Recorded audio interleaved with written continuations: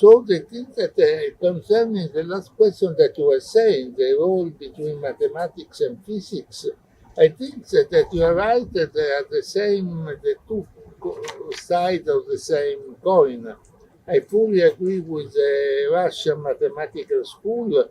They've done a wonderful work, and I think that it is, especially in the case of Spinrazzi, it was very important because it was not clear if the thing is true or is not true.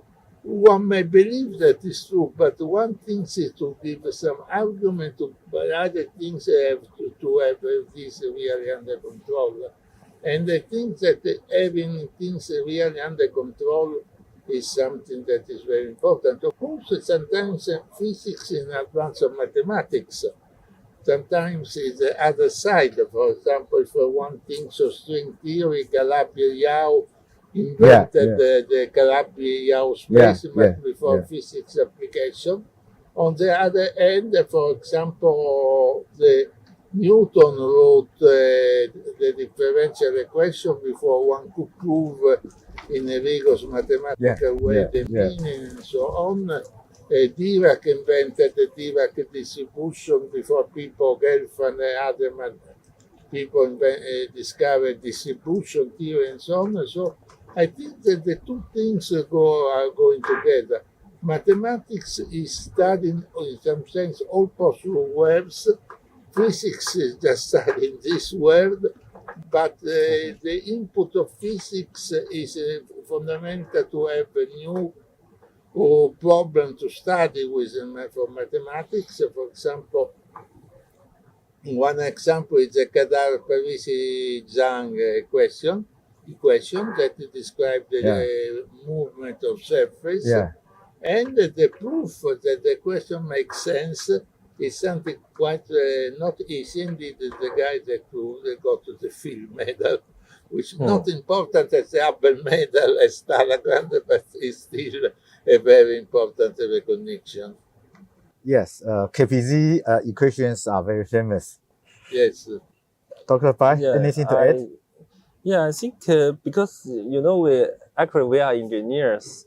I think how do you think the math this should be very strict math to give a proof and fix. Somehow you need some some inspiration thinkings about a system. That understand. I think that one should first things one should get is what we call physical intuition, which is engineering intuition. I mean, intuition of what the things are doing, what is the main point, and that is something that and after one should try to apply the type of mathematics that one has. And also, of course, what is very important is also probability, because you can use a probability theory or things like that to cover the part that you don't have under control. But I think that it's very important. The real system in practice is very, very complicated, just as your research areas. What's your opinion to use some physical thinking to help us to improve the design of our the very complicated systems? For example, the things about Talagrand proof, it was important just to know that the argument could be justified in that particular case, and therefore you can use the same kind of heuristic argument in many other cases where you don't have the physical proof. However, the thing that is important is to try to understand the physics of the problem. This can be done with different ways, thinking about doing numerical experiment, proving try to understand how the system works in a strange situation and so on. So there are many ways you can do this type of things. You know that the Nobel Prize in Physics of 2024 is awarded to John Hopfield. Yes. And Geoffrey Hinton for fundamental discoveries and inventions that enable machine learning with artificial neural network. This actually is a significant contribution of statistical physics to interdisciplinary fields. And what do you think are the key contribution physics has made to the development of AI, and in particular for large language model today? Well, the Nobel Prize to Hilton and to Hoffield, I think, was a very important recognition that also a statement on the nature of physics. Because one could think that physics could be limited to only traditional part of physics. It's clearly that the work of Hoffield is beyond the standard traditional part of physics, but I think that is good because what is makes relevant to physics, to discuss if something is physics or not physics, is to the type of technique people use. And it's not the type of subject, but the type of mathematical technique that you use, the fact that you use mathematics in a deep way, not just counting and so on. And therefore, I think that this was very important. It was very important because we know that the idea of a neural network is quite old, and cybernetics was born in the 40s, and the perception was born in the 50s. Yes. But things were somewhat stagnant, also because there was not enough interdisciplinary connection. And the idea of Hoffield was twofold. One, going in the direction of recovering the connection with biology, with Hebrew rule and so on, as far as memory. And I think that was very important that the thing that is selected just one particular field, not all possible things of artificial intelligence, but some restricted field in which it could get the result. And also that doing this type of method, this model, one could bring all the techniques that have been developed in statistical mechanics also in this year, also the replica theory that they developed a few years before to study this type of problems. Indeed, Hoffield was very clear that this model was a generalization of the Kirkpatrick model that was used in spin glass. And also the Hilton idea was for which it got the Nobel Prize. The post machine was something that was very deep related to physics. Just the name Boltzmann, Boltzmann machine. Yes. Boltzmann machine, RBM. Yeah. It's something that comes from physics. What roles can statistical physics tools play? And now it's clear the large language model. I mean, all the field of deep neural network is something that one has to understand, because the point that we state that we have a very good understanding on one layer, a reasonable understanding on two layers, but we really do not have a complete understanding of in the depths of the system with many layers. Therefore, the fact that we do not have a deep understanding of system with many layers means that we really do not have under control. For example, my understanding is that when one try to write to construct a deep learning neural network, one uses some phenomenological things of how much wide should be the network, how many connections, how deep it should be, but you don't have some first principle formula for which you could do the type of computation. The first principle formula that you have for the often modern memory. Is it possible to develop an interpretability theory, or, for example, causal inference, understanding the logic for a large language model? I think that this will be very important, because it's clear that you can do some simulations, but if you have you could know a priori these things, that this will be very important. And also there are many different variations of the model that you can think. And to have the difficulty is to find out to first all a well-defined problem, Yeah. and also to do the computation, which is really tricky. But I think that I think that this is doable.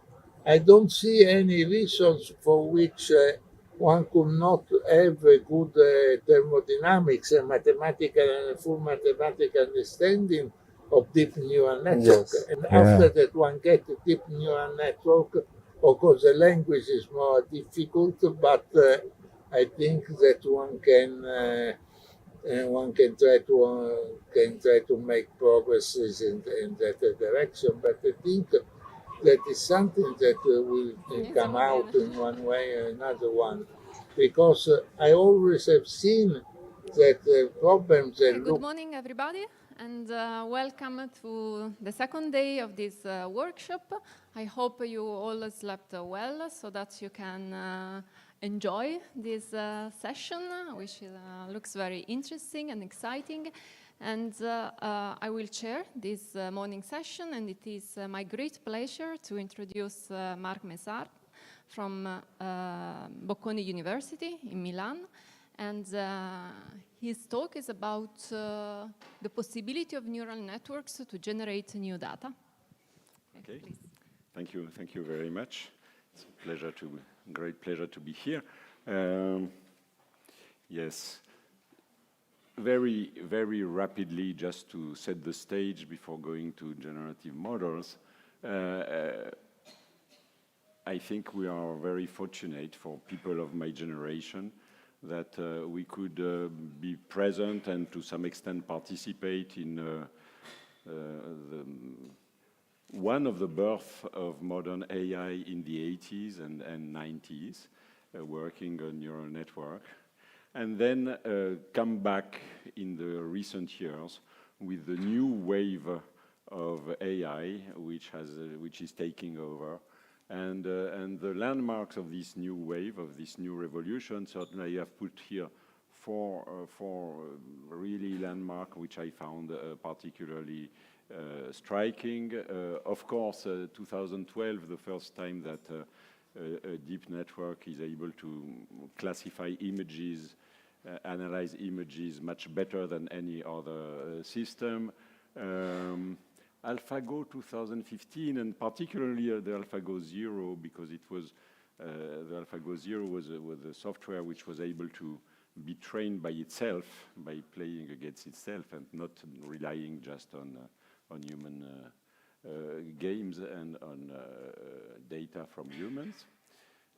In science, certainly the main achievement so far has been AlphaFold, the possibility to detect, to predict protein folding from sequences on purely statistical grounds. And then, of course, the arrival of large language models. These last two achievements here, they are a bit of a challenge to science in some sense, because they tell you that at the moment, I don't think it will last forever, but at the moment the purely statistical methods are able to be much more powerful than decades of hard work of scientists using for the protein folding, all kinds of methods based on the physics and chemistry of the proteins, and analyzing the folding by the force fields, etc., and the simulations. And for the language, you just throw away all the knowledge on the structure and the syntax and the rules of the language. Again, decades of work of many brilliant scientists, and you just learn from purely statistics. I think that one of the main challenges in front of us is to start to put back the scientific knowledge together with the statistics and mix the two in order to make more progress. Of course, there were a lot of precursors, as usual. The perceptron 1957, Hopfield model 1982, 83, Boltzmann machine, Hilton, etc.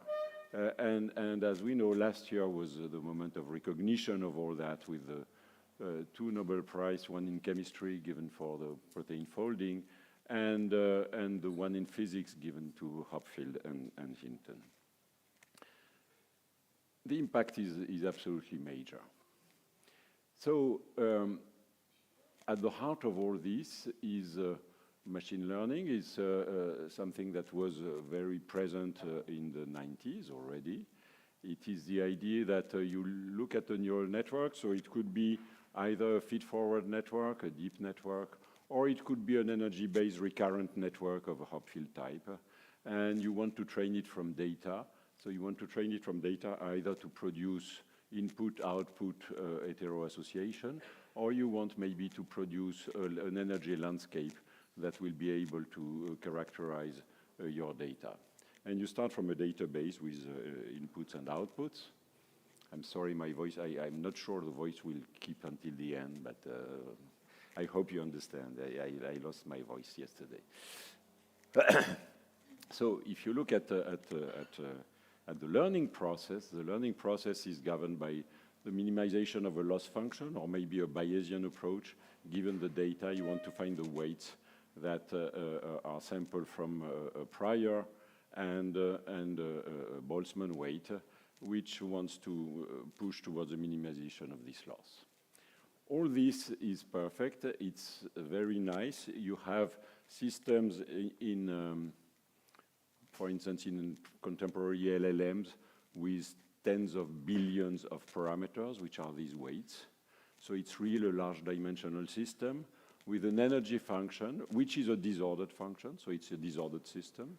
It's a perfect instance of statistical physics, large dimensionality, with a random system, or a quench random disorder. The quench disorder is what? It is a database. So in principle, for each database, you have a new statistical physics problem, a new sample, and you want to understand that. One of the things that we have learned from the statistical physics of disordered system is that in order to make progress, we cannot study one sample. We never studied one given sample of copper manganese. It does not work like that because there is no way you can characterize all the distances between the impurities, so you cannot get all the J's, all the couplings. But what you need is an ensemble. And this was very well described in the first papers by Edwards and Anderson, for instance. They told you, let us look at an ensemble. And the ensemble could be just put your spins on a lattice and decide that the coupling constants are generated from an ensemble, which could be IID couplings from a Gaussian distribution, for instance. The ensemble is crucial.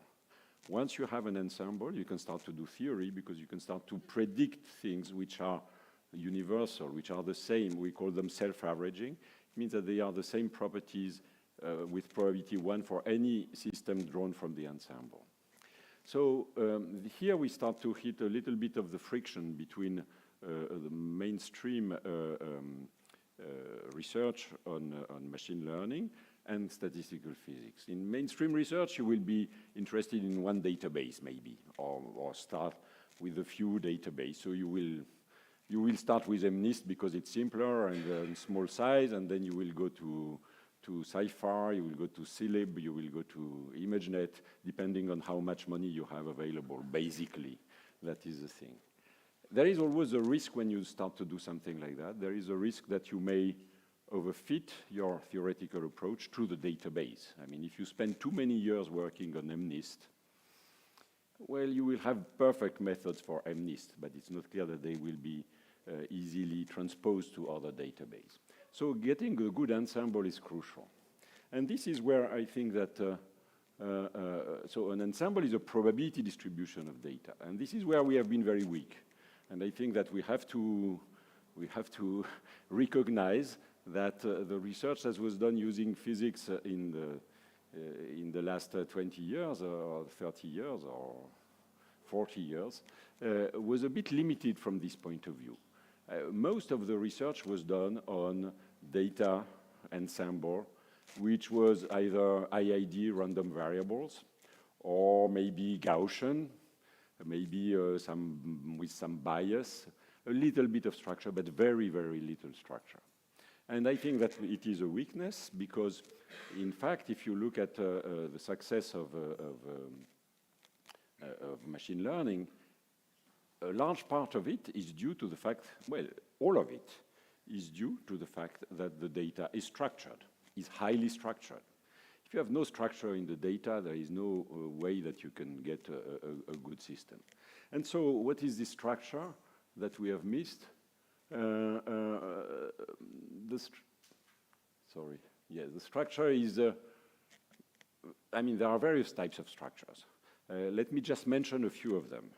And I think we have, I mentioned them because I think that it is one of our challenge is to reintegrate it in the statistical physics approach. We need to define ensembles which are structured.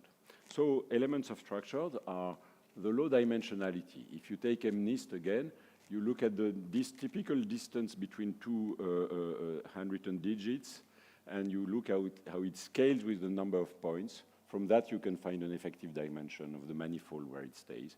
This effective dimension is around 15.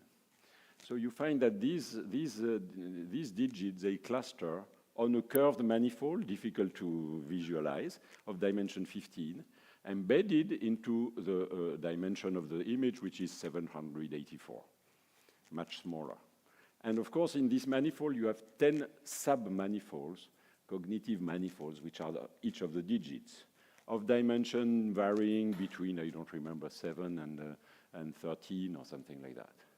Okay, so the classification of handwritten digits is finding a system which focuses on the 15-dimensional manifold of digits, and within that, disentangling the 10 sub-manifolds.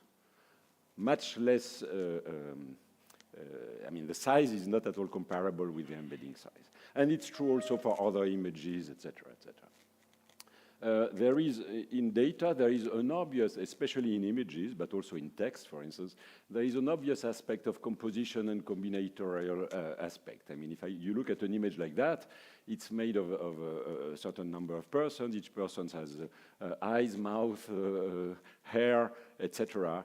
So at each scale, you have a combination. And so there is a combinatorial aspect and compositional aspect. There is a large range of scale. If you look at, if you look at the spectrum of correlation, this is from Wikitext Spectrum, you find that the eigenvalues are distributed roughly like a power law. So there is a broad range of scale appearing in many data sets, and it is typically also multimodal. So all these are ingredients that we should take into account. And in some sense, if you look at what has happened in recent years, we have the old ingredients were there already decades ago. What is new in practice, the large database, the computing powers, and the computing libraries, which are very important because it allows for a much faster development of research, deeper networks allowed by the computing power, numerous tricks that I will not elaborate upon. And one aspect which I find very interesting is generative model. So why do I find it interesting? Well, first of all, it's a novelty. It's something which is interesting. It's something that we can, it's a new technology. It's invading our world, so we should try to understand it. Secondly, if you have a system which is able to generate new data, it means that the system, if you have a computer system, a program which does that, it means that the program in itself has found some of the aspects of the structure. So in my search of ensembles of disordered systems which have some structure, I think that the generative models, they are key because they really point to you what are the structural elements that should be taken into account. So this takes me to generative model. This is a question I asked this summer. I was giving a talk in Molveno. Some of you were there. It's a beautiful place in the Italian Alps, in the Dolomites. There is a lake, so I asked, could you generate an image with a group of theoretical physicists at a meeting in Molveno, writing equations on the blackboard in front of the lake and the mountains? And this is what came out. I didn't ask a second question, I just took the first outcome.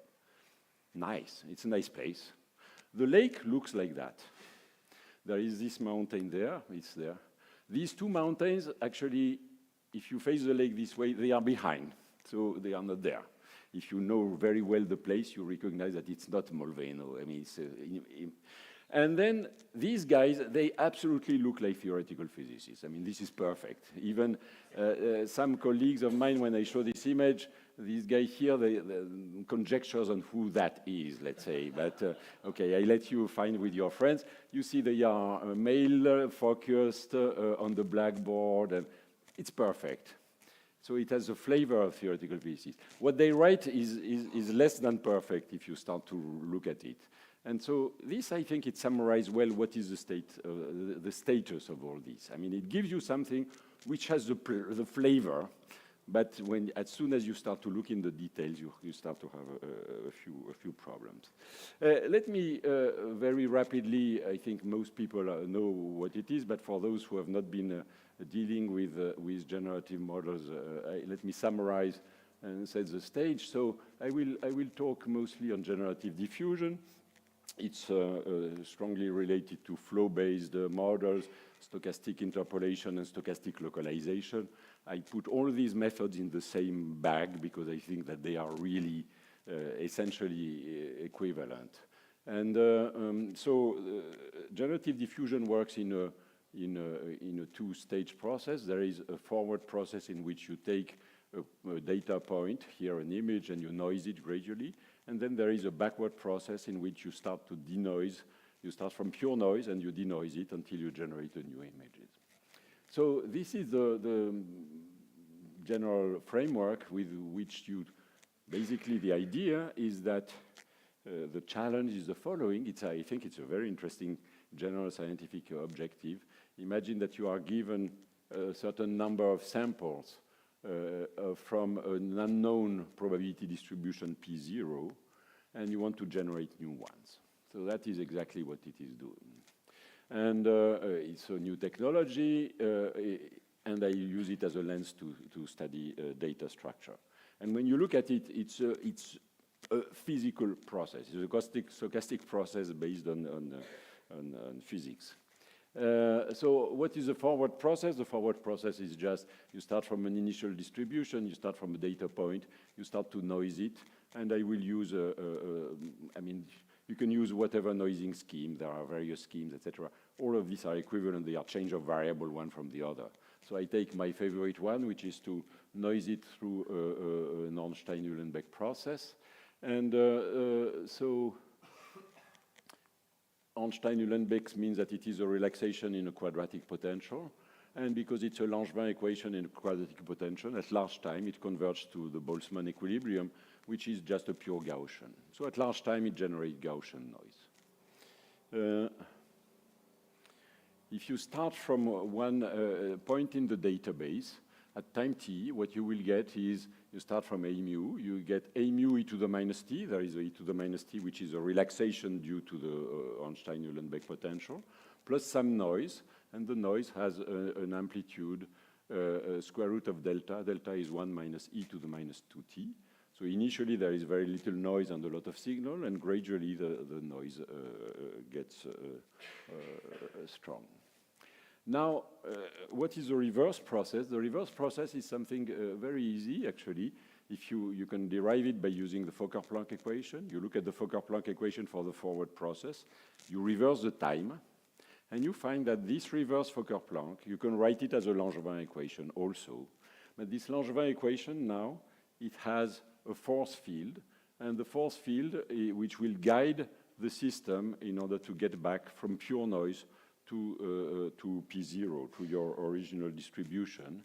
And this force field is known as the score. It is the gradient of the log of the probability distribution. Okay. So there is, I mean, you start from noise and you generate data. There is nothing miraculous in that, because in some sense you're guiding your system with a force field which knows the probability distribution at each time. So I mean, it's not nothing so surprising. And so that's an exact statement that if you use this force field here, gradient of log p, then at each time in the backward process you will have the same, you start from P0 here, you go backward. At each time, you will have the same statistics of the data that you had in the forward process. So everything is contained in the score function. And I want to discuss three categories of score functions. The first is what I call the perfect score. So imagine that you would know P0 of A. So not by example, but you know it. So if you know it, then of course it's very easy to look at this PT of X, which is a convolution of the original distribution with a Gaussian kernel due to the Ornstein-Uhlenbeck process. And computing the gradient of the log is also easy. So you can use that, and that's a very simple thing to do. In practice, what you have in general is you don't have the initial P0, but you have example of the initial P0. So it means that your P0, effective, the one that you use, is a sum of delta Px on the data points. So when you start from that, and you let it evolve in time, you find an empirical score, an empirical probability at time t, which is just a sum of Gaussian peaked on each of the data points.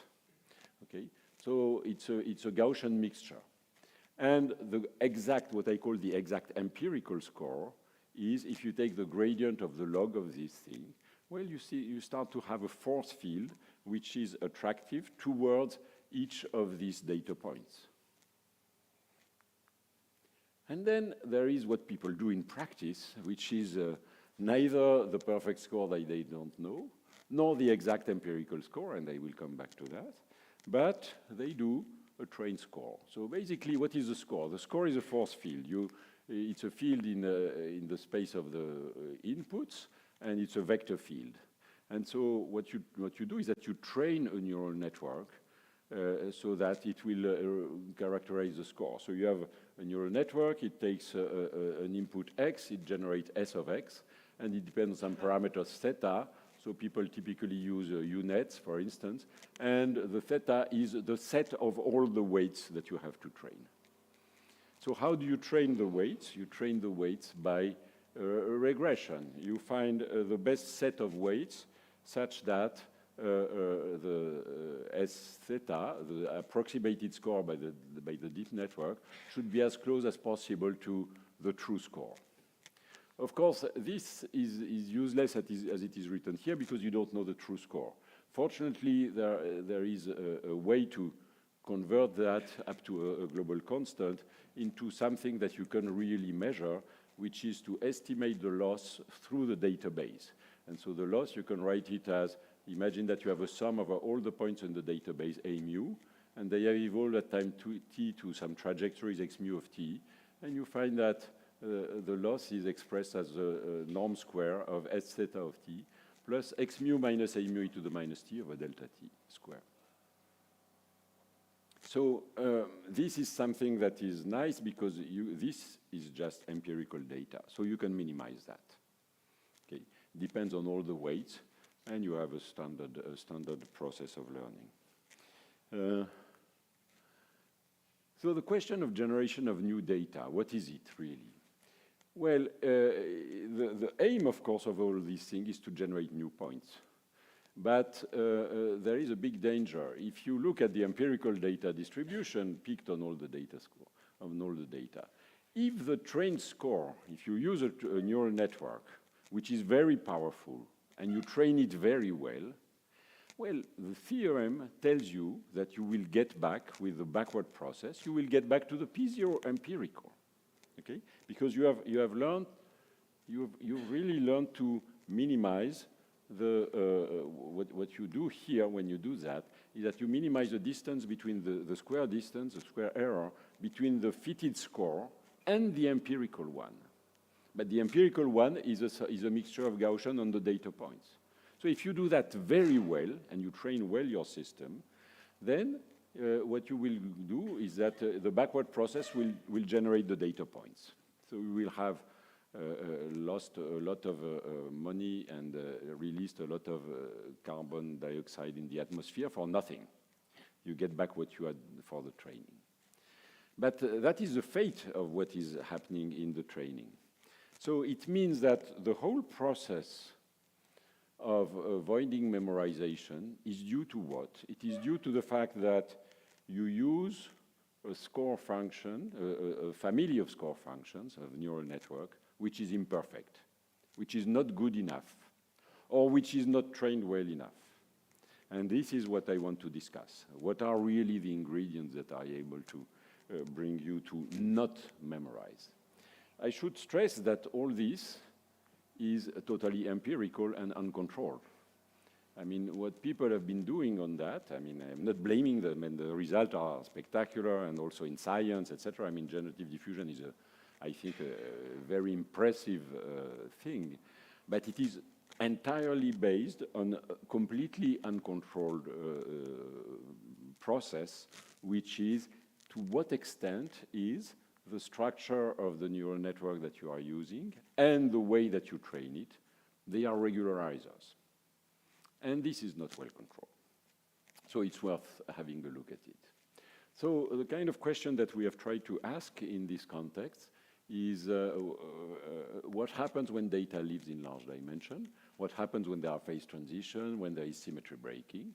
Secondly, the famous question of memorization. How is it that the backward process memorizes or does not memorize? When it memorizes, at what moment in the backward process does this happen?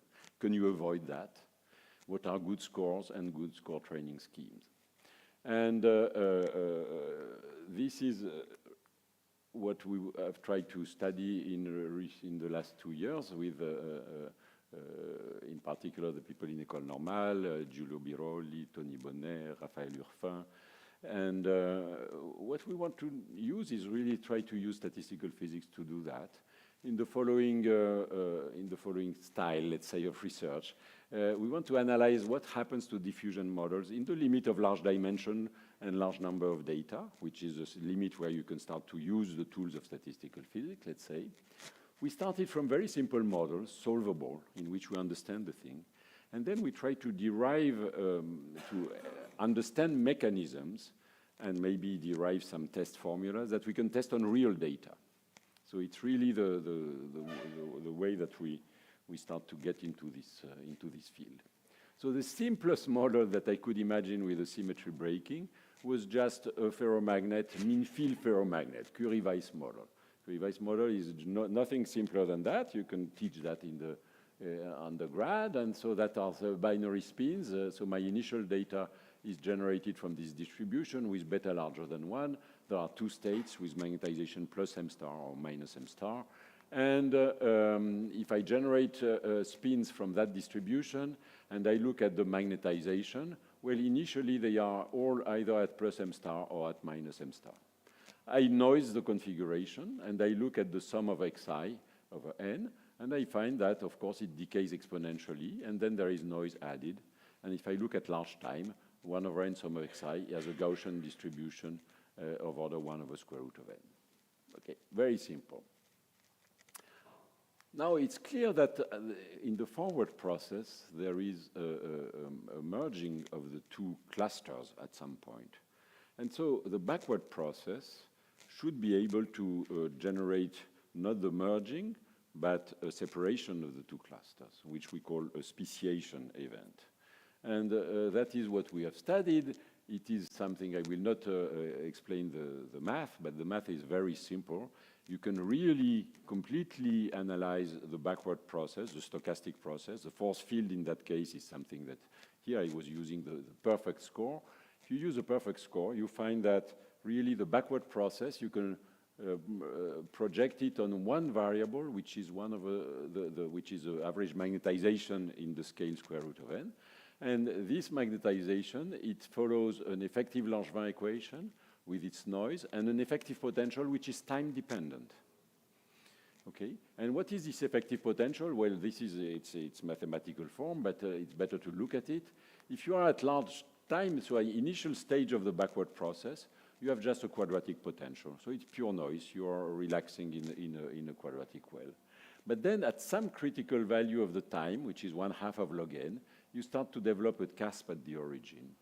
And then when you are at the time below that, so at a further time in the term of the backward process, you have these two wells, and the height of the barrier here increases with the size of the system, increases with n.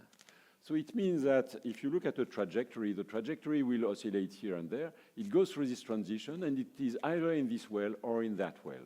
And once it is here, it will never cross back the barrier, because this barrier is actually infinite in the large n limit. So there is a speciation transition, which is a dynamical transition in which you have the symmetry breaking. And that is exactly the location of where you have the merging in the forward process. It has to be, of course. So that is analysis of a very, very simple model. I mean, but then can you do a bit more general things? And it turns out that what we learn from that is that typically for a large dimensional system, the speciation with a phase with a symmetry breaking phase transition, the system has a transition at large time. And so because of that, you can do an expansion in powers of e to the minus t. And through this expansion, you find a spectral criterion. You look at the correlation, the covariance of the data. That's something that you can estimate on any database. And you find that this operator here, when it has an eigenvalue that crosses 0, then you have the symmetry breaking. So it's a spectral criterion that you can evaluate on any database. And when you do that, we can evaluate that on a database, and we want to compare it. We want to compare it to experiment. When is there speciation or not speciation? In order to do that, what we propose is to do the following. We start from pure noise until a time t1. At t1, we generate two identical copies. We call them cloning. We have exactly two identical clones of what we have generated at t1. And we let them evolve to time 0 with different noise, independent noise. And we look at time 0, do the two images that we have generated, do they fall in the same cluster or in different cluster? So of course, if T1 here is very large, we are in the noisy regime, and the two things are completely uncorrelated. If T1 is very close to the origin, then there is very little evolution, and we will fall in the same cluster. So, of course, what will happen is that the probability to fall in the same cluster, if you have just two clusters, is equal to 1 if T1 is small, and is equal to 0 if T1 is large. And this is an analytic thing in the case of just two merging of two Gaussian. We can compute everything analytically. Ts here is a spectral speciation time determined by the eigenvalue of the matrix, and we find that there is a phase transition. What happens if you look at it on a realistic database? Well, this is again this probability to fall in the same cluster when you get back to the origin from cloning, plotted versus T over Ts, where Ts is again given by the spectral criterion. And you see that it works relatively well. It crosses well at the same point. So we have a way to identify the moment in which the trajectories are separated and start to have a symmetry breaking. Now I go to the memorization. Memorization is the following problem. We have, so memorization is studied looking at the empirical probability distribution, this mixture of Gaussian. And let us look at how is this probability distribution, how it evolves in time. So if I look at short time, let's say, what I have is that I have a cluster of points. Let's say this is to depict the Gaussian, let's say around A1, A2, A3. And these clusters, they have very, very, very little overlap. So this is a moment in which really, if I have generated a point X started from A1, I go at time T, I go to there. And if the clusters are well separated, well, this point will go back to A1 when I go back to when I do the backward trajectory. So it means that at such time, these are times which are less than what I call the collapse time. It means that if I generate X from A1 and then I start to reverse the trajectory, I will go back to A1. It's committed to one data point. So it is completely memorizing. Instead, if I go to larger times, there is a big overlap of these Gaussian clusters, and X1 generated this way, it might go back to X1 or to X2 or to X3, so there is no longer any commitment. And so the crucial point is, how can we compute this TC? TC is this collapse time. At what moment of the trajectory do the trajectories commit to going to one given data point? Okay, so this is something that can be studied. I will probably just mention it and not go into the detail. If you look at this probability distribution, if you have started from A1, then it's natural to decompose it into the piece which is related to the cluster number 1 and all the other clusters. Okay, and all these other clusters, they build something which is a sum over many other points in the database of exponential of minus an energy. And what is that? That is a random energy model. So basically, in large dimension, this guy scales like e to the minus the dimension. This vector, the norm square of the vector, grows linearly with the dimension. And this guy, it has a free energy which is extensive, which is also e to the minus the dimension times the coefficient. And you have to decide, when does this guy dominate or that guy dominate? If this dominates, you are at t less than tc. If that dominates, you are at t larger than tc. In the end, you just have to compare the free energy of a random energy model to this free energy here, which is trivial. And you find that when they are equal, you identify the collapse time. This can be done. And when you do it, it can be, again, it's a simple exercise if you do it, for instance, for Gaussian data or whatever, but then you can extract from it a general criterion. And the general criterion is an entropy criterion. It's really, look at the excess entropy. You look at the typical, you look at the entropy of your probability distribution at time t, and you compare it to that, which is what? This is the sum of the entropies of independent Gaussians which do not overlap.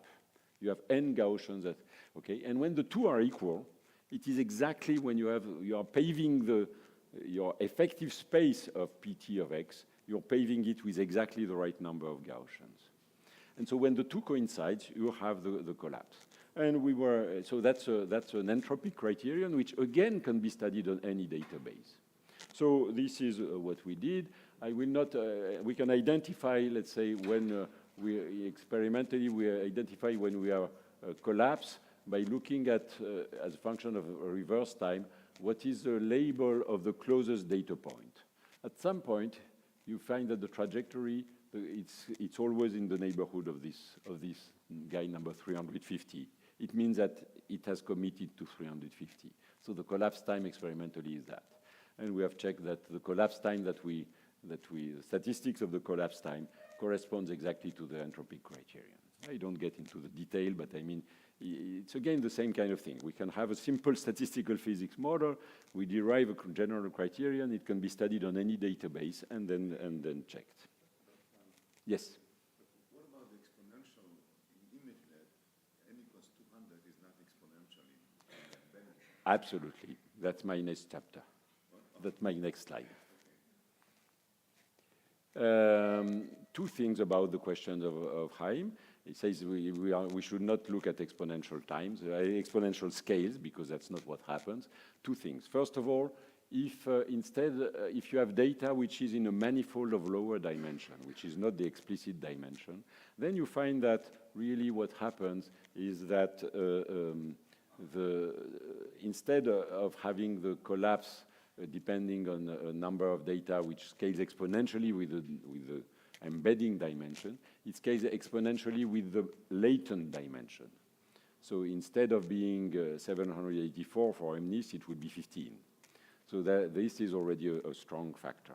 The second point is that there is a regularization by the train score function. So, and this is my last chapter, if we look at the typical, what happens with the train score function. And what we claim is that when you train a score function, when you train a neural network to approximate the score function, if you do not, there is a window of time of the training in which it will regularize, in effect. And so this is something that we illustrate here maybe I will skip this illustration because I have 2 minutes and I want to. Okay, let me do an experiment here. This is an experiment that we did on Celeb-A database, and here it's trained by a UNet and it's trained by stochastic gradient descent. Very standard thing, let's say. And what we have here is a 4 database with increasing size, 512,000 up to 4,000. Okay, and we look the left curve here, give you the quality of the images. It's a dirty thing, FID, for those who know. The smaller this guy, the better is the quality of the image, let's say. So you see that by training, you generate images with better and better quality until you reach a reasonable regime in which you have generated good images. Here, I am plotting the fraction of the images which are memorized. So we have a criterion to say when an image has been memorized. It means that the generated image is close enough to one of the points of the data set. We have a quantitative criterion to do that. And you see that with 512, at time 10 to the 5, it starts to shoot up. With 1024, it shoots up at a larger time. Training, this is a training time, number of gradient descent steps that you do. And so, and these are illustration of the images. Here it is with n equal 1024. At this time here, and you find new images. At that time here, you find images which were in the database. So what we see here is that we have a behavior in which the memorization seems, while the quality of the training is not so much dependent on n, the memorization, it increases, the time of memorization increases with n, and actually when you rescale it, it increases linearly with n. And it's also something that we have checked by looking at the loss or the training error. So the training error are the full lines, also with various scales of the database, and the dashed lines are the generalization, the test errors. And you find that they separate at some moment, and this moment where they separate, it also scales linearly with n. So all this tells you that when you train a system with gradient descent, you have a moment in which it generalizes, characterized both by this curve here and by the fact that you overshoot completely the test error because you are overfitting. This moment scales linearly with the data, with the size of the data set. So this is, let me forget about that, and just mention that it's something that we can do also analytically. We tested that on a much simpler model. We are not able to compute analytically all the performance of the UNet, but we tested it on a random feature model. So it's a 2-layer neural network in which the weights of the first layer is fixed and the second layer is trained. And we use that to generate the score.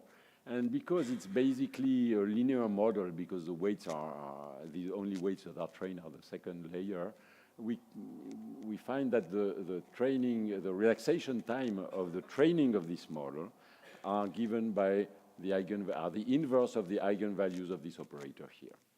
This operator is a matrix that we can study. We can do a replica study. I leave a few 30 pages of computation aside from this, and it goes from, so after these 30 pages, it goes from here to the spectrum. And the spectrum, we see that we have eigenvalues which are large, which are the generalization eigenvectors, and they correspond to relaxation time of order 1, independent of n.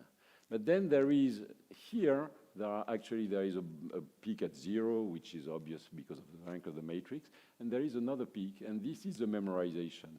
So these are the very small eigenvalues of this operator, and they scale, we can show analytically, they scale proportionally to 1 over n. So it seems that really, even if this is very different to UNet, we find again in the analytical formula, we find the same regime, that is, we have, this is the inverse quality, so the quality improves up to some times in which I call tau generalization, and the memorization will shoot up after a time tau memorization, and we find that the ratio tau mem over tau gen grows linearly with the size of the system. So there is a whole range of good moments in which you should stop the training. So it's a kind of early stopping, but it's not one time, it's a range, and this range increases with the size of the data. So when you have a lot of data, it's easy to fall in this range, and this kind of explains what is happening. We have found it in several experiments, numerical experiments, I have shown one, and in the theory. And this is also illustrated here by fitting the dash score would be the perfect score, the generalization score. The gray score is the score that we get from data points, and the orange is a trained one. So if you train very little, you get nonsense.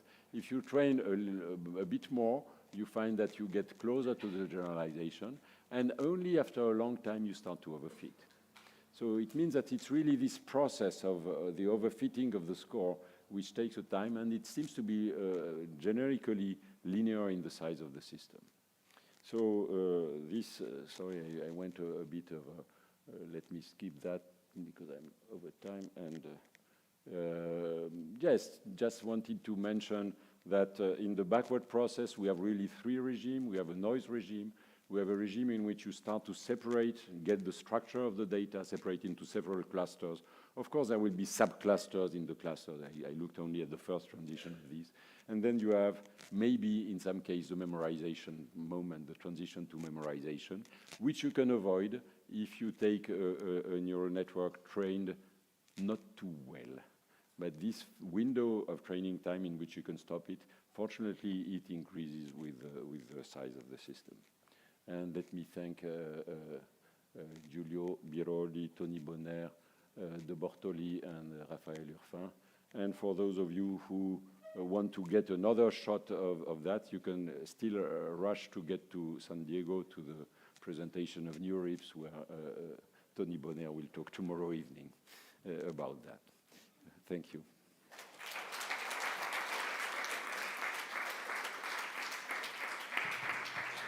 Thank you very much. Other question?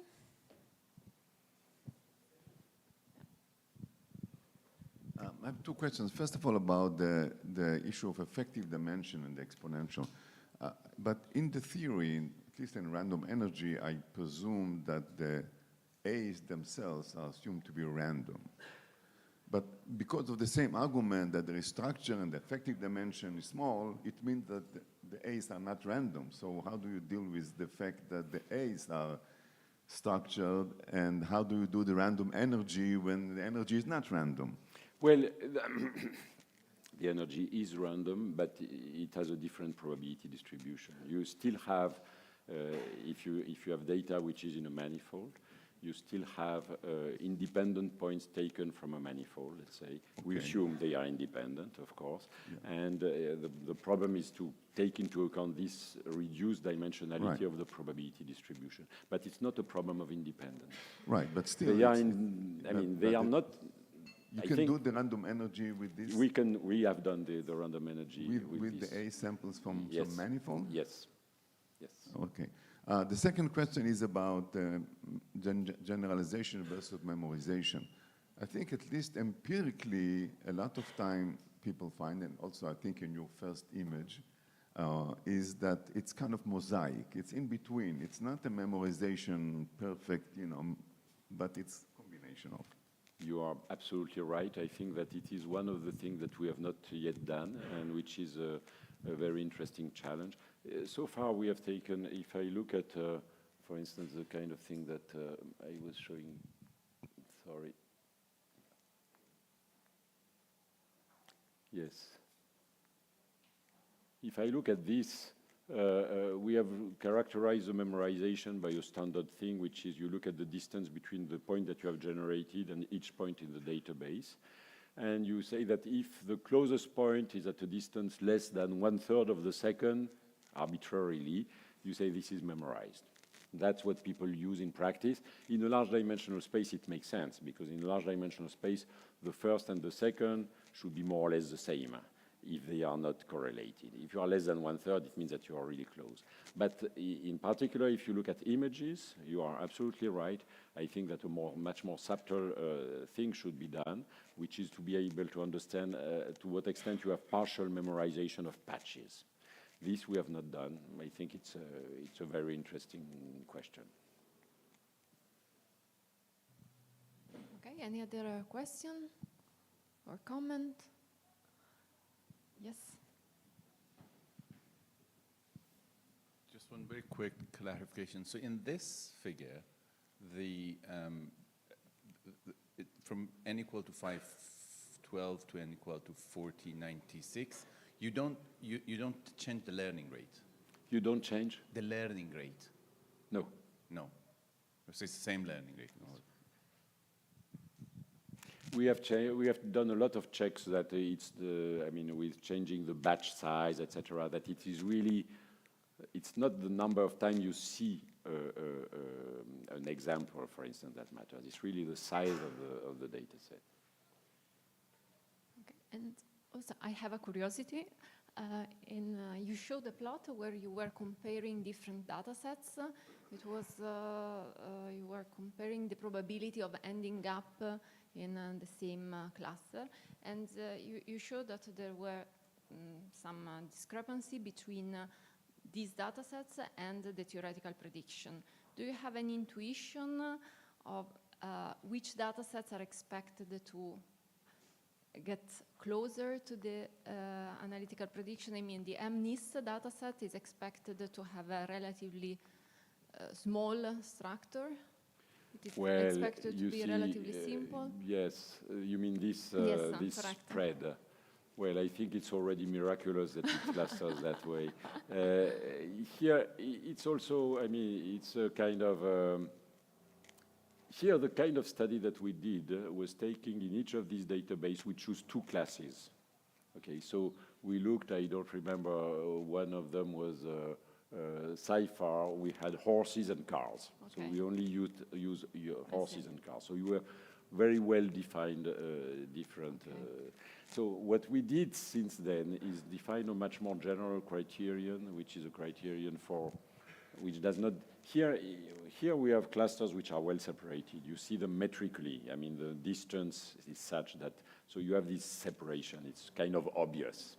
And we predict it, it's not perfect, but I think it's already something because it's not a, there is not a symmetry between the cars and the horses. It's not exactly the thing. But we have a more general criterion, but it's less easy to use it on a real database. So, yeah, it needs some further work. Any other question? Well, if not, let's thank again.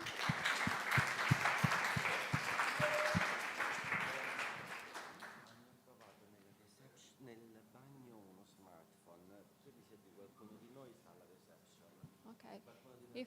If anybody has lost a mobile phone which was left in the restroom, you can collect it at the reception. Okay, and now I'm very glad to introduce Jin-Xiao Duan from Great Bay University, and his talk is about when non-Gaussianity meets tipping, learning critical transitions in stochastic dynamical systems.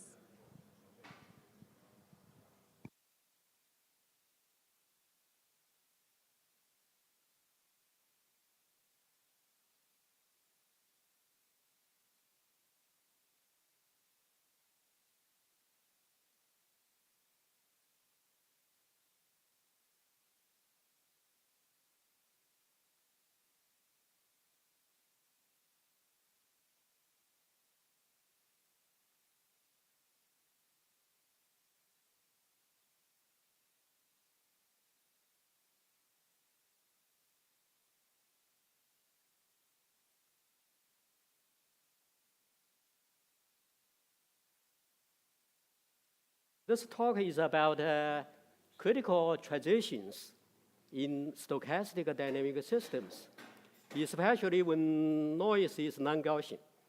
So yesterday, we already heard some transitions, non-Gaussian fluctuations, and I will continue with that. Should I use this, or is okay? Oh, I don't need to use this. Okay, very good. So this is a joint work with Tingao, Wuhan, China, in the audience, and Yuanhui Huang in Institute of Basic Science in South Korea. So our story is about the transition phenomena, especially those abrupt, quick transitions. Often it's called tipping. in systems from engineering and science, climate science, brain science, neuroscience, and so forth. And I'm interested in early warning signals in order to foretell those transitions.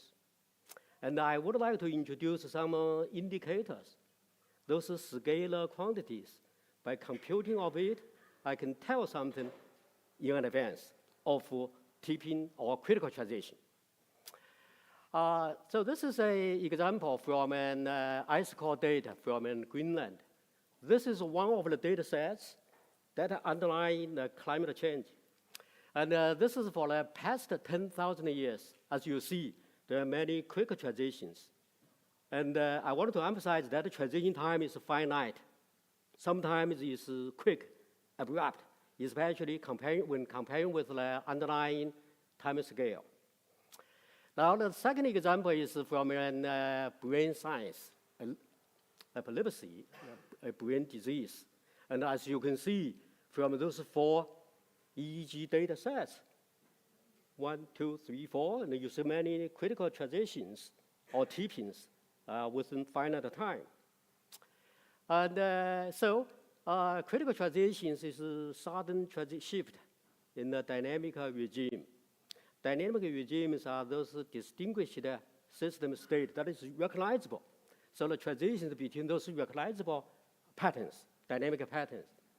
Tipping point is often means at the position all the time that this quick transition happens, okay? So the problem for this presentation is how to detect or predict critical transitions. Especially, we like to do this, and I'd like to tell you or share with you that we need to use stochastic dynamic setting. And this probably is not so crucial because we have people experts in statistical physics. Now, but I still like to recall transition phenomena in deterministic dynamic systems. Those distinguishable dynamic regimes are also called invariant structures. For example, equilibrium, steady states, periodic orbits, and so forth. And now let's look at this example. In the two-dimensional case, we have a well-known Poincaré-Bendixson theorem, which says these are all the possible phase portraits you will see. You will not see any others. But you see those, look at these phase portraits. If a system trajectory goes from approaches a steady state or a periodic orbit, it needs infinite time. But in my two motivating examples, the transition time is finite. So I like to remind you this is a theorem in any dimensional deterministic system.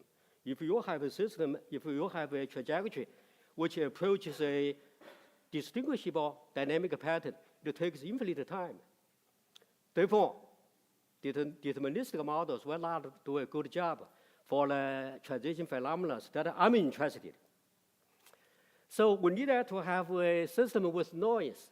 But noise will be modeled by Brownian motion, as you have seen here. And I like to emphasize that also by Levy-Flies type of fluctuations. We call it Levy motion. So let me remind you, Brownian motion is light tail for light tail fluctuations. And they are beautiful, although not differentiable. So they are used to model Gaussian fluctuations. Now we have a sister fluctuation called Levy motion. This is for non-Gaussian fat tail distributions. And it's independent increments, stationary increments. But sample patterns are only stochastically continuous. That means they are not deterministically continuous. So it has jumps. The jump measure is that single measure, a single Boolean measure. As a special case, this alpha is between 0 and 2. As a special case, limiting case when alpha is 2, we have the Brownian motion. I also like to say that there is a Poisson process, and the jump measure is delta. For Brownian motion, the sample patterns are continuous, so the jump measure is 0. So these are what we call non-Gaussian fluctuations. They are typical mathematical models for non-Gaussian fluctuations.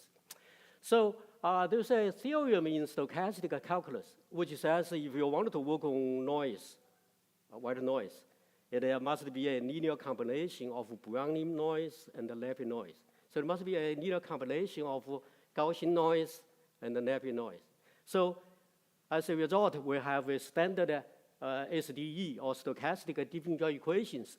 We have a vector field F, and we have a Gaussian noise, Brownian motion BT, and a non-Gaussian noise, Levy motion. So this is a theoretical framework that I'm working on in order to say something about critical transitions or tipping. Okay. Now, for a stochastic system, or stochastic equation like this, its solution is a Markov process. Therefore, we can use functional analysis to say something, which is the generator. So this generator it captures macroscopic information for this stochastic system. Our system is for particles, therefore it's microscopic when we use the statistical terminology. So this generator, as you can see here, the first term here is the gradient term is like a Nobel operator there. It's about the vector field F. The second term here is about is a Laplacian term, which is for Brownian motion. Now for the Levy motion, I mean the non-Gaussian part is the fractional Laplacian. And the fractional Laplacian actually is an integral operator. So the Levy motion's generator is actually a fractional Laplacian. It's an integral or singular integral operator. And often we call it non-local. This is not a non-locality in quantum mechanics. This is a non-locality in functional analysis. Okay.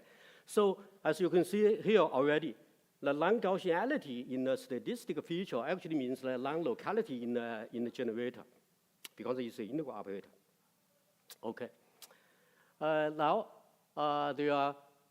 we can, if we have a data set, it comes from a stochastic system, then we can, with machine learning, we can find out this system, which we call, we call it a non-local Kramers-Moyer formula. There's a classical or local Kramers-Moyer formula which can learn stochastic differential equation from data set when you only have Gaussian noise. When you have non-Gaussian noise, because of Levy generator is non-local, so there is a non-local Kramers-Moyer formula. So in summary, if I have a data set, if we assume it comes from a Markov process, which incorporates Gaussian noise and non-Gaussian noise, light tail noise or fat tail noise, then this is one way to get that model out of it. Just like many people in machine learning who can extract a differential, ordinary differential equation model from data set. This is for a non-Gaussian data set. This kind of things has been going on for the last 5 to 10 years. So that means we can work on a model which is given analytically or a model which is given in data set. So from my own, I'm going to assume that we have a model, either data or in analytical form. So let's see what we can do for critical transitions or tipping phenomena. Dynamic regime in the rest of my presentation will be a metastable state. It could be a oscillatory state like a periodic fluctuation, or it could be just a metastable state, metastable equilibrium state. A critical transition means a fast shift from one metastable state to another metastable state, often it must be in finite time. Indicators, often we mean a scalar quantity. By computing it, we can say something about a critical transition. Is that clear? Okay, now we can do this business Or we can examine critical transitions in two different spaces. One is in the state space. That means it's the space where the system trajectories evolve. This is often a typical way of doing it. But in statistical physics, especially we have many experts here, we also talk about the critical transitions in the space of probability distributions. And in that case, I'm going to share with you our recent work on Schrödinger bridge. That means the transition goes from one probability distribution to another. And in that setting, I'd like to say something about the tipping and how to introduce an indicator. And this conference logo is very good. This, if you see, this looks like the Schrödinger bridge, which goes from one probability distribution to another. A probability distribution in a machine learning setting, you can think about it as the point cloud or a MRI image from my brain or a EEG data set or with many samples or maybe a CT picture of X-ray picture or maybe a system of, or maybe a sequence or a set of tokens as in Marcus' presentation. So those tokens put together, you can treat them as a distribution. Distribution in mathematics is also called a probability measure. So this is also, you can think this is the dynamics in the space of probability measures. Okay. And in the state space, I'm going to look at indicators for critical. We're going to talk, and that will finish the job. So for the rest of my presentation, I'm going to share with you 3 indicators which tell us something about the critical transition. The first one is the escape probability indicator. Second one, on-target matching up action. Finally, Schrödinger bridge. Okay, so first one, escape probability indicator. Well, indicator, as I said, is a scalar quantity. By computing it, I can tell if this system is undergoing a critical transition. Okay, so they must be computable or analytic or estimatable. So this concept is from statistical physics. So that's why I chose this topic for this audience. So given a stochastic differential equation or stochastic system, start from a point x, small x, okay, in the domain D. This is in the state space, Euclidean space, or a manifold. Let's talk about Euclidean space. So D is a domain or a subset in the state space. U is another subset in Euclidean space. So D is where you start your system. U is where your trajectory will land to. We talk about a transition, right? It goes from one place to another. So you can think that this D is one dynamic regime. U is another. For example, D might be an equilibrium point. U might be a oscillatory state, like a periodic motion. Okay. So the escape probability, P of x. X is the initial point. So it's going to be a quantity, scalar quantity. It's a probability, right? So between 0 and 1. So it tells us, starting from little x, what is the likelihood that this system state goes from domain D and land in U, transition. Okay. For the escape probability, it includes all the things. It talks about the first time it escapes, so the time is not there. You know, the first time it comes out. Yeah. So, but if we want to see if it comes back again and goes out again, then the time scale comes in. But that part is not here. First time escape. So it might be better to call it the first escape probability, which is what will be. Okay. So certainly this tells us something about the transition, right? Yeah. And fortunately, this quantity is computable. And this theorem is tells us that this probability, escape probability, so it's the probability for the solution starting at x. It satisfies a non-local partial differential equation. It's non-local because this A alpha is the generator for the stochastic system. It has a drift term, which is a Liouville term.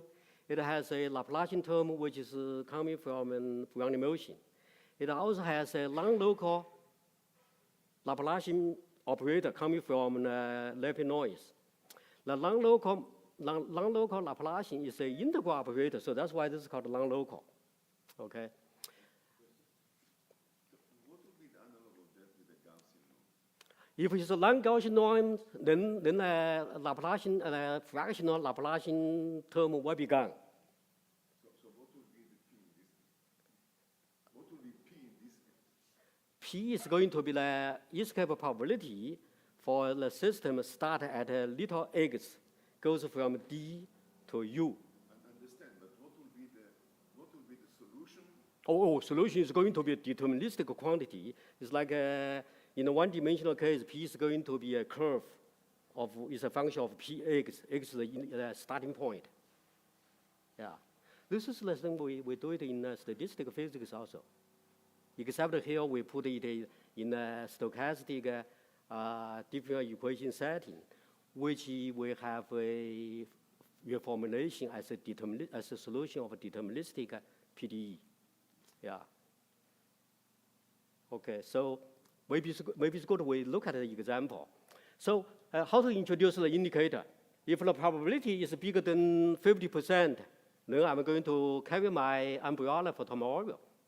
So the 50% of the probability is the critical point, is the tipping point. Okay, and then the tipping value. This is exactly where the tipping will happen. But if I show you an example, that will become clear. Okay, so the following example means, so I have a stochastic differential equation here. But I want to show you a simple example. I set the vector field or drift to be 0.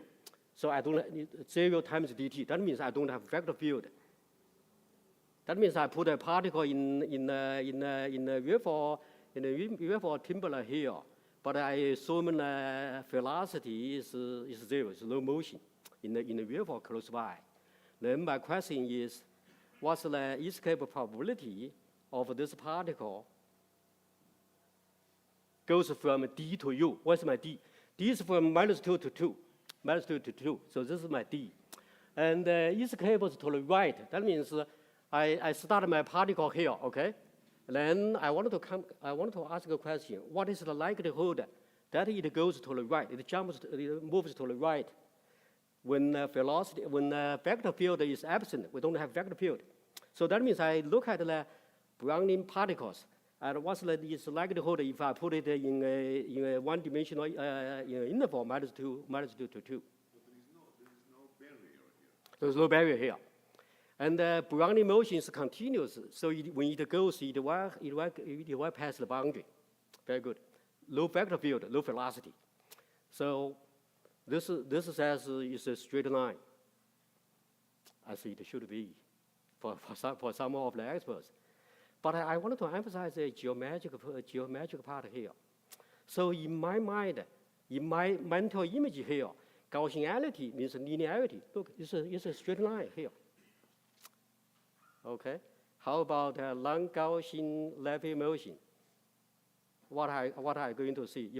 If I change the noise BT to Leffe motion, what are you going to see for the escape probability? Question for you.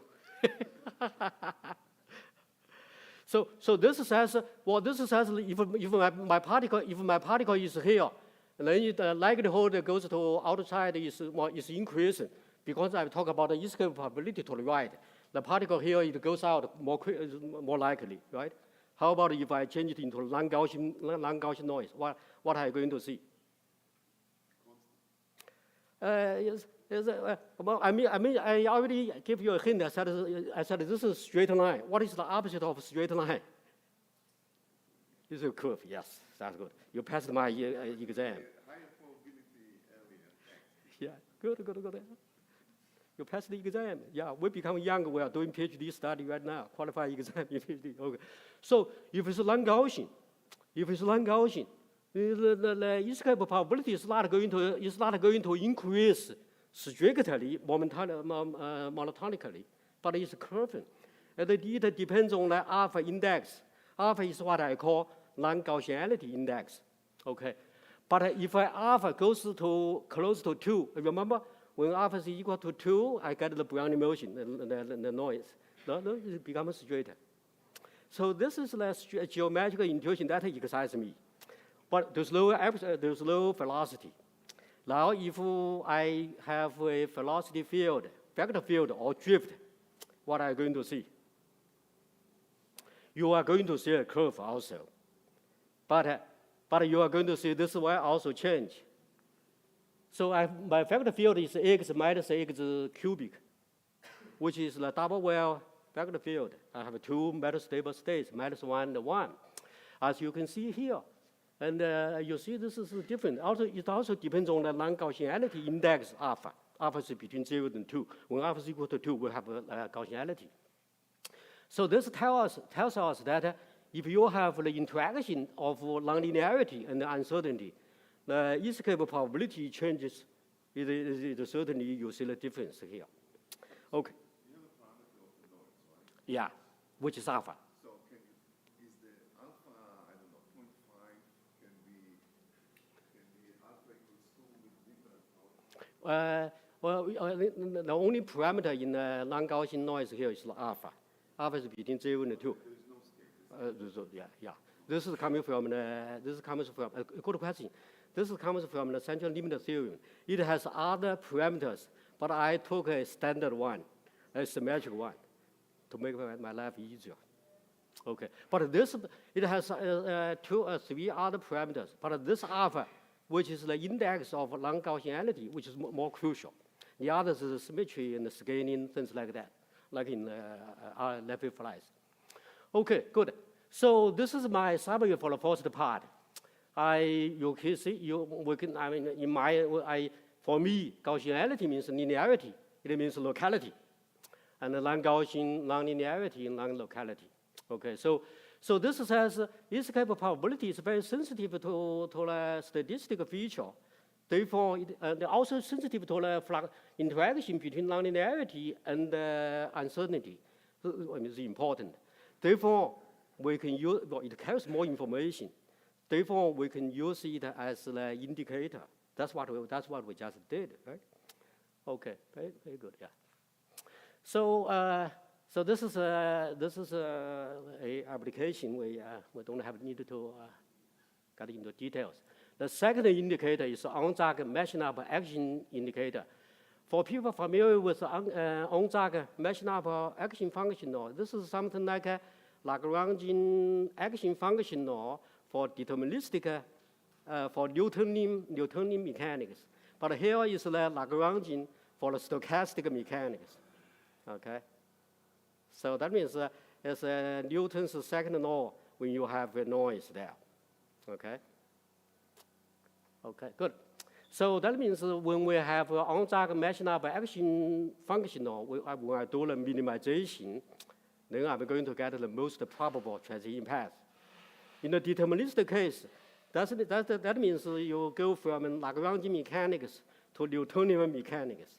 The Euler Lagrangian equation here will also look like a second order equation. It will be second order in time.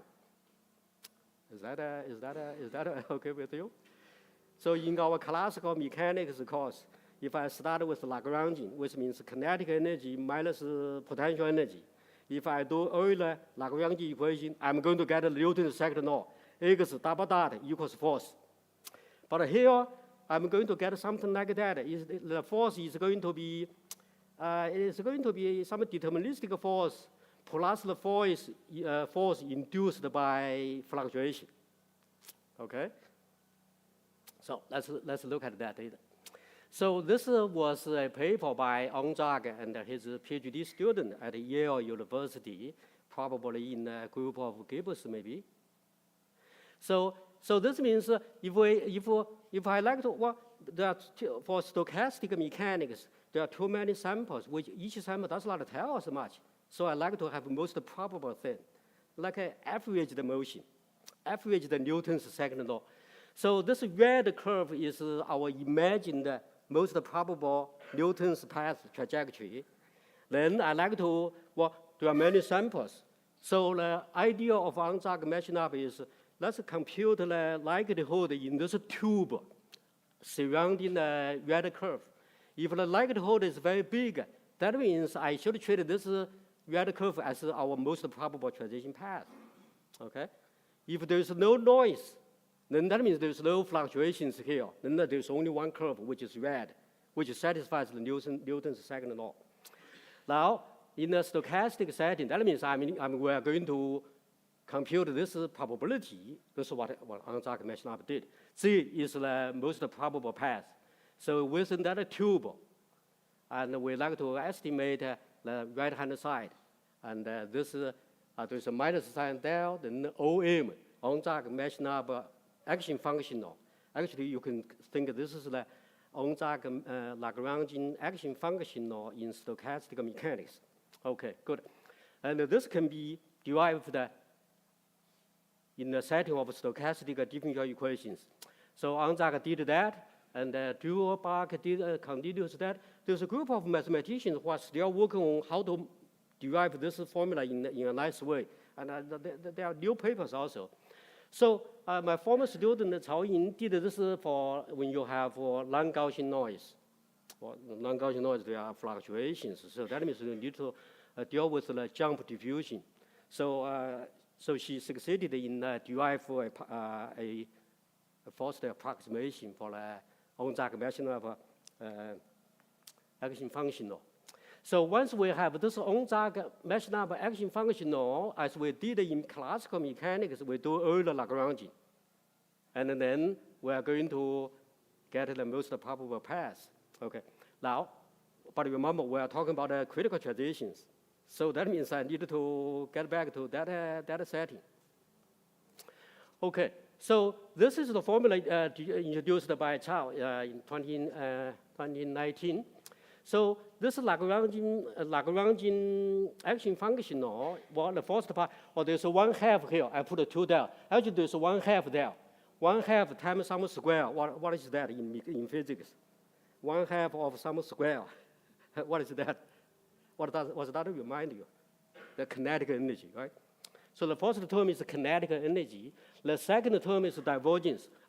This is for one-dimensional. So this time is the spatial derivative. So it's the divergence. What does divergence tell us physically? Or mathematically, it means the compression or expansion. But in physics, means this makes the material point moves. So that's the internal energy or potential energy. So the second term, you can put a minus sign there. So it's the kinetic energy minus potential energy. So it's like a Lagrangian. Yeah. Now the third term comes from the contribution of noise. Okay, contribution of noise. And this nu is the Levy motions jump. I put those extra terms because this derivation by Chao was the forced approximation. But later on, Huang, one of the co-authors, get some other further terms. And more recently, these 3 people get some extra more terms here. So in the stochastic mechanics, this Lagrangian action functional is not a finite term. It has many terms. So now the equations are stochastic. Yeah. In the Gaussian case, it's deterministic. In the Levy case, it's also deterministic because I only count the jump measure. The jump measure for the Brownian motion is 0. For Levy, it has a jump measure. It quantifies the intensity of jumps. Good question. The noise is stochastic, but I only take the jump measure, which is deterministic measure, which is deterministic. Yeah, deterministic. It's deterministic. So That means before 2019, people only worked on the Gaussian noise part. So non-Gaussian noise comes out in this way. And of course, it depends on the most important index, which is alpha. Alpha is the part of that nu. Okay. So that means if we don't have non-Gaussian noise, we cover what Onzaga did in 1953. Yeah. So that means we are going to do the Euler-Lagrange. As you already realized, the Euler-Lagrange will give us a Newtonian mechanics, second-order derivative in time. That's what we're going to see. Okay, here. So that means this is from a vector field, and this is coming from the contribution of the non-Gaussian case. Well, you already realized that the non-Gaussian noise is going to affect the dynamics. It changes the escape probability from a straight line to a curve. It is also going to change the dynamics here. But remember, I want to do tipping phenomena. I want to get there quickly. So this is Newton's mechanics in a stochastic setting when the non-Gaussian noise is taken into account. Okay, now I'd like to show you simple examples in order to understand this. If there is a low vector field, low drift, when F is gone, okay, when the water is steady, then Brownian particle will only move in a straight line because of second-order derivative. Second-order derivative means curvature. So when curvature is zero, then it's a straight line. Yeah? So very interesting here, right? So if there's low non-Gaussian noise, the most probable transition path is going to be a straight line. But for Levy noise, as you saw earlier, it makes an extra contribution in the force of the Newton's second law in the stochastic mechanics. So it affects the trajectory. Even though there's no extra vector field, it's still going to be a curve. Yeah. The non-Gaussian term is F prime, but F doesn't exist. The non-Gaussian, yeah, okay. So non-Gaussian term, that means this term is going to be gone. All those terms are related to non-Gaussian as well. Yeah. So they exist even when F is not. Yes, yeah. So that means, so it's a good question. Even though the vector field, our Timberlake river is steady, if there is a non-Gaussian noise, it will still make a contribution. Yes. So that means non-Gaussianity induces an extra vector field in stochastic mechanics. Very good. You helped me to summarize my understanding. Okay. Okay, good. So, if there is a vector field, of course it will affect that. So that's good. But by isolating the vector field, we can understand better of the impact of the non-Gaussian noise. So what I'm telling you is this non-Gaussianity is important, and this most probable transition path is important. It captures information. Therefore, we can use it to try to catch the transition phenomena, the indicator. Okay, good. So so that means this Lagrangian action, here is called Onzaga-Mashinab action, captures very important information. By computing it, I should be able to gain some information about the transition phenomena. I almost finished this part. I need to finish it. Okay. So this part is we applied this into a data set for brain disease, and it indeed tells us something information about this OM part. It gives us a big sharp, so it tells us about the transition. But now I'd like to quickly finish the third part, which is the third part is going to be the Schrödinger bridge. Schrödinger bridge is this is Schrödinger bridge. It goes from one point cloud to another, or one picture to another, one MRI picture of my brain to another. So the Schrödinger bridge means a stochastic process. Mark knows this well. From one probability distribution to another. And this path should give us information about the transition. So this is a generalization of Onzaga-Mashinab theory, which goes from one point to another. This is from point cloud to another point cloud. So that means I can finish this sooner. Now we are talking about the transition in the space of probability distributions. Now the space of probability distributions is not a linear space. So it cannot be Hilbert space, cannot be Balanced space because it has no addition. So, but it has a distance, like a Washington distance, Hellinger distance. So it is still a metric space. And fortunately, we can introduce the Riemannian structure, a sort of Riemannian structure, so we can do more geometry and analysis. Okay, but we saw this in Mark's talk. So you set a good stage for me. I should talk after you. This is good. So this is Andriana made a good arrangement for today's presentation, for today's time.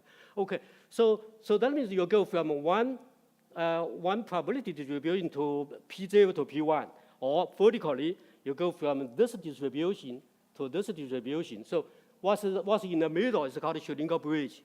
Again, I'm going to tell you, we are going to have a kind of Lagrangian action here, which carries important information, but I'm going to do it quickly. Okay, good. So this Schrödinger bridge theory has been developed to a stage in the last 10 years or so, after Ferrari's OT theory, optimal transport theory. So we used a nonlinear Feynman-Katz formula formulation for the Schrödinger bridge. There are other formulations for the Schrödinger bridge.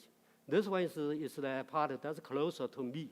Okay, so we can compute this. We use neural network to compute this. To use the neural network to simulate the sample passes and its corresponding probability distribution. So I have rho 0 to rho 1, two dynamic stage, and then I'm going to also have everything in between. Okay, now that everything in between is that most probable transition path, but here is in a space of probability distributions. By examining that path or examine the Schrödinger bridge, I get some. I know they are important, so we can introduce the indicator. So this is the indicator I. It depends on what you. This is the path. Actually, this is the most probable path, except is the points on the path is the probability distributions. So this is the velocity. If I put a 1/2 here, mathematicians often forgot to put 1/2 there. We should. So this is the kinetic energy along the Schrödinger bridge. Certainly, it carries information. By examining its time evolution, I get something about the tipping, and that's the idea. So this is applied to a medical imaging, MRI imaging for the brain. This purple is the health brain. The other one is sick disease, Alzheimer, for example. So we like to see what's the likelihood to go from health to unhealth. Therefore, we can do something, we can foretell earlier and probably take some precautions. Okay, so this has been published recently with a few authors here. So I'd like to share with you, so we talked about critical transitions in state space or the space of probability distributions. We talked about 3 indicators. Thank you very much for your attention.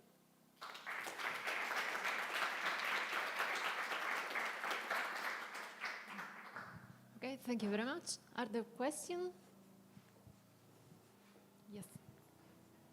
So you gave a kind of full description of the scale, a one-dimensional case, but then you apply it to data which is high dimension. Can you do something analytic in the high-dimensional case? It's hard to do that, but we use the recently developed tools in machine learning for projection. So we project to the so-called latent space, often it's 2 dimensions. I see. Yeah. Okay. So if there's no AI, if there's no machine learning, this is hard to do. Very good point. Thank you very much. Okay, another question or comment? I have 2, if possible. Could you possibly review briefly how you can spot the tipping point by the Onsager-Matchlap tool as a Or, okay, how to derive it or how? Yeah, okay. So this is the Lagrangian. Yeah. So your question is about if you can again show how by Onsager match loop you can detect the tipping point, because I missed okay. that Okay. part. Okay, very good. So this Onsager matching by action function or like a Lagrangian give us the most probable path. So one way is to look at that path. If it's a slope, I also think about it geometrically. If the slope is bigger than 1, that means the tilt angle is 45 degrees. So that's the tipping point.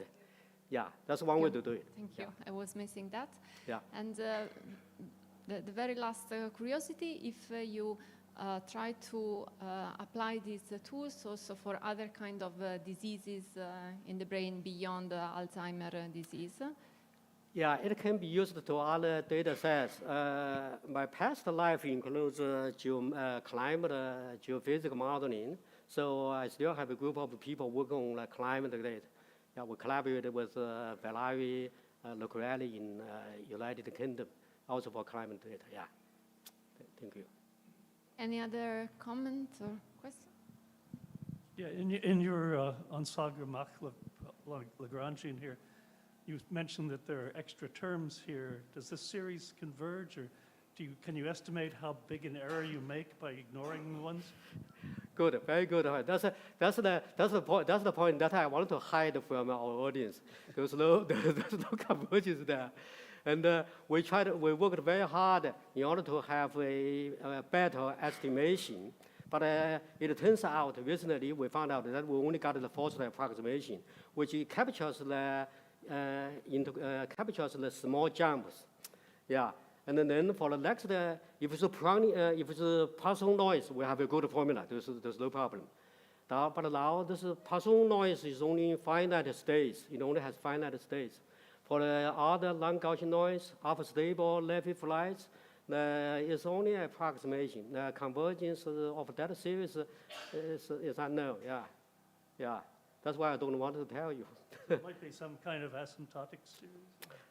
I think it should be. Yeah. But I just haven't got there, yeah.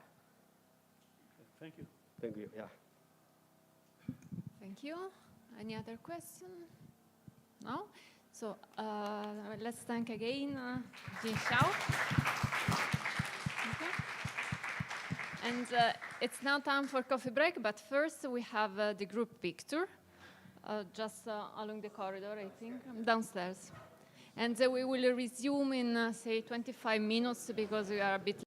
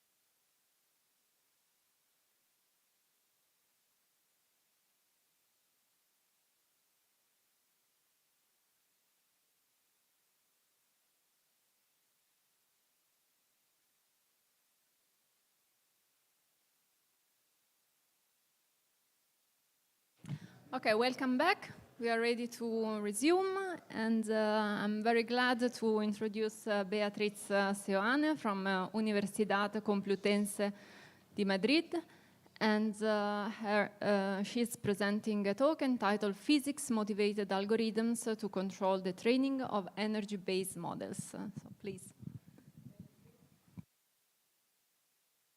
Do you hear me? Yes, perfect. Okay, so thank you very much for the opportunity of being here with you today. And as Elena told, I will be speaking today about algorithms. In particular, I will be speaking about Monte Carlo algorithms and how spin glass physics can help us to design more optimal algorithms to train energy-based models. I suppose that not everybody knows what energy-based models are. And the idea is a bit simple and quite natural for physicists. Okay, we are going to have different data entries that in general we are considering that there are sequences. And okay, since we have the data, we have an empirical probability distribution, and the entire goal of the training in energy-based models is to try to find an energy function in which the empirical probability distribution is as close as possible to the Boltzmann distribution associated to this energy function, which in principle it can be a very complicated neural network or whatever we want. So in principle, if everything has worked well, if we train it with a data set, for instance, with images, we should be able to generate new samples by doing Monte Carlo, like in physics, like if we had a physical model. Okay, here I show you data, for instance, generated with a restricted Boltzmann machine, which is a very simple bipartite network. And the idea is, okay, we can do Monte Carlo and generate new samples that in this case are images. Okay, this is nice, but in principle it's not what I'm more interested on. Let's think that now our data is not images, it's more scientific questions. For instance, we have protein sequences on genes from humans, or we have spikes from neurons in experiment, or here we have information about patients that have a given malady. I think this one is a data set to predict the stroke risk. So this means that if we manage to model this data, we manage to write it in the form of a Boltzmann distribution, which means that we get directly a Hamiltonian for this problem, an effective model for it, which means that we have learned the interactions between the variables, and we can use it to learn from the data, which I find it very interesting. And that's the reason why I think energy-based models are particularly interested, at least to do in science, because once we train it, we have at our disposal the entire probability distribution function as a function of all the variables we wanted to describe. This is not normally what happens with other generative models, because normally you can generate data through a particular dynamical process or a particular setup, but you don't have the explicit probability function on your hand. And this means that we can use all the tools from physics to analyze this kind of problems. For instance, we can try to analyze, for instance, which is this interactor network. Okay, we saw recently in the last years that you can actually, no matter how complex the energy function is, you can always write it like an explicit spin interactive model that has interactions up to many orders, and you can use it to do inference that go beyond the traditional pairwise interactions that are done with Maxinon entropy models, and that works extremely well. I mean, we have shown it that it works very well, for instance, to predict contacts in proteins. You can, of course, also you can use, for instance, spin glass tools to model, or at least to approximate, the free energy landscape. And we saw that, for instance, by understanding how this free energy landscape evolved during training, you can actually use it to cluster your data in hierarchical families, and you can use it, for instance, to do hierarchical classification. This was what, for instance, of proteins with a given protein function. And since we have the explicit probability distribution function, you can also start to play with it.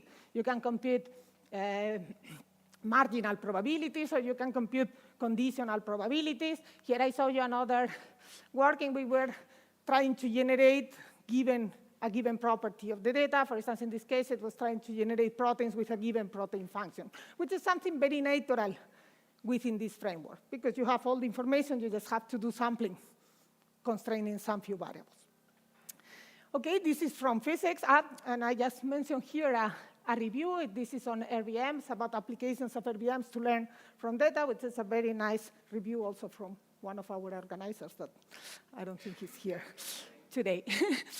Okay, this is from the side of physics, but from the side of machine learning world, energy-based models are regaining a lot of attention in the last times because they are being proposed as a very simple way of designing more self-adjusting or more intelligent agents, because you can make naturally decisions about what's going to happen in the future in terms of probabilities, which is very easy to implement in the case of energy-based models. It's very easy to include multi-modal information in the models. You just have to add different terms in the energy and everything. It's very differentiable. So there are a lot of groups now trying to work on this.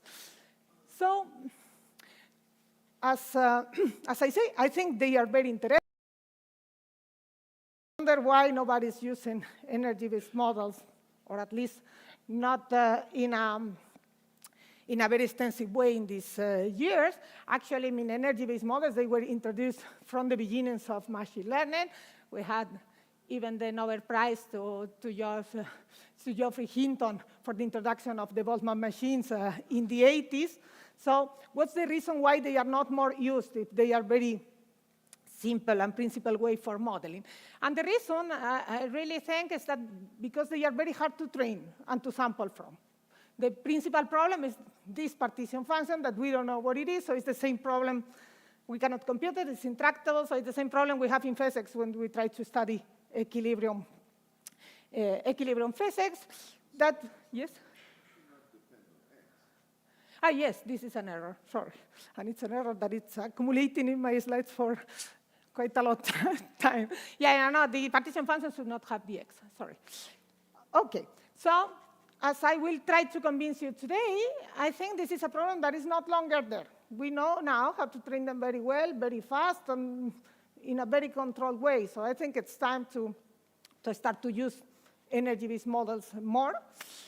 And the reason I will try to discuss a bit is that all the difficulties encountered with these models, the reason why they are often not very reliable is because they depend on Monte Carlo sampling, and normally the Monte Carlo sampling used in the literature is completely uncontrolled. And that's the reason, because they get very weird results.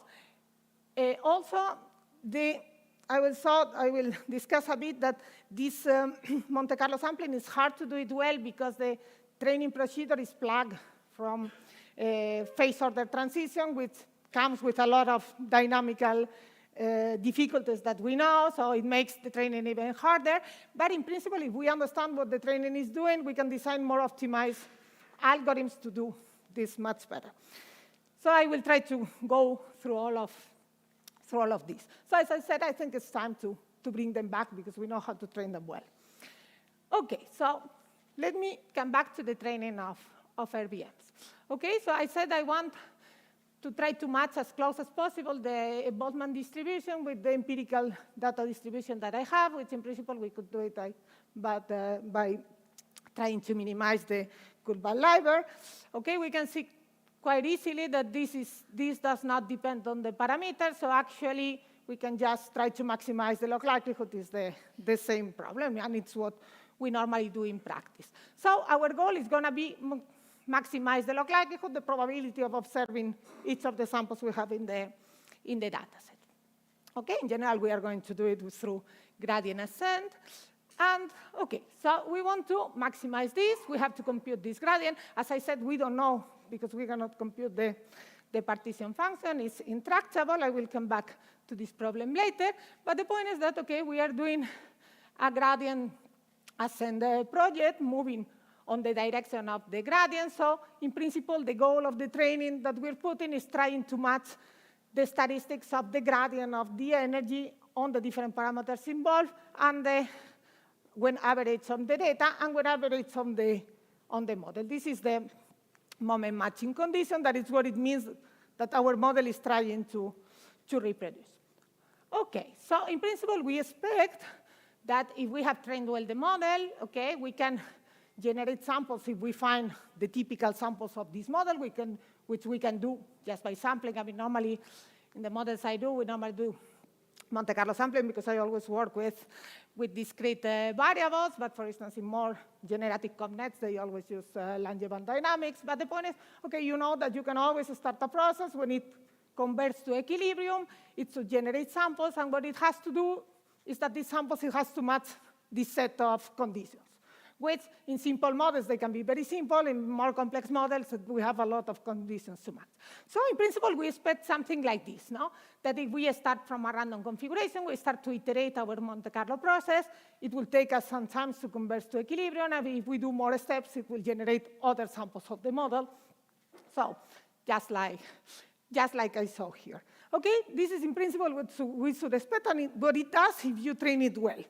But if you don't, which actually, for instance, if we just go to Hinton's guide about how to train an RVM, you do exactly what he says you have to do, you get something, okay, I don't know, I can come back here. You get something like this, okay? You start at random, you start to sample, so okay, eventually there should come the numbers. And okay, we wait long enough, it's not, I mean, it's basically not generating anything. And as I will come back later, a lot of people that describe this kind of models in the literature are training the models like this. So they are models that do not generate anything at all. When I started to work on this, I was very, very puzzled. I thought I was doing things wrong because, I mean, people were using it, but actually you see that in the papers, they never saw the samples that the machine generates because it doesn't generate. Okay, I will come back later. Okay, other times your machine generates, but it does something like, as I saw you here, these are done with the restricted Bellman machine. There is some times in which it generates well. I wanted to do this, I don't know, it generates more or less okay, but if we wait a bit more, it starts to do weird things. And okay, here it will happen the same. If we come here, it starts eventually to produce a lot of ones. I just wait a bit more. So how you train it, I am coming back to it. How you do the Monte Carlo to train the model. So depending on how you do the Monte Carlo, it really changes a lot. So it's, for instance, here, as I saw here, I mean, in principle, we were training with a data set that had all numbers in equal portion, and at the end, you end up generating things that they are full of ones. And said, okay, what's going on here? Okay, so I'm coming back to this. So as I said, we had this gradient. Okay, this first part, we had we had to average the gradient of the energy with the data, which in principle is easy. You just, if you manage to compute the energy in an explicit way, you can just average over all the samples on the data set. And the problem is this part, okay, the negative part of the gradient, because since we don't have the partition function, we don't know how, we cannot compute explicitly this, so we have to do Monte Carlo, which we know is a totally valid solution, but we also know that with Monte Carlo, we can generate samples with a given probability distribution if we iterate the Markov chain process for a long enough time so it converts to equilibrium. Okay, so in principle, if we do enough, it should be okay. The problem is that in general, they don't do enough. The problem is that, okay, as I said, I don't know if you're lost, we wanted to compute, to do Monte Carlo to compute the gradient, and the gradient, we have to repeat it a lot of times, okay? Typically, I don't know, our trainings are normally from 10,000 to millions of iterations, so you cannot do very long Monte Carlo samplings because it would take forever. So you're restricted that the sampling has to be not too long. So that's the difficulty here. So in principle, the standard approach to trace these problems, it's been, okay, sorry, I get confused. Okay, so try to find models in which you can parallelize as much as possible, so you can do it as fast as possible. For instance, we have this alternate sampling in RVMs. Later, try to use some few Monte Carlo steps because you cannot do more. Even Hinton was saying just use one, but even this, the data I showed you, it was not done with one, it was with more, but it doesn't work. And the idea was, okay, if we get good initialization of these Monte Carlo samplings, maybe we don't converge to equilibrium, but we are not very far away from it. So it should be more or less a good approximation. So there are different reshapes. The first one is the one I was referring before, in which you said, okay, since I want to reproduce the data set, let's initiate all the Monte Carlo samplings on data points. We just do some few steps, and if it was a good model for this data, it should be more or less okay. This is called the contrasted divergence.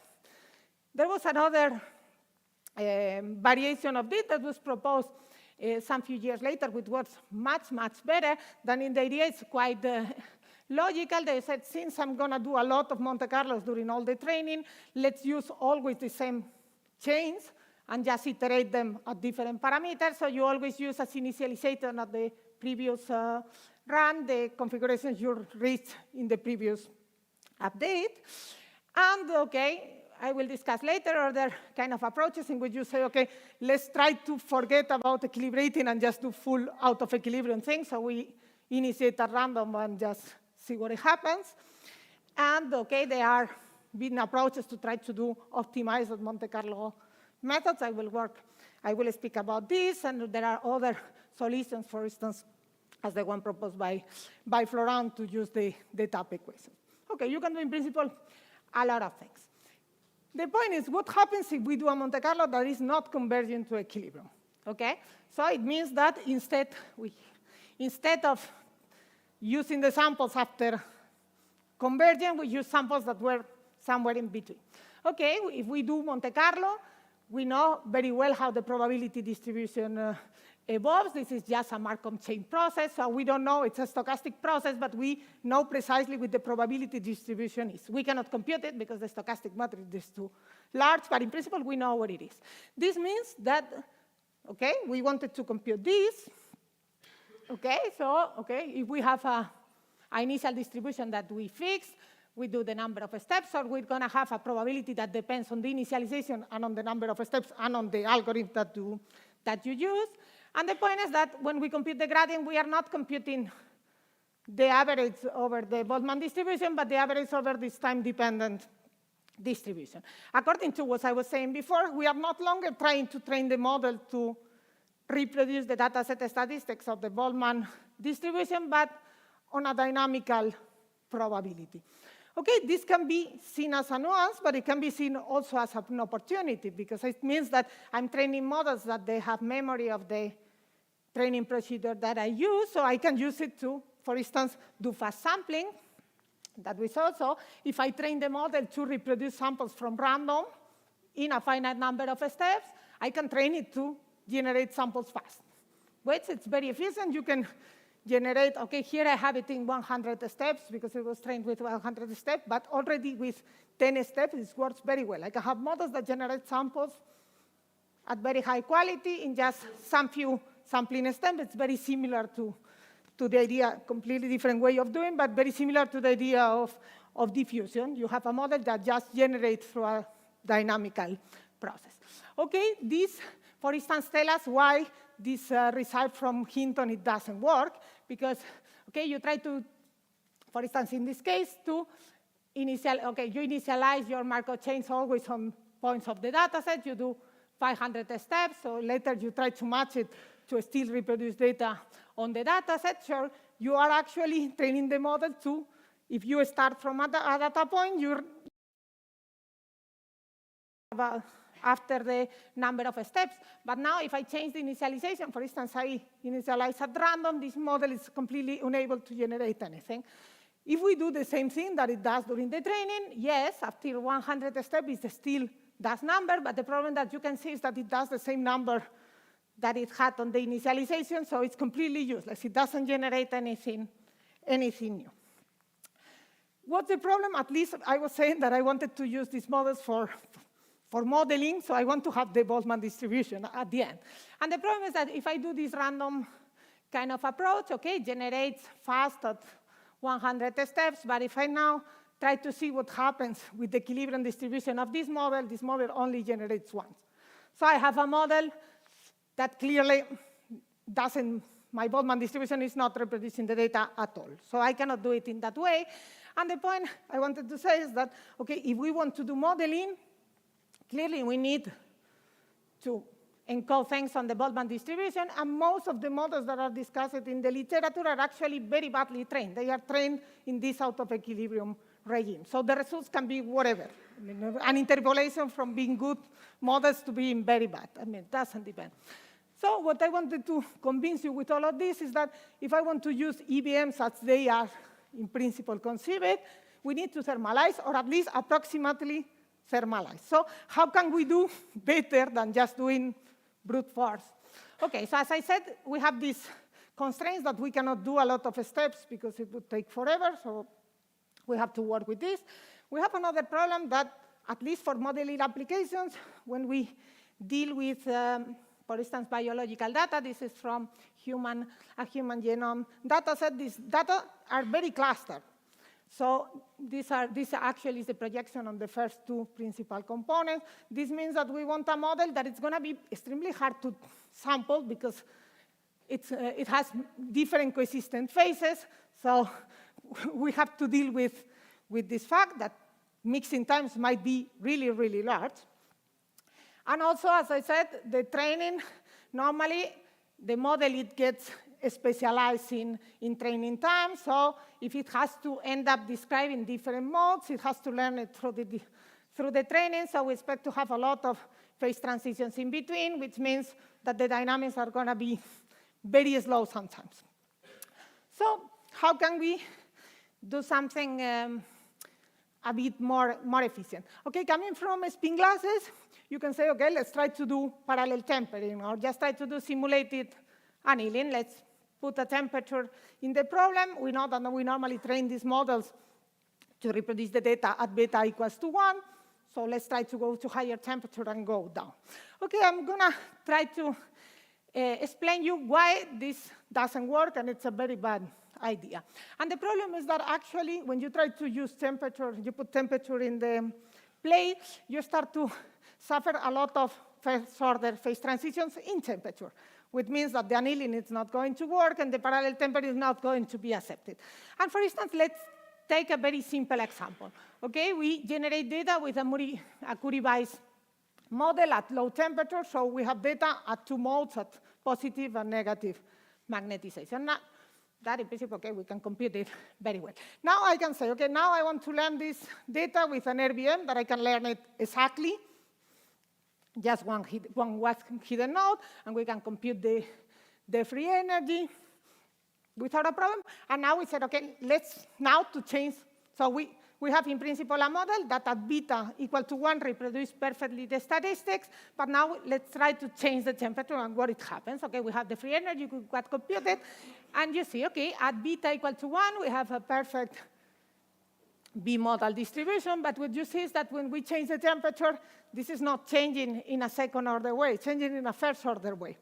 Okay, so once we change the temperature, it's going to just favor one of the two minima.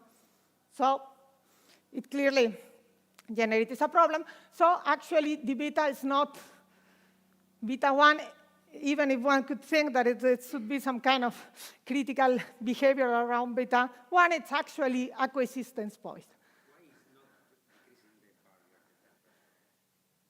Okay, we are changing it very little. You mean why it's not decreasing the point is that here, the point that I want to tackle is that it is not the same when you try to learn a model. It's not the same like taking the original model and changing the temperature. When we do it in this kind of models, you put the temperature in a very weird way because you had adjusted everything to match the statistics at beta 1. So it's not like, because at the beginning we thought it was very much like you just have the parameters which are just rescaled and that's all, but it's not like this. So yeah, I don't know, but this is analytical, it's an analytical curve of plotting it. How is defined? Okay, this is a good question. How is this done? Okay, because normally, I'm not sure how this was. Normally we have, in these cases, we normally have the magnetization projected on the weights. So it might be not normalized in the standard way. I don't think it's the magnetization just with the spins sum. But yes, you're right. Now I'm confused. Okay, so in principle, you can extend this to more to more complex setups, which are also solvable with the RVM. For instance, to do if you take low-rank RVMs, you can compute everything.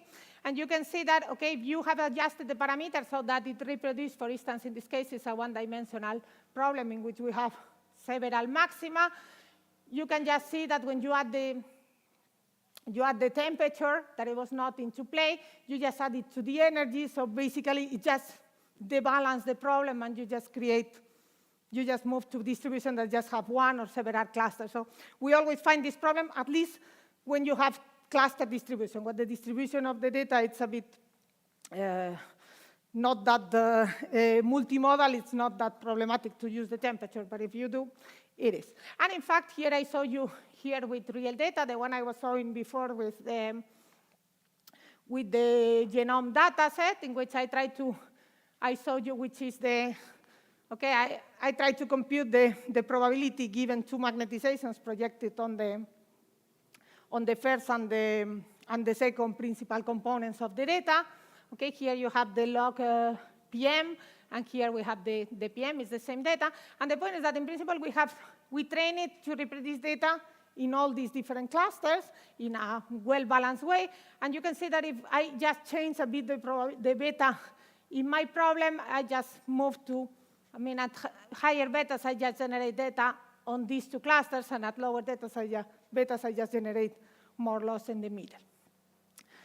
So temperature is not a good parameter to anneal. What can we do better? Okay, and the idea is let's go to try to understand what the training is doing in training time. Okay, there were different words some years ago, also one from Remy, which is not exactly on this, but in which the RVMs, you can compute the phase diagram, and you can see that the training, normally, at least the beginning of the training, it consists of moving from a model that it's a paramagnet to moving to something like it's a ferromagnetic phase, a complex one that it's going to have a lot of preferred directions. And in particular, for instance, one can study the first phase transition in the training, and one can see that it's essentially the transition of a Matisse model, so, well, essentially another Curie bias, that the model is going to pass from having zero magnetization to a fixed plus and negative magnetization, which is nothing but the data projected on the first component of the data set. That, for instance, if it was Siliva, it's already learned that data has some kind of phase like this. Okay, so this can be analyzed, and we saw recently, for instance, that these transitions, actually you measure them in real training. So what you can try to do, for instance, finite site scaling, saying I train the data with the data resized to different sizes. Okay, the original Sileva is 128 by 228, so we resize it to very small ones. And here I just saw the susceptibility projected on that direction. And what you see is that a very classical behavior for critical transitions, in which the larger the system is, the larger it is the susceptibility, and we can even rescale it using the finite set scaling ansat for a mean field model, because it was just the Curie bias, and it matched very well. And you can, for instance, compare also the mixing time of the algorithm, and we observe something like very similar to what we observe in a critical transition, in which basically times diverge when the system gets larger, and it goes very well with the predictions of a Curie bias model. Okay, the nice thing is that actually, if you start to continue studying this transition does not occur only once. Actually, there is a cascade of ferromagnetic transitions in time. Okay, this is a susceptibility that we obtain it projecting it through the eigenvectors of the coupling matrix in the RVM. Okay, I didn't define the RVM, so it's going to be hard. But if we look at this transition, we just change the points in which they start to grow. They all behave in a very similar way. So at all the points, we can consider that the training is a subsequence of ferromagnetic transitions in different directions. As I said with this figure before, so the training is a path in which the distribution becomes multimodal in a very soft way, because modes are going to appear one by one in a continuous way. So let's try to use the trajectory as an annealing parameter. So that's the idea. Okay, you said, okay, now I train. So in principle, if I know the models during training, I just have to anneal it and get something good. Okay, this is particular what I was saying before, that it works much better, this persistent contrastive divergence, because it's what it does. You just anneal your system very slowly through the training just by changing the parameters. So there is a reason why it works much, much better than the rest of the approaches. But one of the problems, if we now have a model and we want to sample with it, okay, we can do this. We could save, for instance, certain machines during the training and now do this annealing, but it has the problem that if we just do, okay, this would be the equivalent to doing simulated annealing, but just changing the parameters. If we do this, okay, we get configurations, but we have no idea if they are the equilibrium configurations or not. We can improve this by doing parallel tempering. But okay, now instead of changing the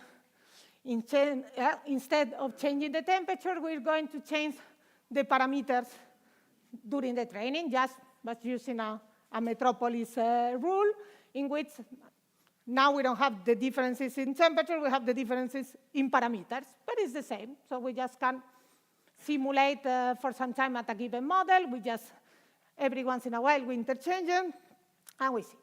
Okay, from the first point, okay, we try to apply this to very clustered data set, yeah? No, it's not very chaotic, no. So you have set this walk? No, because we select the machines to accept the, I mean, that's our criteria to save the machines, yeah.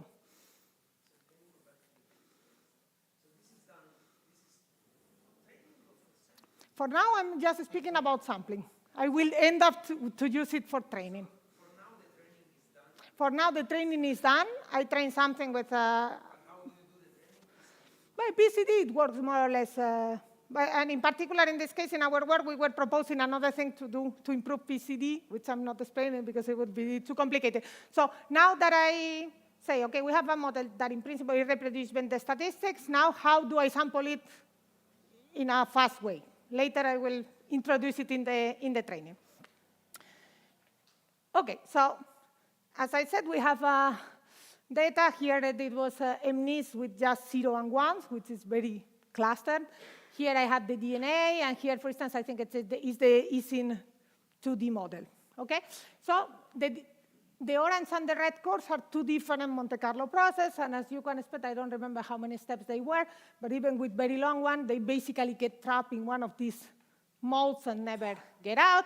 Okay, we do the parallel tempering and just move very well around. We can try to compare them in a fair way in saying, okay, since the slowest mode is jumping from different modes. In this case, okay, it was jumping from the 0 and to the 1, but here we saw that the hardest mode to visit it was the one on the corner. So we're counting how many times during my sampling procedure this crosses this barrier. Okay, and I saw it here. The number of classes it changes. Okay, the orange one is the one we get with parallel tempering. One can see that the standard one is this red curve, so we can get gains of many orders of magnitude in the sampling, so it's extremely fast. You can see that we have here the blue ones are the standard parallel tempering and improved versions of parallel tempering for these clustered distributions, and it's always very bad in some senses. For some algorithms, it's even worse than doing a standard Monte Carlo. And we also compared it with another kind of parallel tempering that was proposed by Remy and Jorge, in which, okay, you get, in this case, it was all RBM. You get an RBM. Now you train another RBM using the data from the hidden, and another one. So you get many RBMs stacked in which you reduce the information at every step, which is also very efficient. This is the black curve, but still we do it better with the trajectory parallel tempering, which is also much simpler, and you can introduce it in the training because I don't need to train additional models or whatever. So we can, one of the problems of energy-based models is also that it's not very easy to evaluate them, to compare them once you have it, mainly because, okay, the object we want to maximize is the log likelihood, but the log likelihood has a term that normally we don't know how to compute. So in general, the log likelihood is always approximative, and normally is done by doing an extrapolation doing methods in which you consider annealing paths in temperature. In particular, a very popular one is annealing important samplings that use these out of equilibrium theorems, for instance, the Crook equation, to compute the ratio between the partition function at a given temperature and another temperature just by using this, by computing this work.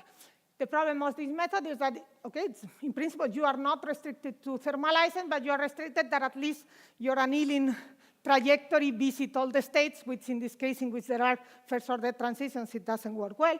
In principle, you can also do parallel tempering, just simulate the system at different temperatures and integrate thermodynamically to obtain the partition function. Okay, my goal, just to be clear, is to obtain the partition function at beta equal to 1. So I can always start from a model in which I know how to compute it because it's basically non-interacting one. So I just interpolate from it. As I said, this works not very well, especially for the cluster data set, because this gives you false results. But in principle, you can use this annealing trajectory and use the same methods, but just changing which is the trajectory. And okay, we do this. For instance, here we were showing we were comparing the log likelihood in a case in which we can compute it exactly, because if you put in the RVM, you put not more than 20 hidden nodes, you can just compute it by brute force, so we can compare it, the different approximations. And what you see, okay, the AIs, it works in generally better when you put more temperatures in the annealing process. But still, okay, here I show you the ones we get with this annealing trajectory. The red one is doing just AIs, but on the parameters, and the purple one is the one we obtain with the parallel tempering, and we have this black one because in principle we can also compute it online because you are changing the parameters during the training, so you can also have an online computation of the log likelihood, which is a particularly nice feature. And as you see, we always get much more precise results. I mean, this was in logarithmic scale. So it's a more reliable way of computing this. And I just want to end, I will be very fast, but in principle, the nice thing of using the training trajectory for the training is that, for the sampling, is that it's very easy to introduce it in the training procedure, because it's what we are doing. We are changing the parameters during the training, so in principle, you can just keep track of the models. And as Federico was asking, I just retain in my ladder of models once I see that I start to not accepting the data changes. We normally put an acceptance goal, and we just get several models. We don't normally have too many models, which is nice. I mean, you get a parallel tempering that it's not very long. You can either train just by doing this whole parallel tempering, or you can use a trick of keeping a reservoir of the last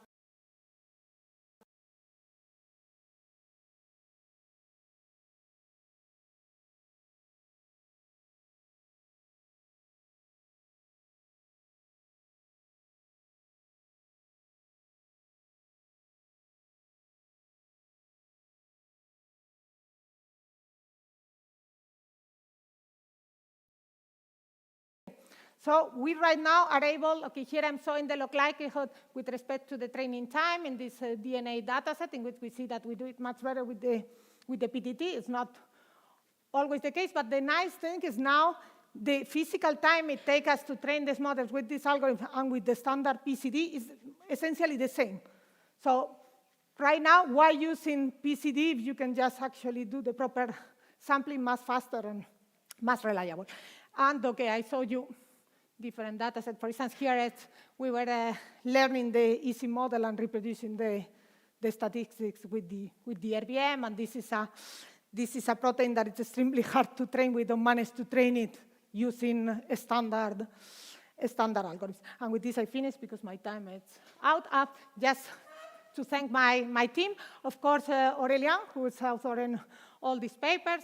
So he's the best one. And Nicolas Berrieux is the one who has working with us doing this PhD on algorithm on Monte Carlo methods, and the rest of the collaborators. And just to say that in principle we are having openings in Madrid, so if the young ones, anyone want to join our team, we will be very happy, and just end up with the conclusions. So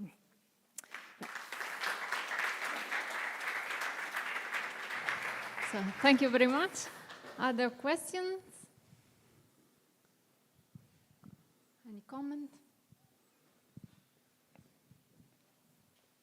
So can you better specify how do you train all these different models? Because the idea of sampling, you said that can be used also during the training. Yeah.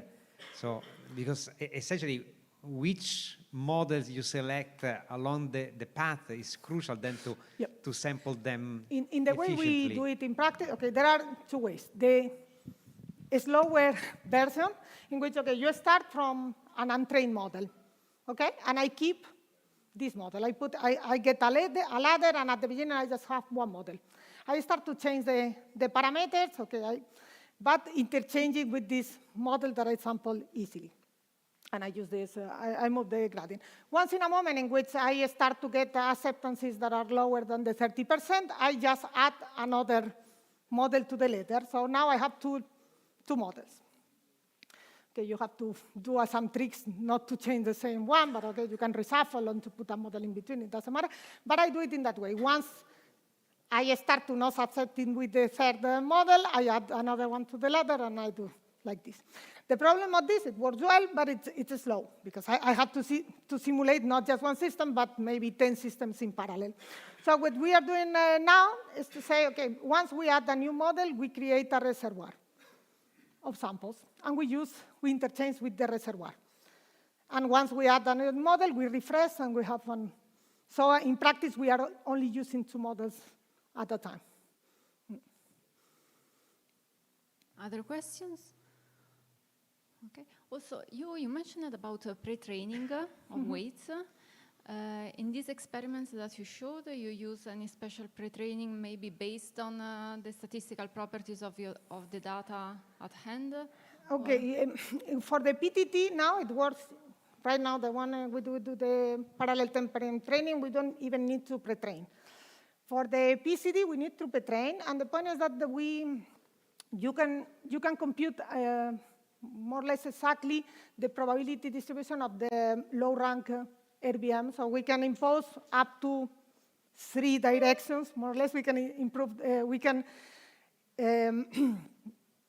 train the probability distribution only on that 3 directions, and we restart the training from this. The nice thing is that these low-rank models, they can be sampled through a static Monte Carlo, so we don't have to do Markov chain, so it's quite fast. I see. Thank you. If there are no other questions, we thank again Beatrice.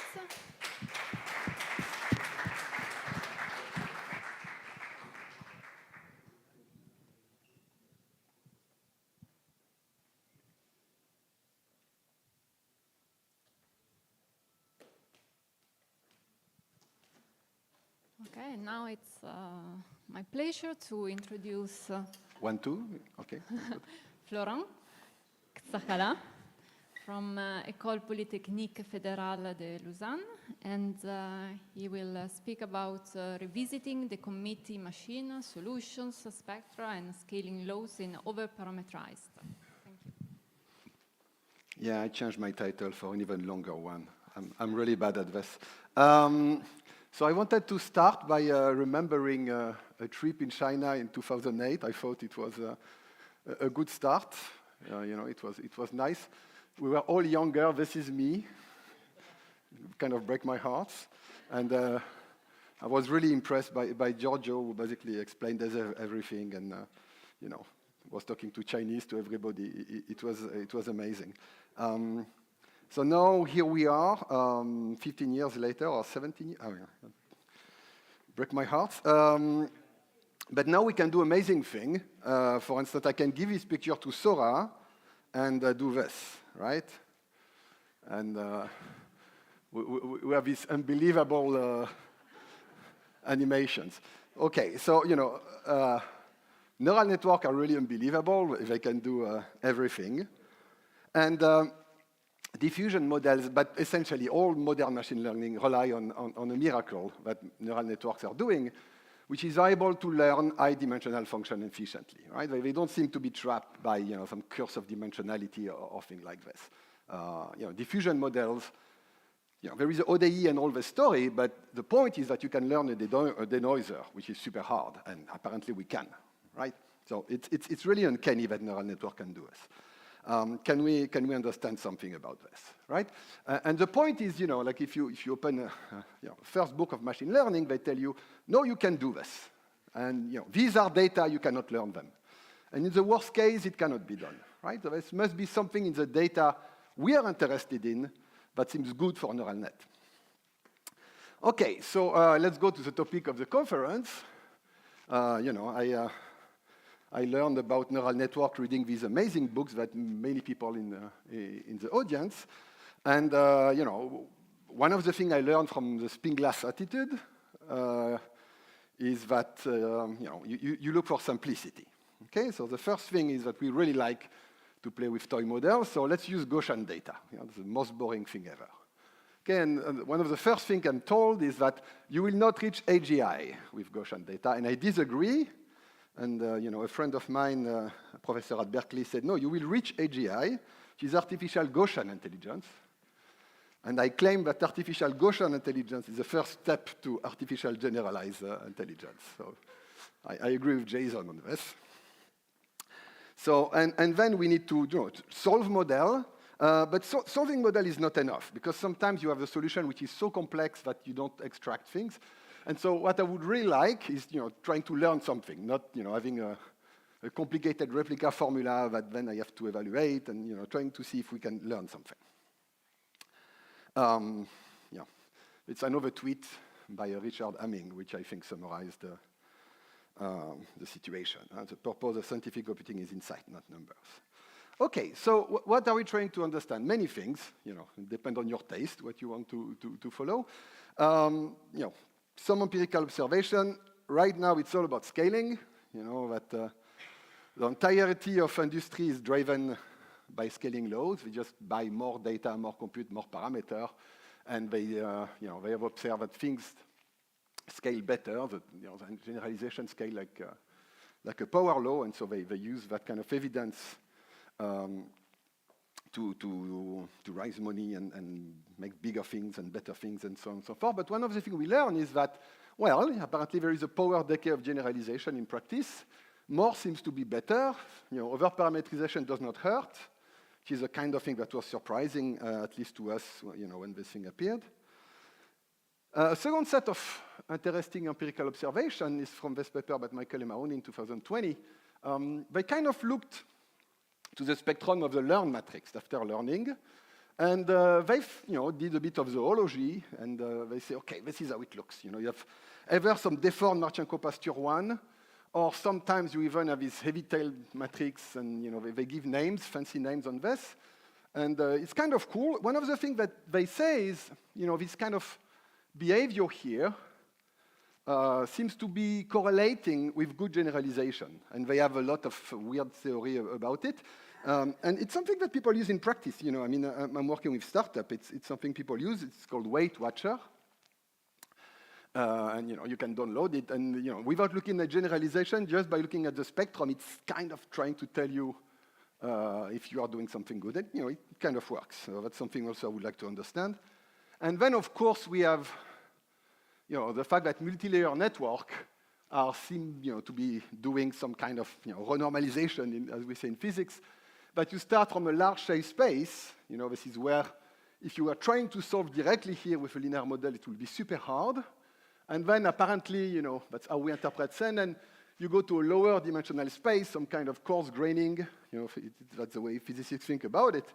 And that seems to be true. I mean, there are some very nice papers, for instance, that look at what happens if you put a kernel after the first layer, second layer, third layer, and so on and so forth. And you see that indeed you are reducing the dimensionality of the search space because now you get better and better results the deeper you are. So there are a lot of interesting observations. Many questions. Which function can be learned efficiently by neural net? Can we understand scaling law from sample models? Can we say something about the spectrum? Can we connect spectrum and generalization? What are shallow net good at? What are deep neural net good at? Can we understand hierarchical filter learning? And now I'm going to answer all of them.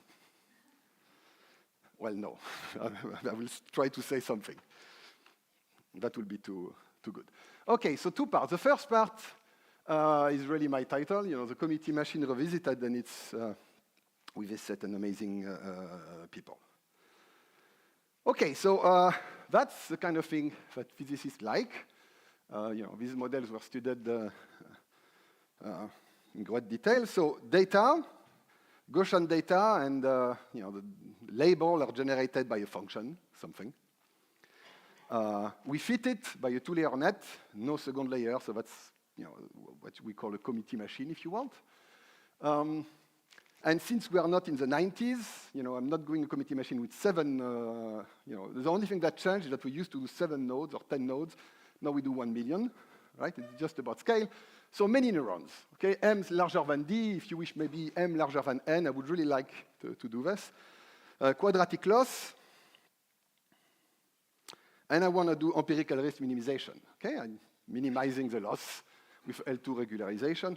And what I would really like to know is something like this. Can I get a formula or usable formula for training and generalization error here? I can't. Sorry? Oh, yeah, I'm sorry. Oh, yeah. All right. D, that's a really good question for this audience. D will be the dimensionality of data and number of data points. M is the number of committee machines. Exactly. Okay, a lot of switch between notations. I'm using lowercase letter for this, which is a statistics convention. And so it's a bit different. But it's a good moment to stop because otherwise we're all going to get lost if you don't get this. Okay, so I don't know that. I don't know the answer. Okay, I would love to have a super generic response to this. I don't.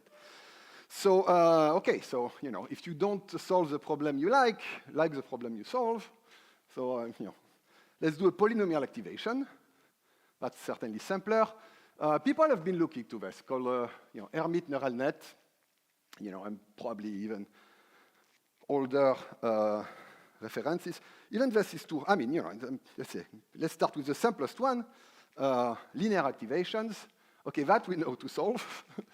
Okay, I'm not even trying to cite the number of amazing work that were done. In fact, it's surprisingly effective into understanding a lot of things. There have been many, many great works, including multi-layer linear networks, which also surprisingly is super nice, and it's really useful. But come on, let me move to something else. Okay, so at some point we need to move, and after dimension 1, big D. So instead of using a linear network, I'm doing the next best thing, which is a quadratic network, right? So let's do something else. Okay, quadratic network. We know much less, not nothing. There have been some cool works. So let's see what we can do with that. So that's my neural net. I'm replacing the activation by a square. So it's not a square, it's a center squared because it makes things simpler. We have Gaussian data, so Hermite polynomials are making sense. So this is what it is. And you realize that essentially data depends on the rank 1 matrix. I mean, this is rank 1, it's full rank because of this diagonal.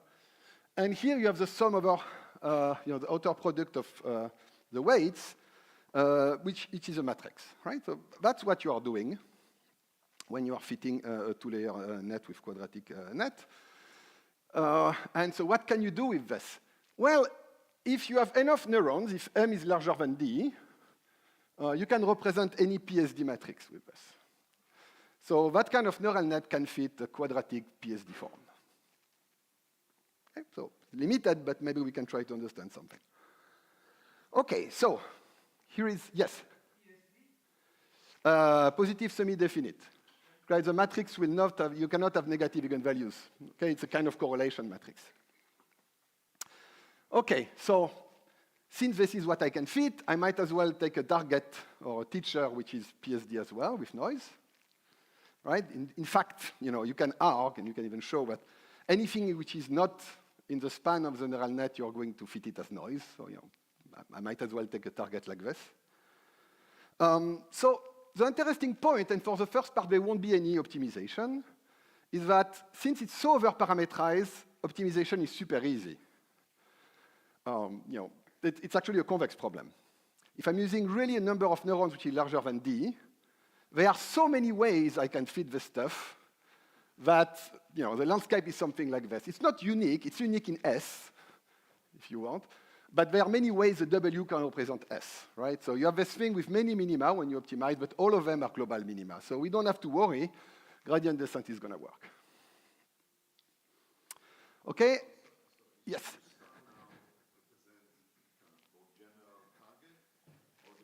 Use the star, everything with a star is a target. So now you assume... I'm assuming this target, correct. Is not quadratic, there is some other term. Yes, but I'm modeling it as a noise. And in fact, you can show that it will be essentially a noise.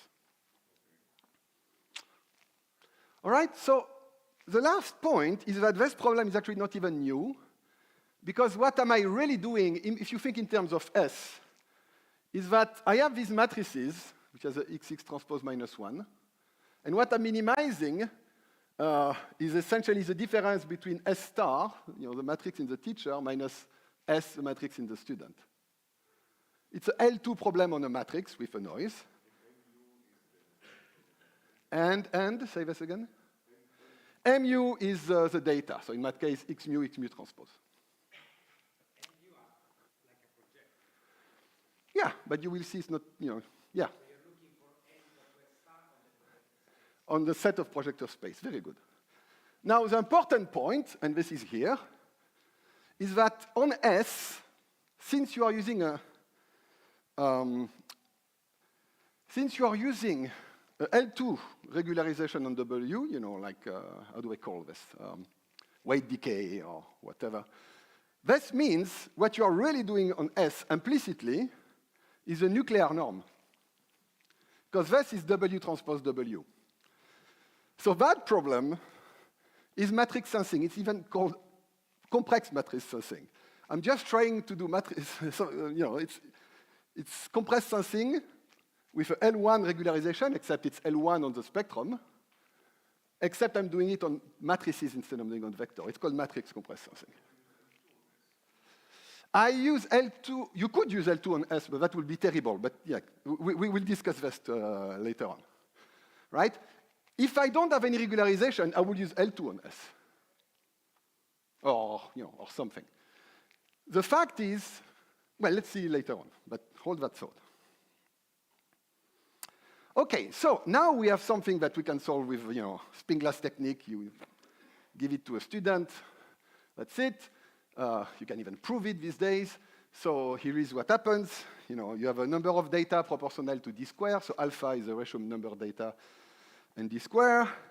I have an over-parameterized model. Like M is really, really large.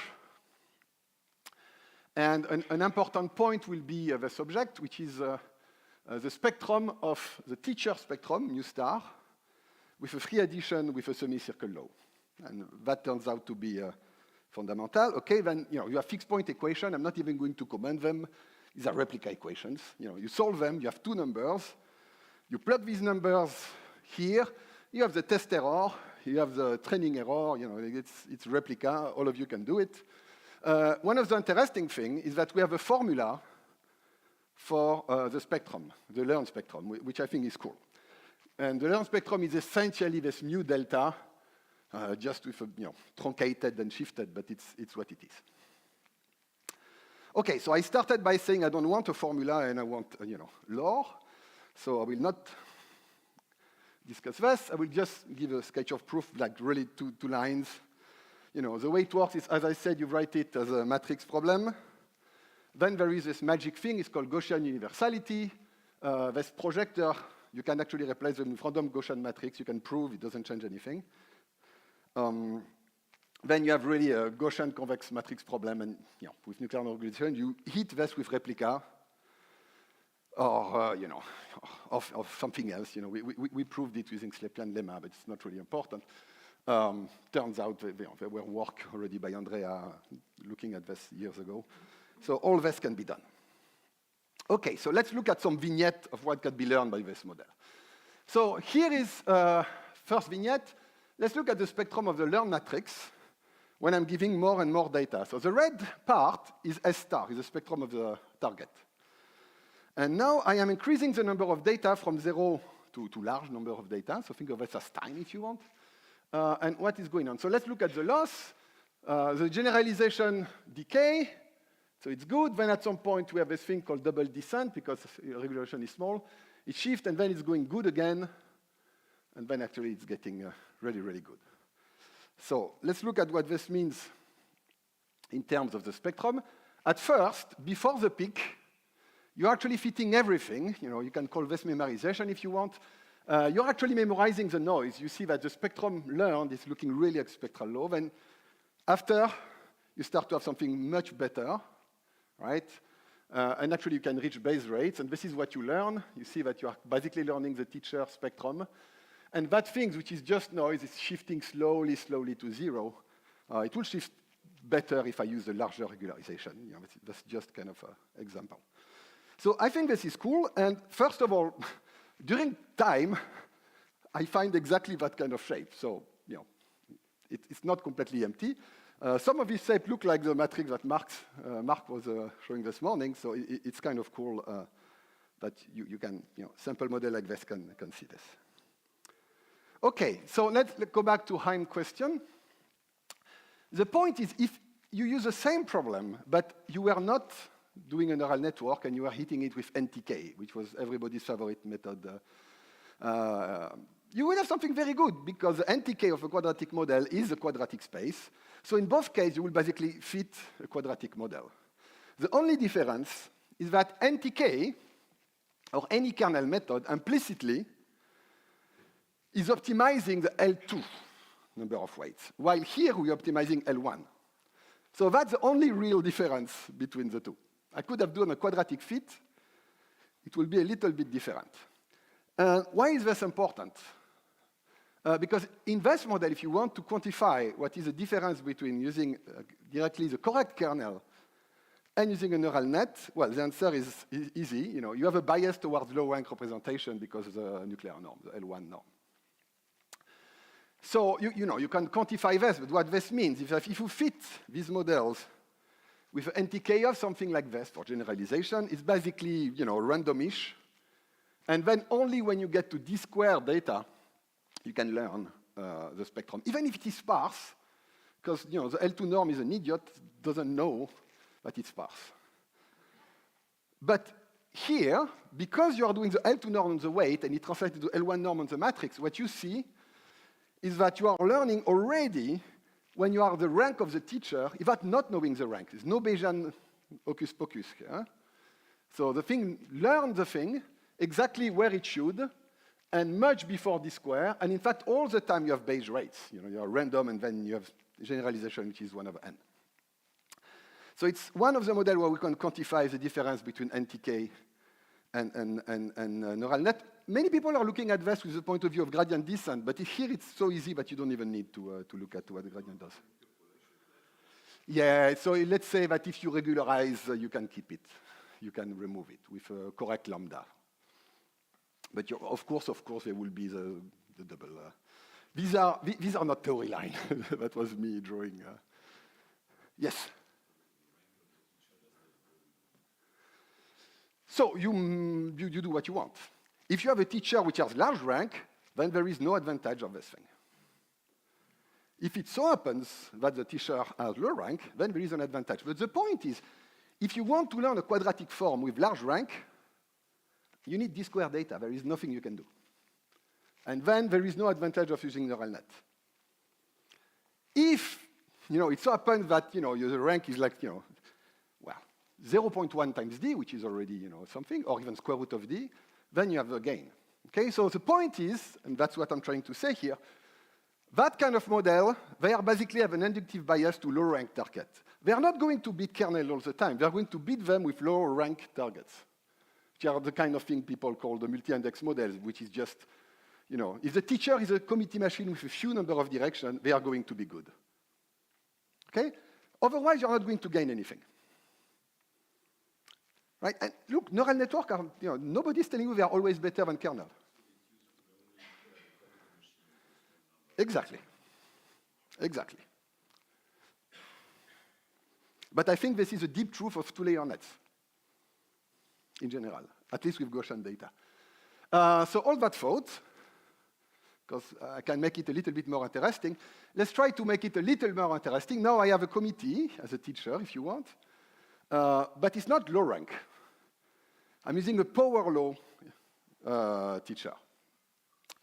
So the teacher, if you want, is a committee machine, but the prefactor is decaying like a power law. So there is one direction which is important, one less important, so on and so forth. What does this change? First of all, this is not crazy. That's a good model for data. If you take standard images and you go in wavelength space and you look at the coefficient of the spectrum, it's basically something which is decaying like a power law. Right? All the people who invented compressed sensing, they lied to us. They say data are sparse. They are not sparse. They are quasi-sparse. Actually. It's not like non-zero and zero. It's really like power law-ish. Okay, so let's look at a teacher like this. Now, the student doesn't know that. I'm still using the same quadratic student as before. But, a L1 norm will probably be good enough to pick up that, I want this thing to be zero, so it probably has some advantage. On this power law thing. So gamma here is the coefficient telling the decay of the spectrum. Okay, so now I will be short, even though I could speak about this for hours. You have a huge phase diagram of what happened when you optimize here. It depends on the strength of regularization. It depends on the number of samples. You can cross many, many regions. All of them have different generalization. All of them are power law of a different exponent. I will just say a few words. So the first thing is, we are obviously correct in our prediction. Simulations works, and it goes for the point. We have all this slope understood.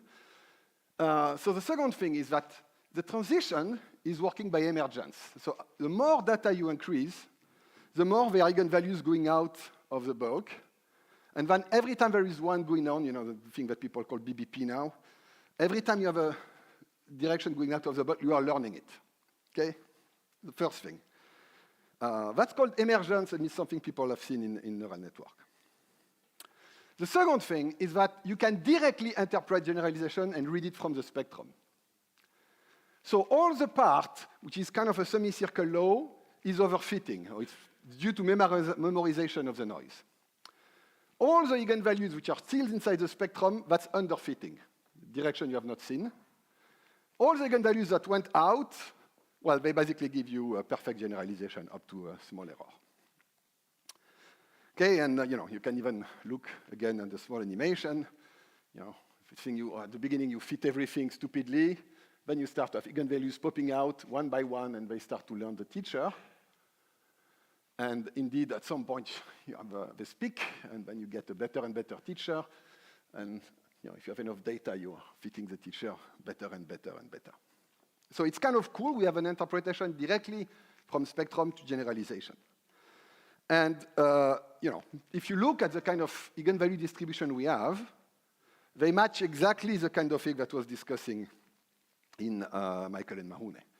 And this heavy tail behavior is indeed associated with good generalization. So that is nice, I think. And the last point is that if you choose your regularization cleverly, this path, You can also show that ERM reach Bayesian rates. Even though it doesn't know anything, you reach exactly Bayesian rates, which are -1 + 1/2 gamma. So you have power law decay and you reproduce scalings. Okay, I want to move to a different topic, but before, just me briefly mention that even though I presented it for quadratic, everything will be true for basically any function that can be decomposed into weakly interacting directions. And if every time you look at one individual direction, the function is basically proportional to power law to the second Hermite. And it's surprisingly generic. So this is a scenario which is, much general. In fact, from information theory point of view, the quadratic part is important because once you discover the direction, everything else is curve fitting, and that works. Okay, and we can also show that a two-layer net, if you tune a bit the parameter, can learn indeed the function. And notice at this point it's much less trivial because my layer net is a ReLU, and my teacher is completely different, right? I don't like matching teacher and student. This is cheating. That's not what deep learning is about. Okay, and there is much more to say about sequence, denoising, and everything, but that will be for another time. Okay, so I'm good. Something that depends on a few number of directions. They are really good for multi-index. Otherwise, they don't get advantages. Okay, of course, they can learn everything, but they don't learn better. They can exhibit scaling law, and you can reproduce the spectrum and its relation to generalization. So this is nice. Yes, Ricardo? Yes. Yes. It's a spin. I'm a spin-glass person. Right? But if you start to put some correlation into the data, you can actually fit real data with this. It's not completely crazy. But you need to have at least two-body correlation. But that's a story for another time. Okay, so now Mark is grumpy because, who cares about a teacher which is a committee machine? So let's try to do a teacher which is more interesting, and let's move to a hierarchy, and I will describe a set of work that I call the kiss of depth. All right, so now I'm going to discuss gradient descent. So we all agree without gradient descent, if you just learn the second layer of anything, everything is limited. You are basically doing a kernel. Kernels are limited. There are billions of work on this, starting again, from good old days. This work by Song Mei and Theodore Mizakiewicz and Andrea Montanari summarize everything. We have a nice theorem. For Gaussian data, essentially, if you have order D data, you are learning a linear model. If you have D-squared data, you are learning a quadratic model. And if you have D-cubed data, you are learning a cubic model. And this is regardless of the teacher. I could not care what your teacher is, because kernels are stupid. They don't adapt, right? So even if your kernel is something that can be learned, the teacher is something really cool, a naive kernel will not work. And especially with Gaussian data, because everything is isotropic, it has no advantage. Okay, so for Gaussian data, lazy training or kernel is essentially glorified polynomial fitting. All right. So as we discussed, two-layer nets are better. Okay, and you can quantify this. And in fact, you can show they are better even with one step of gradient descent. If you take a problem which is simple enough like this, a single index function, so think about a perceptron, and you do one step of gradient descent, and that's a set of work from many people over the last few years.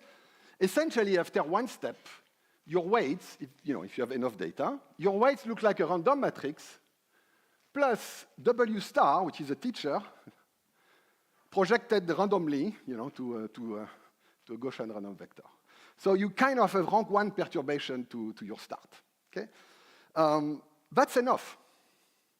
That's enough to fit everything. Because look, essentially, once you have learned things like this, like now, imagine now you have many, many directions. If you learn, right, so your teacher is something that depends on many directions, so that's a committee machine, if you want. Or let's say it's more complicated than a committee machine because I can mix the second direction. But I'm fitting with a committee machine.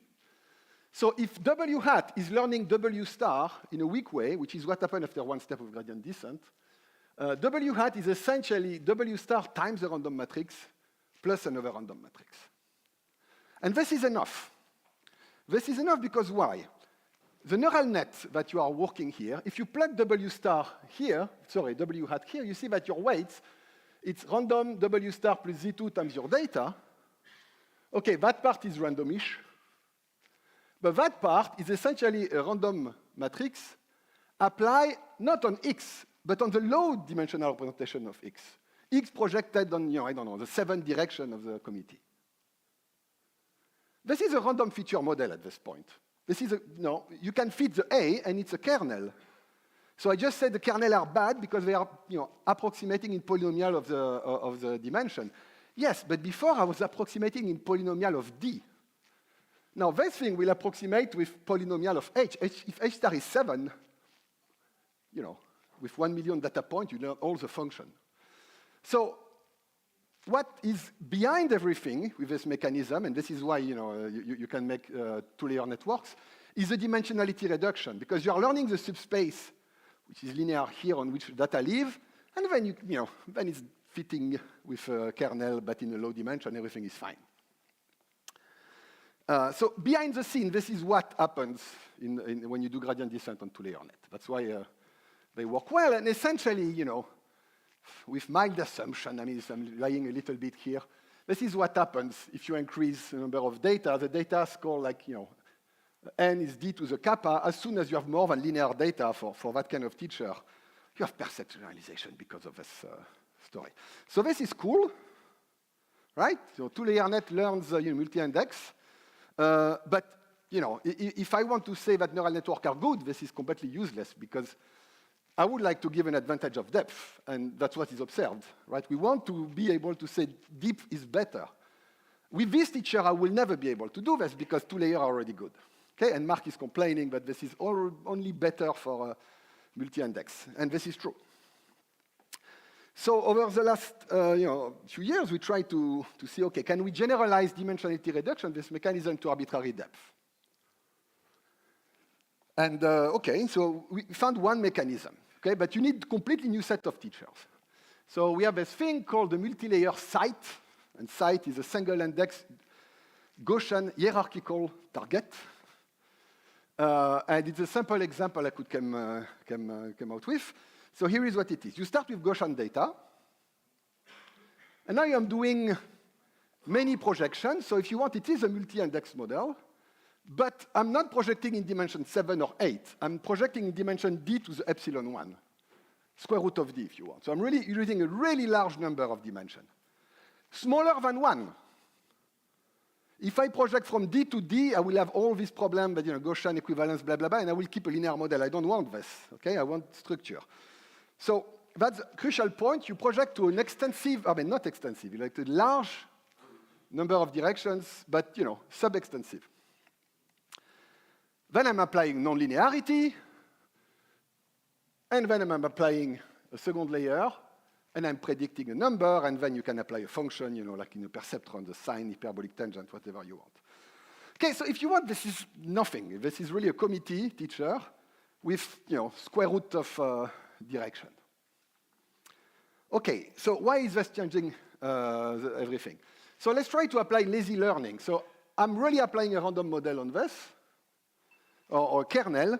Well, kernel, thanks to Andrea, Theodore, and Songmei, we know that you are going to do polynomial fitting, so I know that generalization error will look like this. However complicated is my teacher, it will decompose it in polynomial, it will learn the linear part, the quadratic, and so on and so forth. Okay, so already a two-layer is going to beat this. Okay, and the point is, again, I'm not using the same architecture, I'm using a completely over-parameterized network to feed this, right? You have to be over-parameterized with respect to the teacher. So why? Well, there is a simple scaling argument that I'm going to give you. W1, if you think about it, how long it will take to learn W star? Well, given the dimension of W star, which is d to the 1 plus epsilon 1, you could expect with W1 hat, we'll learn the feature with that amount of data, a bit like before, in this weak sense, that it's you learn the space multiplied by a random Gaussian and plus a random Gaussian. But if you do this, then you already win something for the same mechanism before, because now a two-layer net will do what? It will do random feature, but not in dimension d, in dimension d to the epsilon. Which means that that kind of staircase thing, linear feature learning, it's a feature learning in z, not in x, and z is in dimension smaller.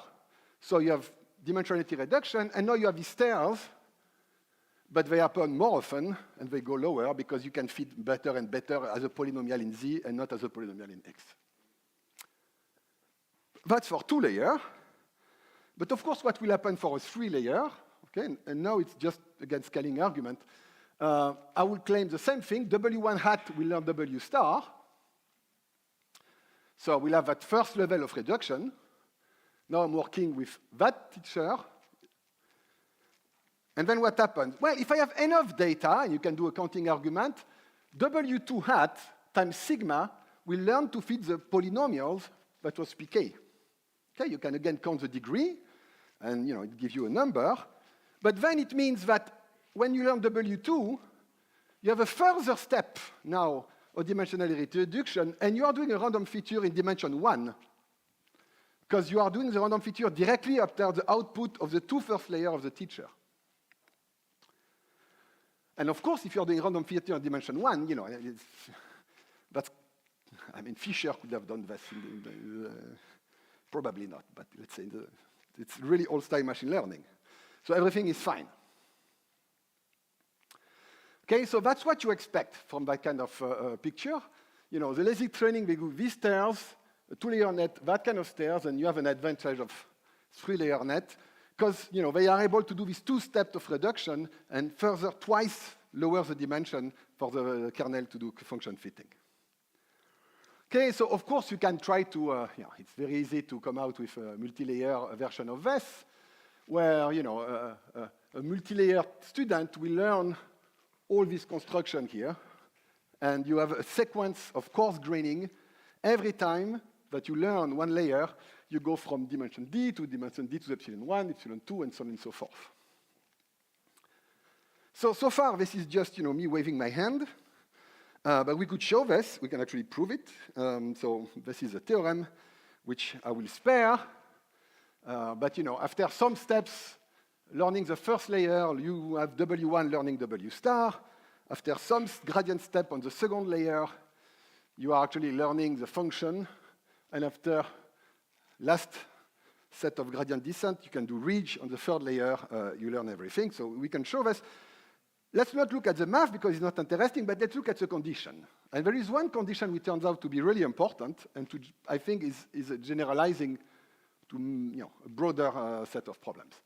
So when you are learning a single index or a multi-index model, the difficulty gradient descent is determined by one thing called it's called the information exponent. It's a fancy name that was invented by Gerard, but essentially it's you take your teacher and you look what is his first non-zero Hermite coefficient, right? And of course, something which has only, every Hermite coefficient are 0 unless the 10th is going to oscillating like crazy, and it's going to be harder. All right? So it's easier to learn things that don't oscillate like crazy, so it's easier to learn x and x squared and so on and so forth. So the Hermite efficient, so the information exponent for a single index is basically saying, look at what is the lowest polynomial degree of the dependence between the target and x. So what happens when you look at the math here is that you really need to generalize this. What you need in order to be able to learn is a thing called robust compositionality. And by robust, I mean, well, something that is not completely noisy. And so we have a thing called the compositional exponent, which basically says, in order to learn, you need the dependence between x and y, even though it's super complicated, to have some low degree. Otherwise, you're not going to be able to learn anything. Then again, for H1, H2, H3. So you cannot have only complicated relation between x and y, otherwise that will be too hard. But if you have weak one, that will be enough to trigger learning of the first layer. And then you have H1. And if H1 has a weak correlation with y, that's again enough to trigger the learning and so on and so forth. And notice this is exactly what I started with. when I describe this experiment of multi-layer, when people look at what happens and they see, haha, you have low dependence at each layer. So the thing is, I think, very cool. And one of the nice things is that it's generalized to other models. And there is this cute model used by many people. It dates back to Elkanan, but it was made popular by many works by Mathieu. It's called the random language model. Essentially, is not using Gaussian data like I do. It's using a generative model starting from a root. Okay, it's reconstruction on trees. One of the things you can show is that the same thing is needed there. And using the same technique that we used to prove the former result, we were able, we are writing the paper with our colleague in Berkeley, to show that indeed, you can learn optimally such a thing for the same mechanism, like learning something, dimensionality reduction, and so on and so forth. Okay, I think I'm a bit over time. So, right, so when are deep network better than shallow one? Well, what kernel are missing is that kind of compositionality. And neural network seems to be, at least, that with this model, this is what they are good at, pick up this sample conditionality, at least when it is simple enough from layer to layer, right? And they have an inductive bias toward that kind of function. That's why they are learning them. Okay, I'm stopping now. Most people that were involved there are in this picture. And since I cannot resist using deep learning, I had fun animating it with Sora yesterday. It makes me giant arms for some reason. Okay, thank you.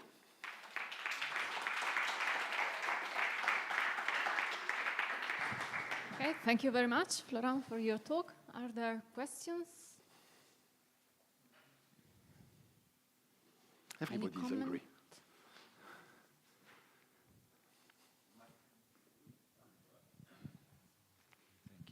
Could one train, could one improve the kernel methods with the knowledge that you have obtained now?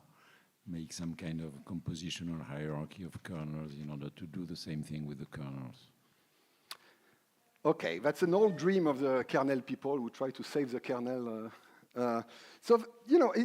There have been many, many things that people have been able to do with kernels, even after deep learning. So for instance, one of the useful things you can do with NTK, I'm not a fan of NTK, but one of the things you can do, which is really cool, is you take a kernel and you impose symmetry.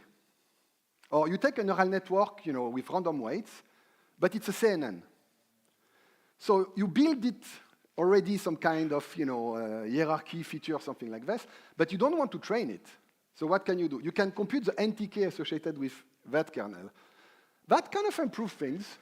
There is a line of thought, around this, and that does many things which are okay-ish. Maybe, if you have good models, you can try to have something which is maybe kernelish, or kernelish plus adaptations. But that's the old dream of the kernel people, as I call them. And Francis, for instance, has many papers on this. Like, can we make kernel adaptive? Maybe. That will be funny to see the comeback of the kernel. Okay, there is another comment. So something that always puzzles me about these scaling laws is that the numbers are 0.0 something. Ah, yes. So they are fitting less than a 10th of a decade. So no one in physics. Who knew that you will be the one asking this? So that's really great. Yes. I was in Stanford 2 weeks ago, and Daniel Fisher rise up and started to complain. I've been discussing with these Piglass guys for 20 years, and everybody was arguing about 0.2 and 0.1 and 0.3. All these things are meaningless. I agree. I agree. But no, so look, the question is whether you can get in your I Gaussian but theory. The point is the following. You are not doing physics here, right? We are not testing a theory or trying to do this to learn some underlying critical exponent of a critical phenomena that we are computed. And we should not take this thing too seriously. The only reason people use that is because they want to know how much allocate as a budget. And in fact, if you look at how many feet they are like billions of feet. In fact, okay, for the people I know, because the people of PenAI and all that, they are very secretive, but for the people I worked with, they never use the Kaplan scaling, and they tell me you should use chinchilla scaling, which is obviously much better of this work with Hoffman et al. Because it's clearly better because, I don't know, they fit in a different way. And I agree. So, we should take these things as guidelines and not, think of your this... theory at the end, can you get numbers such a small number? Because look, 0.05 is... Look, I mean, this curve is obviously going somewhere there. That's all you need to know. And, if you convince someone in Silicon Valley to give you 2 billion, and then, you have something. And, okay, you're maybe not as good, but, but that's all what it's used for, right? There is no deep real theory behind it. Or maybe that's something we should do. Okay? But, Daniel had exactly the same comment. These feet don't mean anything. You should not take it. And he's right. Like, people were fighting about this stuff, and they're like, come on. Right? Think of it as a... The y-axis goes from 4 to 3. Guidelines. So. But with $10 billion, I can make I can make it go here, and then we can make a good fit. Yeah, Giorgio. But suppose that you, instead of plotting this quantity, you plot the inverse of that one. So maybe you can do a nice fit with only log, constant plus log. That's the kind of honest. So that's exactly what Mathieu answered to Daniel during the conference. Yes, you can make better fit. I think you can be a little bit more serious. More honest, I mean. Exactly, more honest. And I think it's important. Well, it depends who you are talking to, right? If you want to sell your stuff, not all these fit are equally bad. But it's fair to say that none of them is really, very, very deep.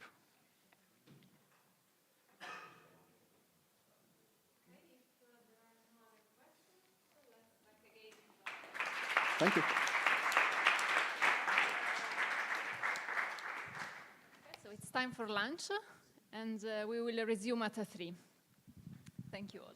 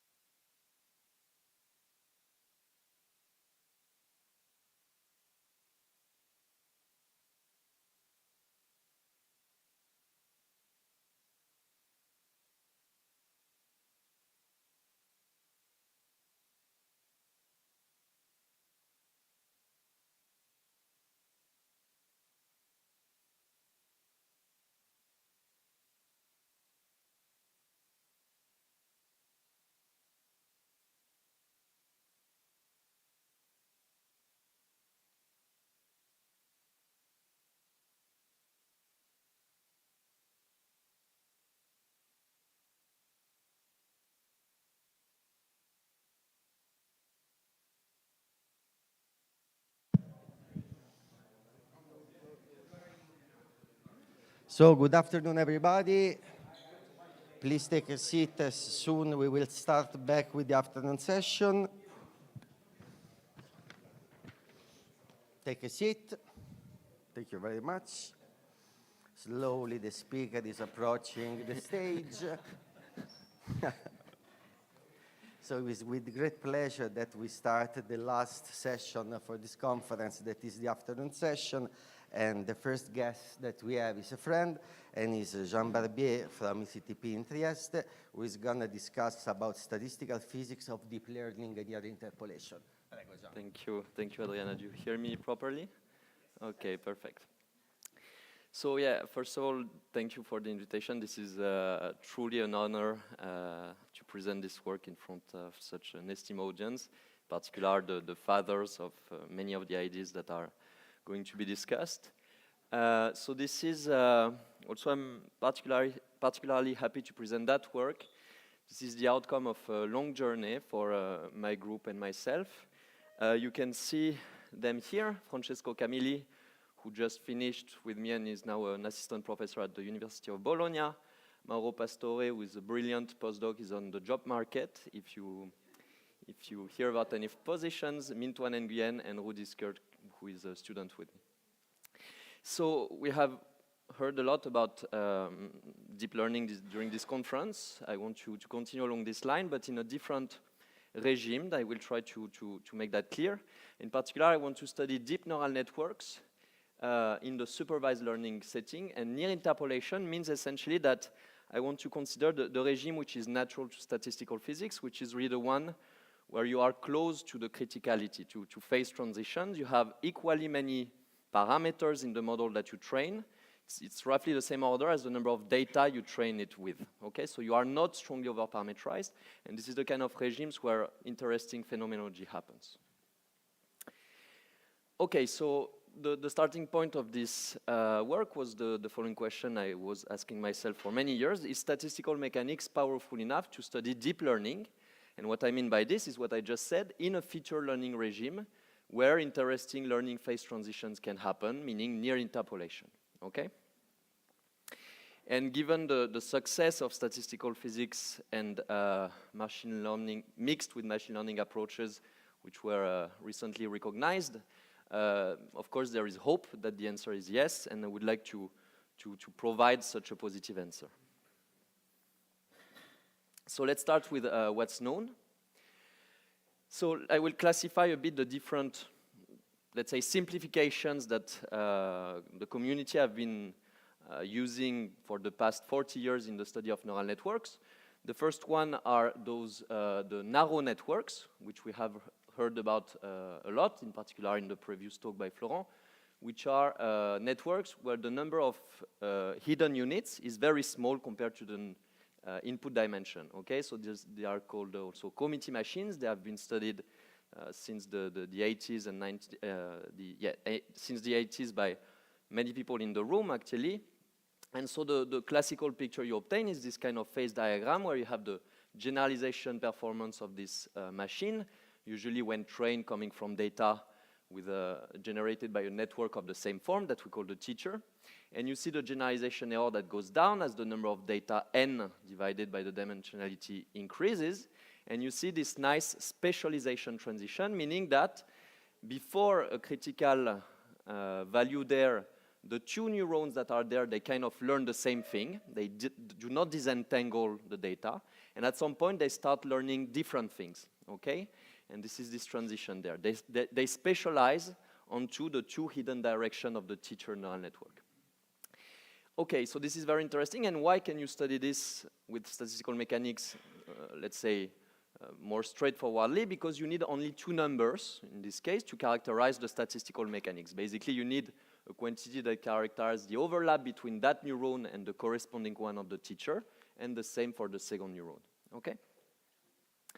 Perfect, so another type of simplification that people looked at a lot are this so-called linearized neural networks. So they behave effectively as kernels that we heard about also in the second part of Florent's talk this morning, which are neural networks which, or by construction, or by the fact that they are strongly over-parameterized, so they have many more parameters than data they're trained from, they behave as kernels. So basically, they just fit as a polynomial the target function you're trying to learn, okay?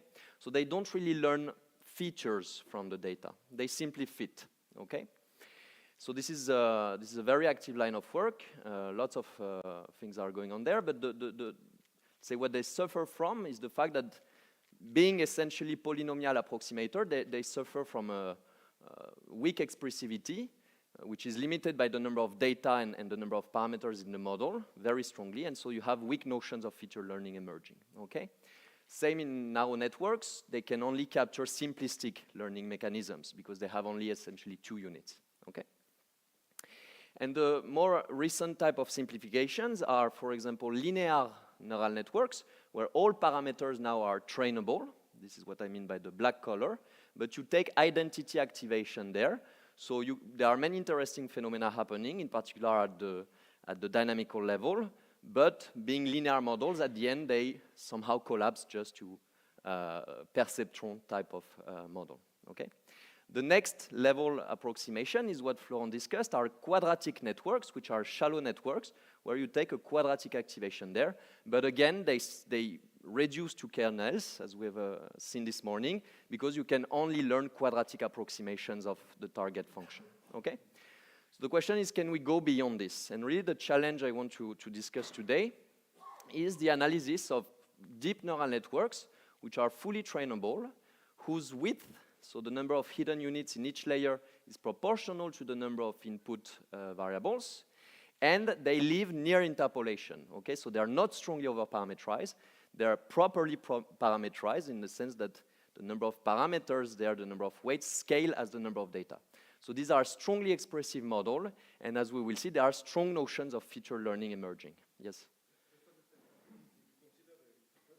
Yes. Yes. Yeah.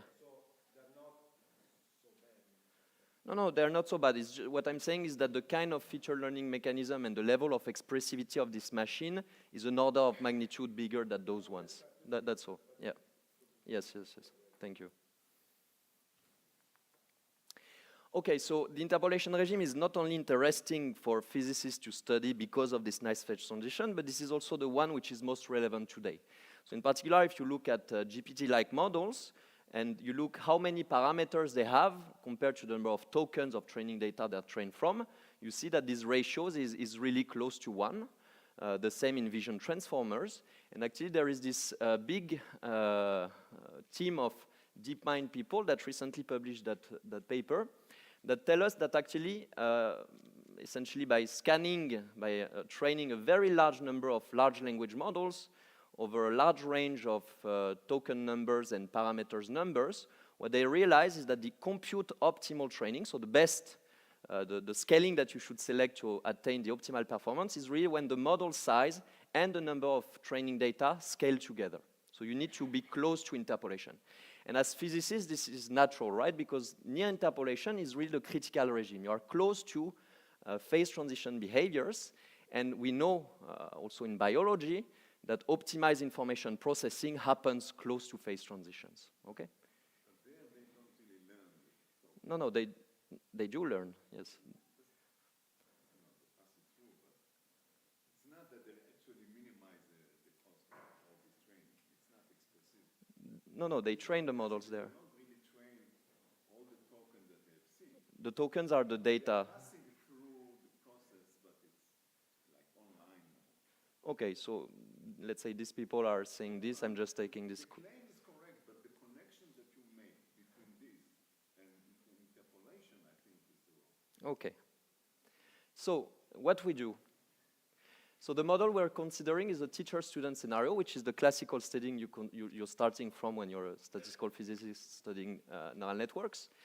It's a case where the target function you want to learn from is itself a neural network with a certain architecture. So I will call D the input dimension, K1 and K2 the width, or up to KL if there are more layers. We can consider an arbitrary number of layers. The responses are the Ys, and the weight matrices are these Ws, where the 0 index the target, okay?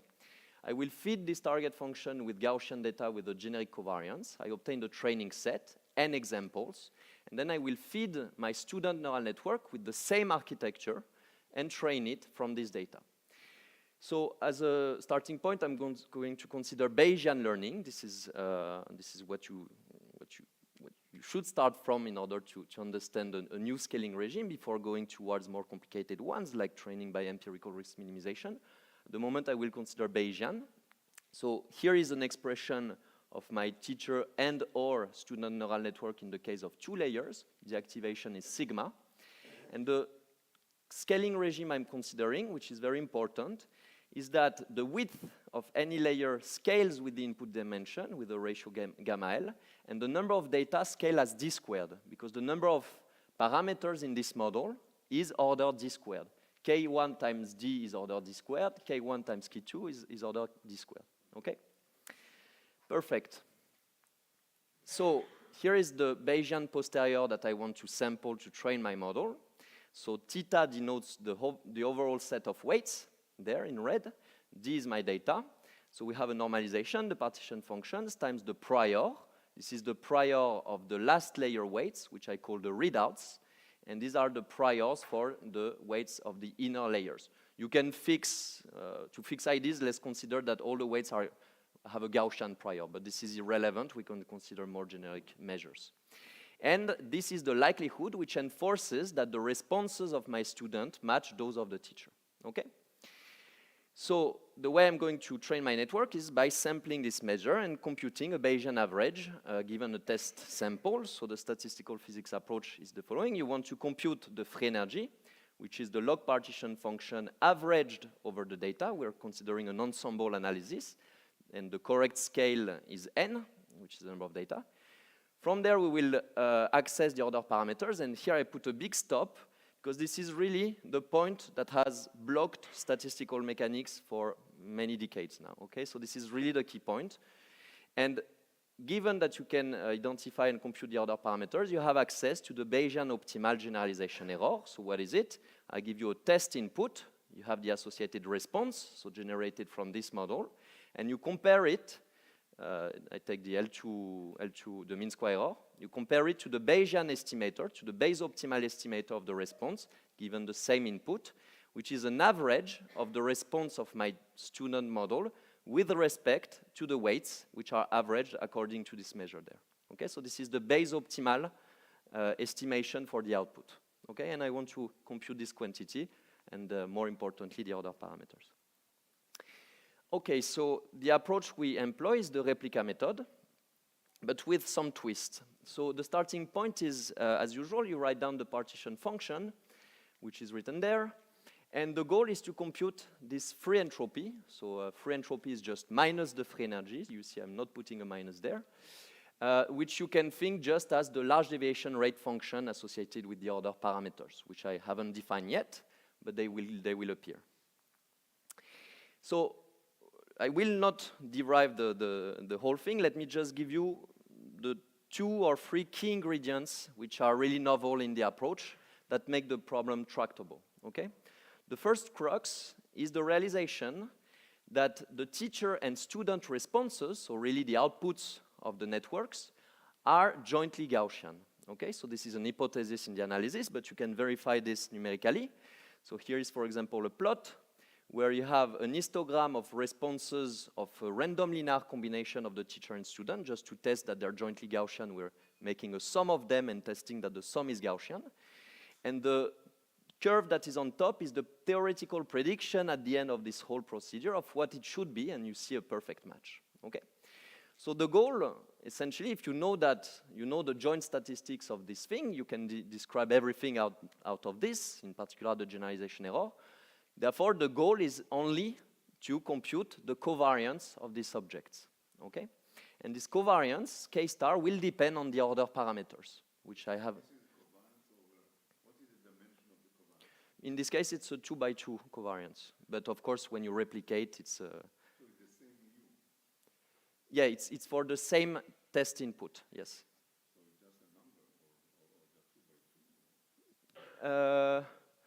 Yes, excuse me. So normally you need to consider that over replicas, yes. So you need to replicate and you need to look at the covariance between. In this case, it's a number. You're right, yes, thank you. No, the covariance is a number that will depend on many other parameters. Okay? Yes. Yes. So what I did is take a bunch of inputs that I feed in my teacher and student. I record their responses. I make some linear combination of these two responses, and I obtain this histogram over the inputs. I also, the student was trained Bayes optimally by Monte Carlo. So I take a trained student. After a long time, I equilibrate, and then I compute the responses, these optimal responses of this optimally trained student. The statistics is over inputs. I generate many random inputs, feed them in the networks, the two, and I record the responses from which I construct this histogram. For one typical trained student. Yes, thank you. Stop me, of course, if things are not clear. I don't have so many slides, so this discussion is perfect.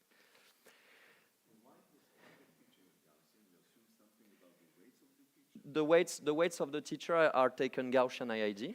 Yes, yes. All right, so once you have the Gaussian, let's say, once you know, you assume, but then prove a posteriori that the joint law of these variables is Gaussian, the energy component in the free energy can be easily computed. And this is very similar to a perceptron or committee machine type of calculation. There is nothing complicated there, okay? This follows directly from this Gaussianity.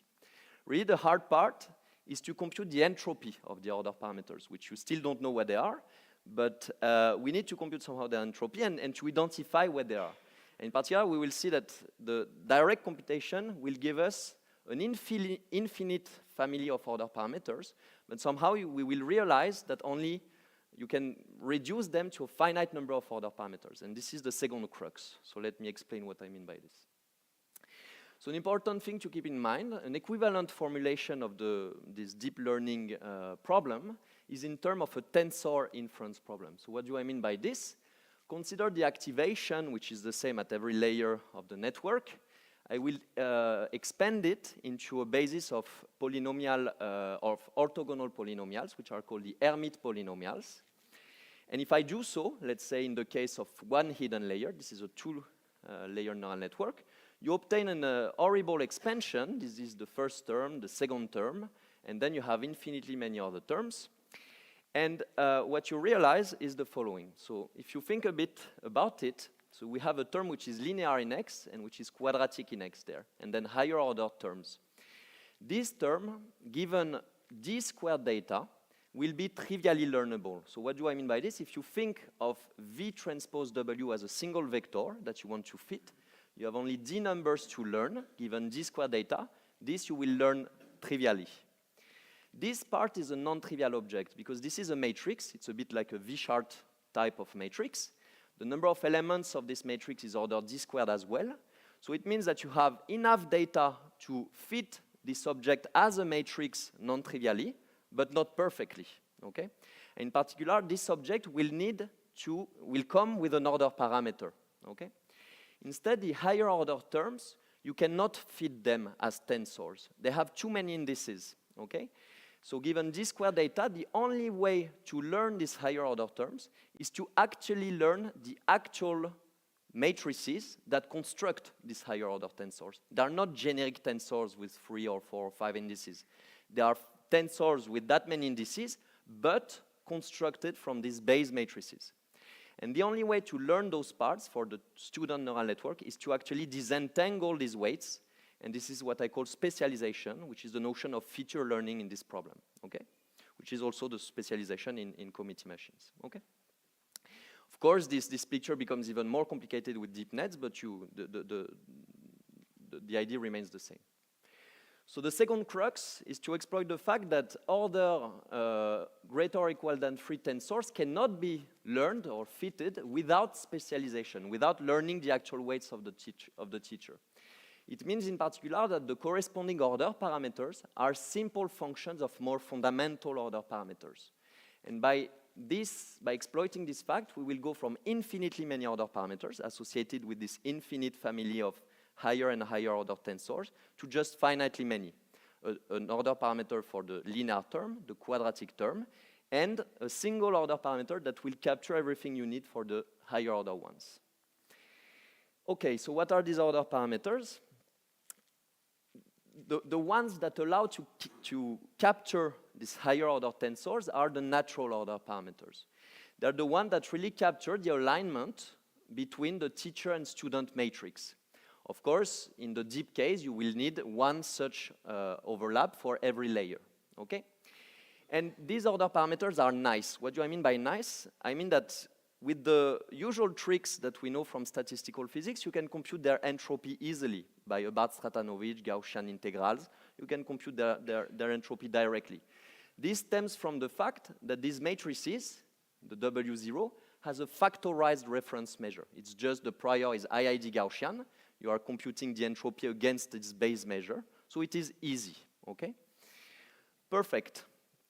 The issue comes from the second order terms. You see, we need to track an order parameter associated with this kind of V-chart-like matrices that appeared from the Hermite expansion of the nonlinearities in the network. So we have this kind of V-chart-like matrix for the teacher, and we need to look at its alignment with the corresponding one of the student. And you need also, you can think of what appears in the problem is also this kind of overlaps for products of matrices along the layers, okay? The issue with this is that now, if you think of this as a single matrix, this matrix does not have independent entries. They are correlated. This is like a V-chart matrix, okay? So somehow, you cannot use this kind of simple tricks. You need really to face the difficulty coming from the fact that you have matrix degrees of freedom entering the problem, and large matrix degrees of freedom, whose aspect ratio is order 1, okay? So you need something else.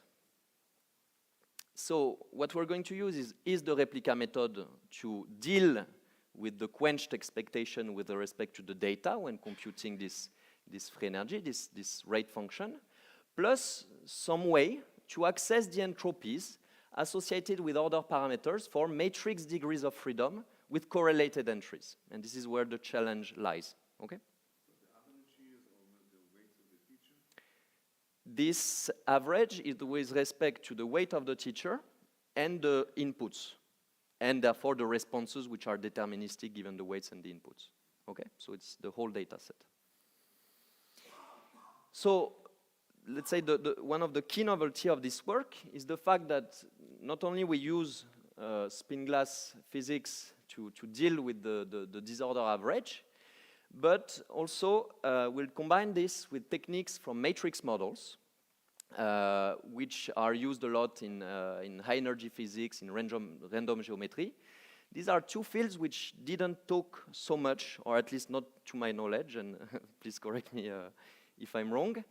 But, and these techniques of matrix models, in particular this integral, which is called the Harish-Sandra Idzidson-Zuber, Idzidson and Zuber are here, is an extremely powerful integral that allows precisely to deal with this kind of matrices with correlated entries, okay?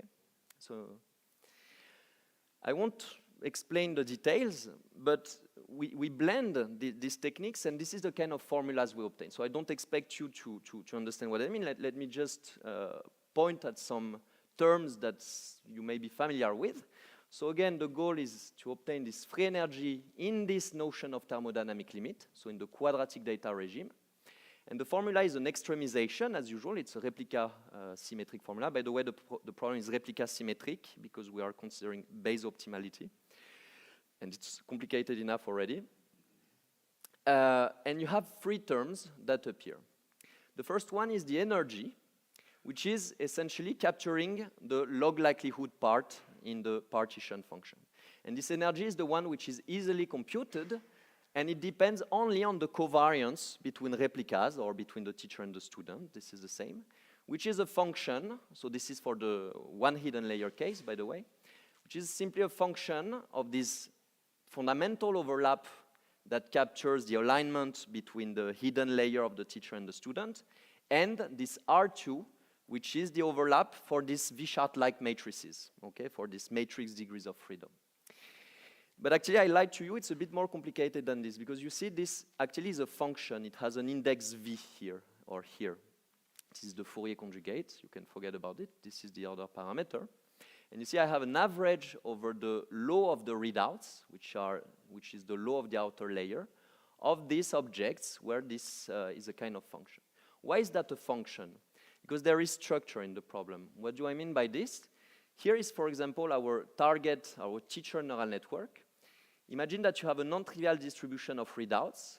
It is clear that the readouts with a stronger value will be learned first, okay? Before being able to learn the weights associated with the readouts with a weaker value. So somehow you need to keep track of this structure and to index these overlaps by the groups of neurons that are connected to a certain readout value, okay? And this is how it enters there. This part is the kind of standard entropy. This is a kind of usual Gaussian integral. This is simple. And it captures this entropy of the order parameters that we know how to deal with, which are these objects. This part is the new one, it's the non-trivial one. This iota is this Harish-Chandra-Zitzon-Zuber integral that appears. And that depends again on the same functions, okay? So this is the generic structure of formulas that we obtain in this formula, in this problem. You can derive the same kind of formulas for deep cases. It is more involved, but the idea remains the same. Okay, so let's move on what all this means at the end, which is more interesting. So the kind of curves that you derive out of these formulas are, for example, generalization error, which here is the case of 2 layers, reload activation. The readouts are all equal to 1, so homogeneous readouts. And the inner layer is half the size of the input dimension. As I increase the number of data, you see this generalization curve that goes down, and you see here a second solution that appears. So what these solutions mean? The first one is the one where the neural network behaves as a kernel. It can, given that amount of data, the best it can do is simply fit the first and second order of the function, okay? So this is the behavior that is captured by this kind of quadratic network analysis that Florent explained us this morning, okay? Here the network behaves as a quadratic neural network. But at some point, the network is able to disentangle the weights of the target, of the teacher, and is finding something better. So here is the generalization corresponding to the fact that you not only learn the first and second order in polynomial expansion, but all the orders. You really learn the function, okay? So you also learn this ... here, not just the first 2 terms, okay? Perfect. Here is another case with another activation, hyperbolic tangent, and now the readouts, the outer weights there. Yes, sorry, the points are, it's the same as here, they're Monte Carlo simulations. So we really train in a Bayesian manner the networks until they equilibrate, and we see what they give. Yeah, thank you. Instead, these points are obtained by an AMP algorithm. It's a spectral algorithm. I don't want to discuss it. It's another type of algorithm that essentially learns the kernel optimally. Yes. Yes.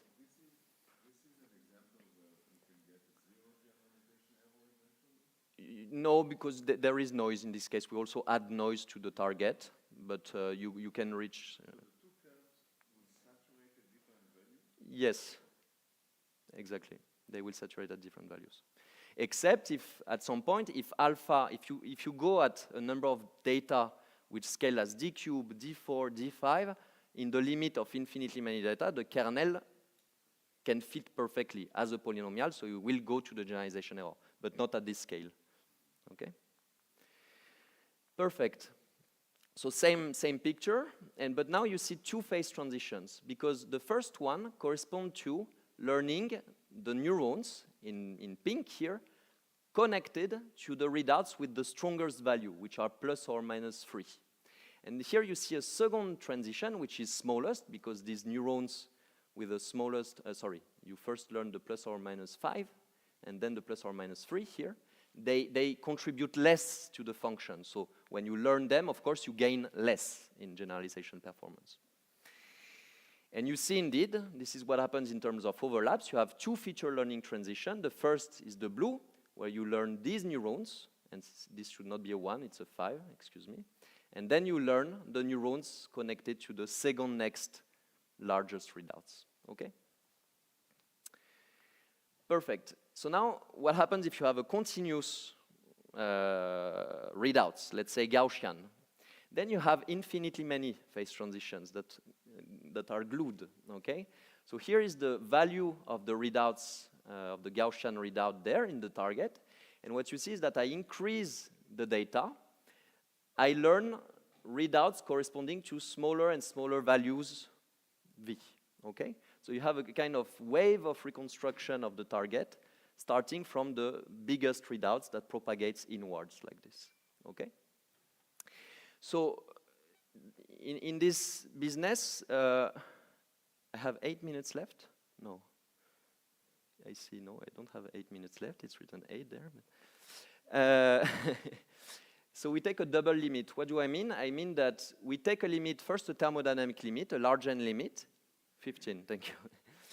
And then we take, so we kind of bin, we take a discrete binning of the values of the readouts, which we take small after the thermodynamic limit. This is what allows us to compute what happens with this kind of continuous valued readouts. At the end, in this double limit, this really is a function of a continuous argument, okay?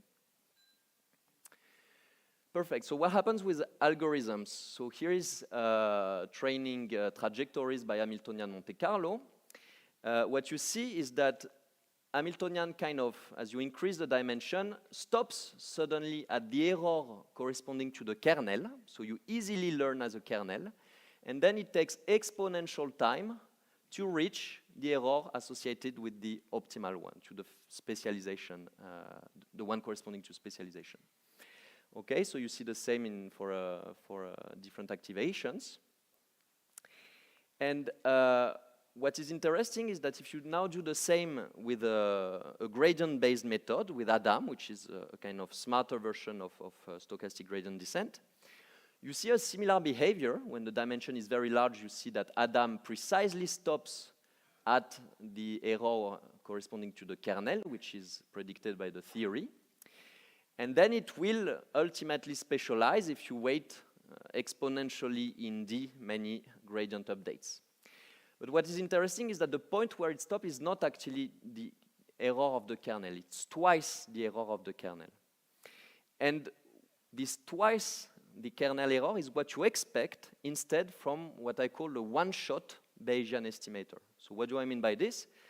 Take the Bayesian posterior distribution, you sample it, you get one realization of the weights, you put it in your model, and you make predictions out of this model without averaging over it, just given a single instance of the posterior, okay? This is the error that you would get if you are stuck by this suboptimal solution, this kind of metastable state corresponding to the kernel. So what does it mean? It means that here Adam somehow behaves as a Bayesian sampler.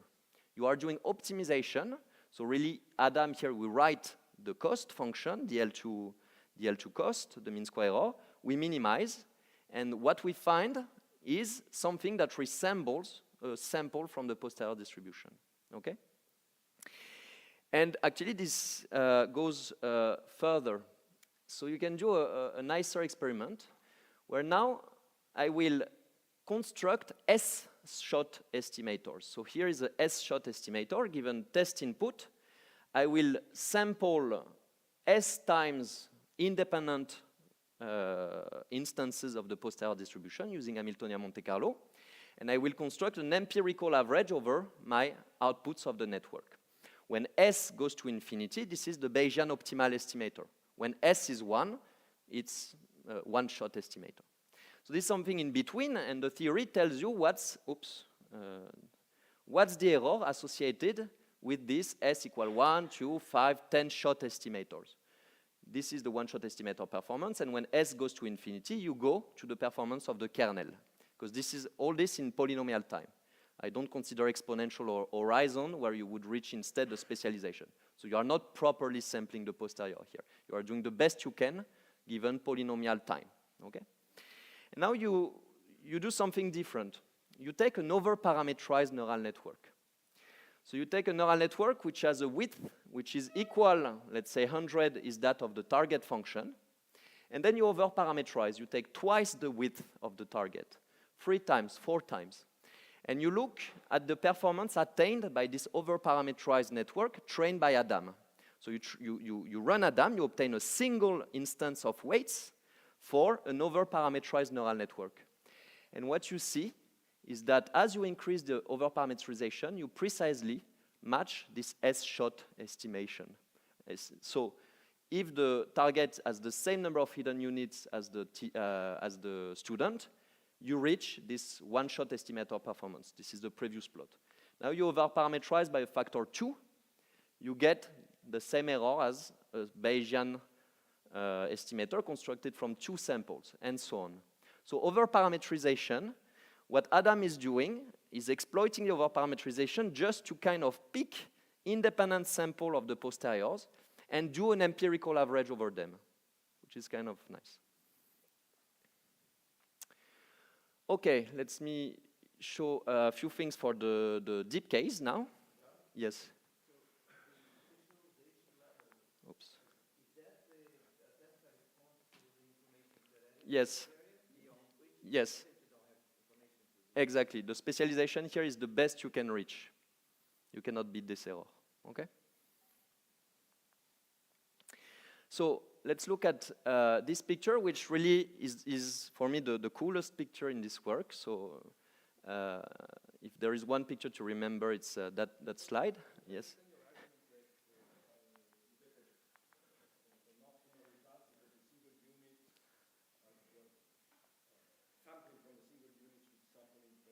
Yeah.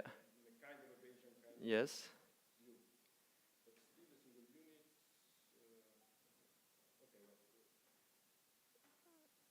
Okay, I move on. Okay. Perfect. So let's look at this picture. This is extremely rich, so let me spend a bit of time. So now I'm looking at a deep case, okay, let's say 3 layers.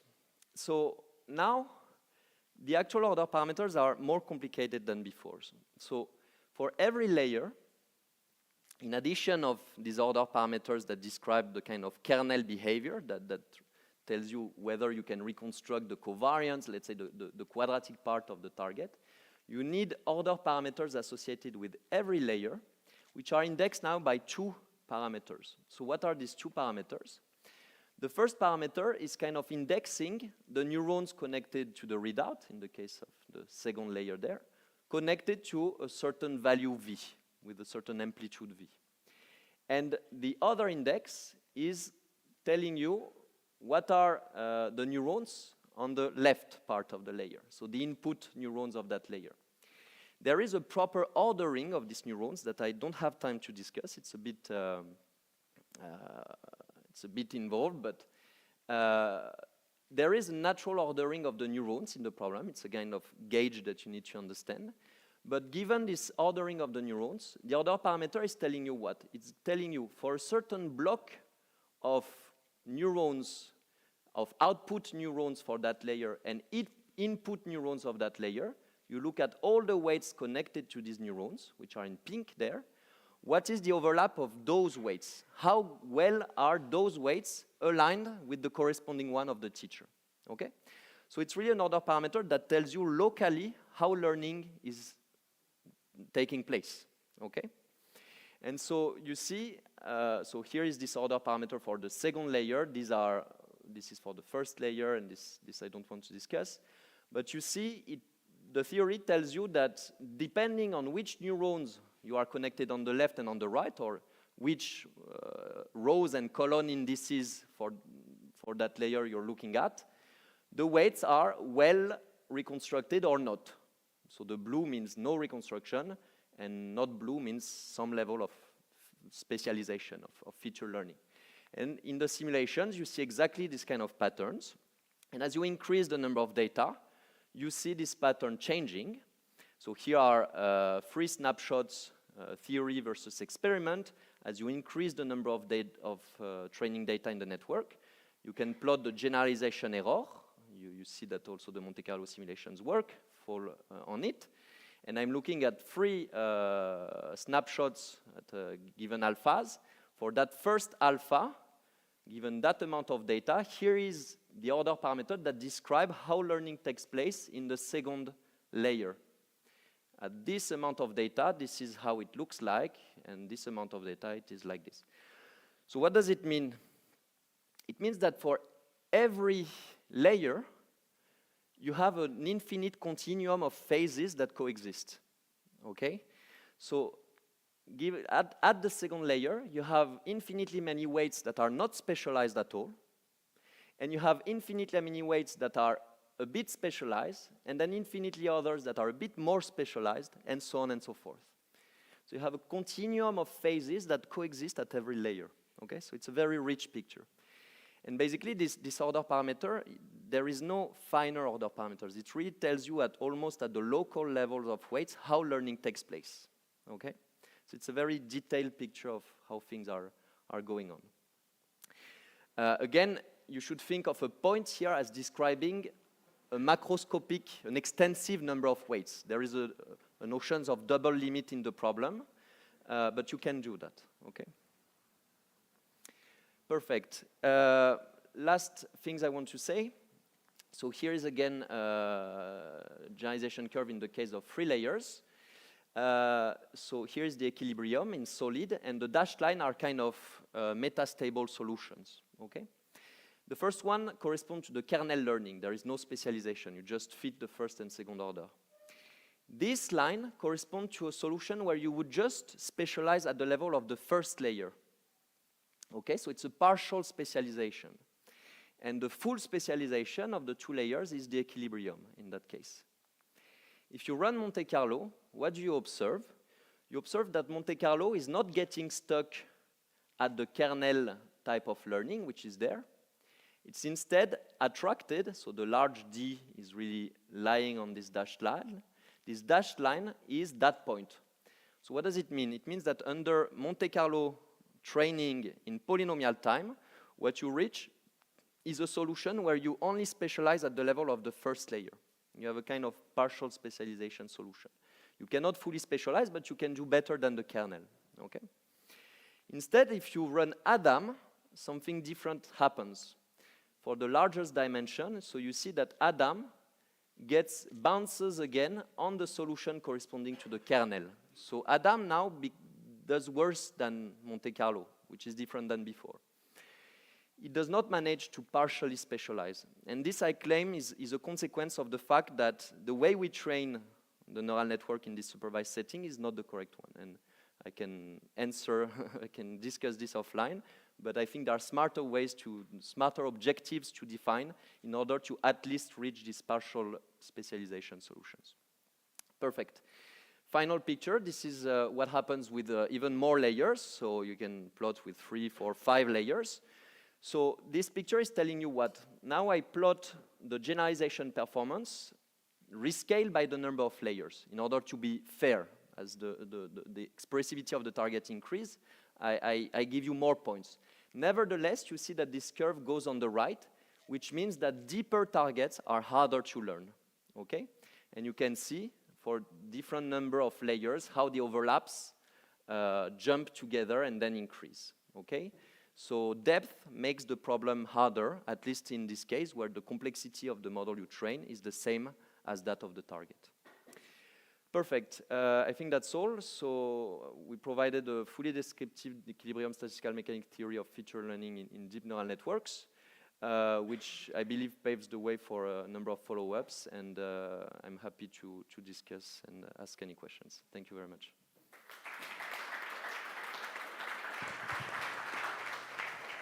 So thanks, John, for your nice talk. Time for comment or questions. Federico? Regarding the last picture, the one on the Monte Carlo, so do you understand why the Monte Carlo is able to do one specialization and not the second one?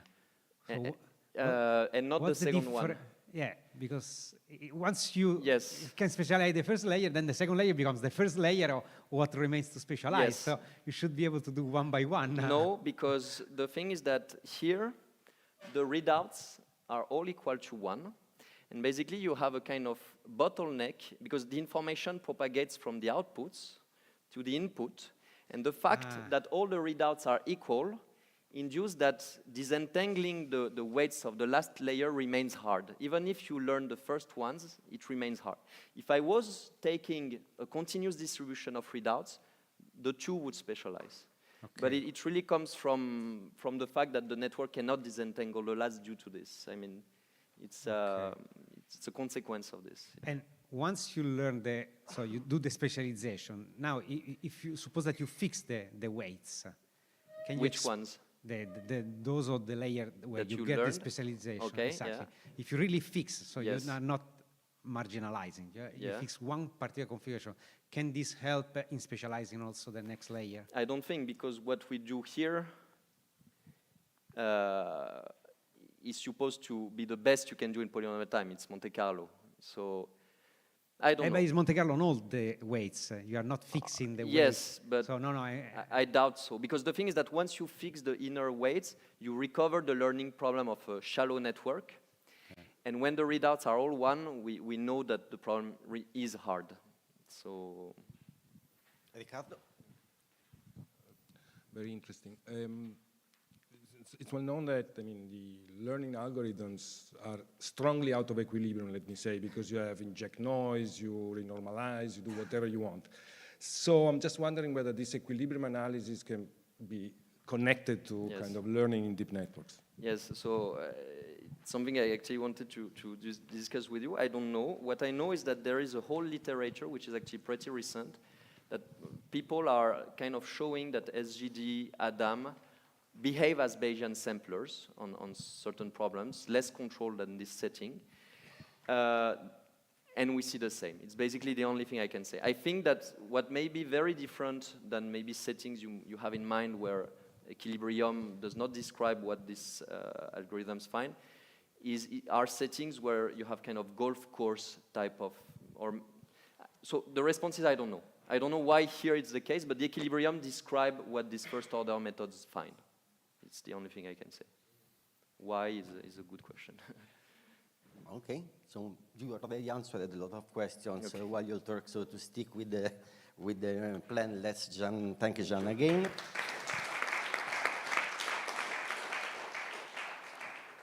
And let me introduce the next speaker with another friend, Francesco Zamponi from Sapienza, who, I take some time because you are still, okay?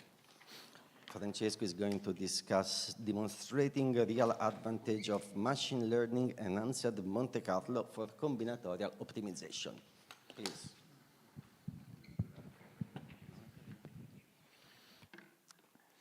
Okay, the slides I think should be on the...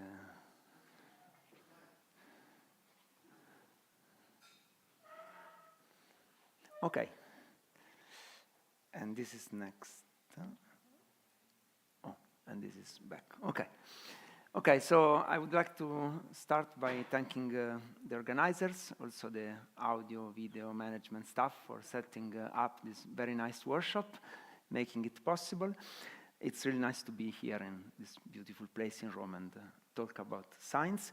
So what I will present is some work that we did on trying to use machine learning to speed up Monte Carlo sampling, basically. This is something I first started in Paris with Martin White at Sorbonne and Jean Tranquier, who was a PhD student with us at the time, and Simone Ciarella, who was a postdoc at École Normale, and then continued with Federico at Sapienza, where I am now, and with Luca Maria Del Bono, who is also a PhD student in Sapienza, now visiting Paris. So this is a Rome-Paris collaboration.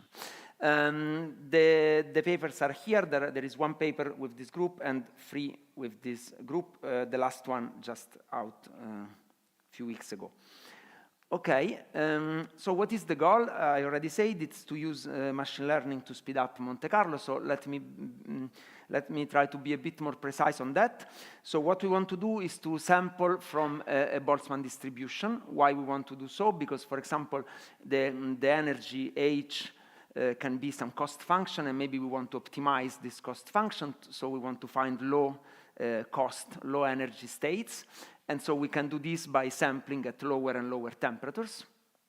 So anyways, I want to sample from this kind of distribution. And we know that the universal strategy to do so is to do local, okay, I will take some time, I will need some time to learn what is the right button to push. But okay, we know that the universal strategy is to use local Monte Carlo. So local Monte Carlo means you have many variables, you try to change one, and you accept this change with a probability that is given by this distribution. And you can combine this local Monte Carlo with parallel tempering, population annealing, and other methods, and Beatriz already discussed a bit how to do so. The problem is that there are some problems, like, for example, glasses, or, for example, hard optimization problems, where this doesn't really work well because the time it takes to equilibrate, so to decorrelate from the initial condition, it becomes very long. Now, there is a theorem that tells you that when you have a very long decorrelation time, so when sampling is hard, it is because you have spatial correlations between variables. So, for example, if you try to change one variable here, you will typically reject the move because there are many other variables around that are correlated to this one and want this to be, for example, up. So if you try to flip it and put it down, you will reject the move. So this means you need to do some kind of collective move in order to speed up sampling. There is hope to do so. So first of all, in critical systems, we know that there are, when we are close to a critical point, there is a large correlation length, there are clusters, and we can construct such clusters and flip them all together. But also in disordered systems where you don't see the clusters by eye, there is hope to do better than just local Monte Carlo. For example, in glasses, so if you have particles and you bring these particles to low temperature, it will become very viscous.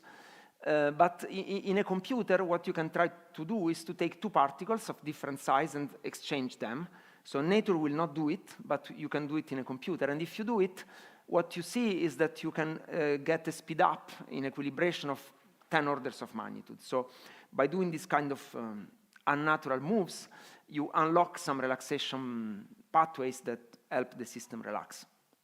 Also, there are problems that seem very hard from the point of view of variables, but if you make a change of variable and you look, for example, to plaquettes instead of spins, then they become very easy. So there is hope that you can do some smart transformation of variables or some smart move that will speed up a lot the dynamics.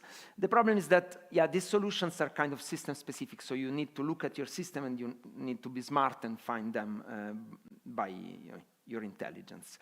So the idea is, can we instead do something that is more universal? So can we basically let a machine do this work for us, so find the right moves for us? So what people proposed a few years ago, in particular in this paper, is to say, okay, suppose that let's suppose that we can find some auxiliary distribution, call it PA. So we want to sample from the Boltzmann that I call PB. So you imagine that you can construct a PA such that it is a good approximation to the Boltzmann. So for example, the Kullback-Leibler divergence is small enough. And you can easily generate configurations from PA. For example, if PA has an autoregressive structure, then you can easily sample by just first you sample the first spin, then you sample the second condition to the first, and you continue. And well, depending on the architecture, we will discuss it, but typically you can do this always in polynomial time. So suppose you have these two conditions, then you can use this procedure. So you do what is called the global Monte Carlo, in which you propose a new configuration by sampling from the easy auxiliary distribution, and then you accept the move by using the metropolis rate.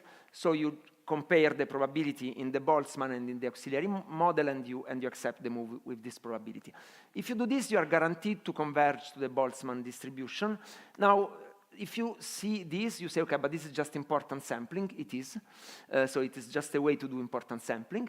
But if you write it in this way, as a Monte Carlo chain, then you can combine it also with local moves. And as we will see, local moves are important, and this has been proposed first in this work by Gabriel, Roscoff, and Van den Eyden, and then we also did some work on that. So if you think in this way, you can alternate the standard local moves, where you flip one variable, with moves where from time to time you propose from scratch a new configuration from the auxiliary model.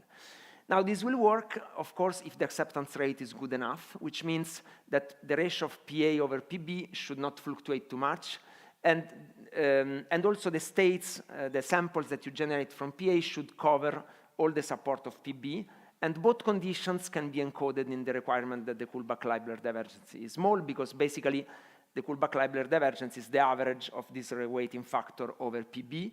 So if this is of order 1, this will be small, but also if PA does not cover well the support of PB, there will be states in PB that have very low probability in PA, and this will give you a big contribution to the Kullback-Leibler. So you could say, okay, I can learn the auxiliary model by minimizing this probability, this divergence. The problem is that in order to compute this DKL, you need to be able to sample from PB, because DKL PBPA is the average of something over PB. So by construction, if I don't know how to sample from PB, I cannot compute this. Still, you can say, okay, if I am able to sample from PB, I can try to learn PA by minimizing this quantity, and at least this is an ideal setting where I can test the expressivity of my architecture for the auxiliary model. So if I, even at high temperature, for example, I can try to test if I can get a small Kullback-Leibler divergence with my model.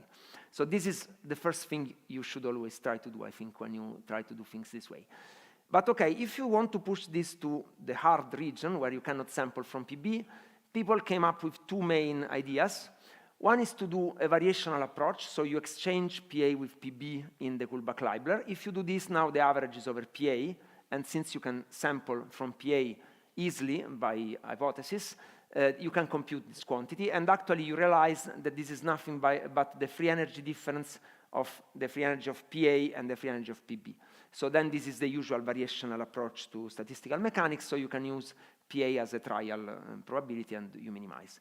The problem when you do this is that you can have what is called mode collapse. So if you have two peaks in PB, for example, and if PA concentrates on only one peak, this quantity will still be small because the region where the weight is very large or very small, but the logarithm of the weight is big, is this one, but this does not appear in PA, and so it doesn't contribute to the Kullback-Leibler divergence if you exchange the order. So this is a problem that you have. I mean, people have seen that if you do things this way, you can collapse on a subset of the region of configuration, so then it doesn't work, you get stuck there.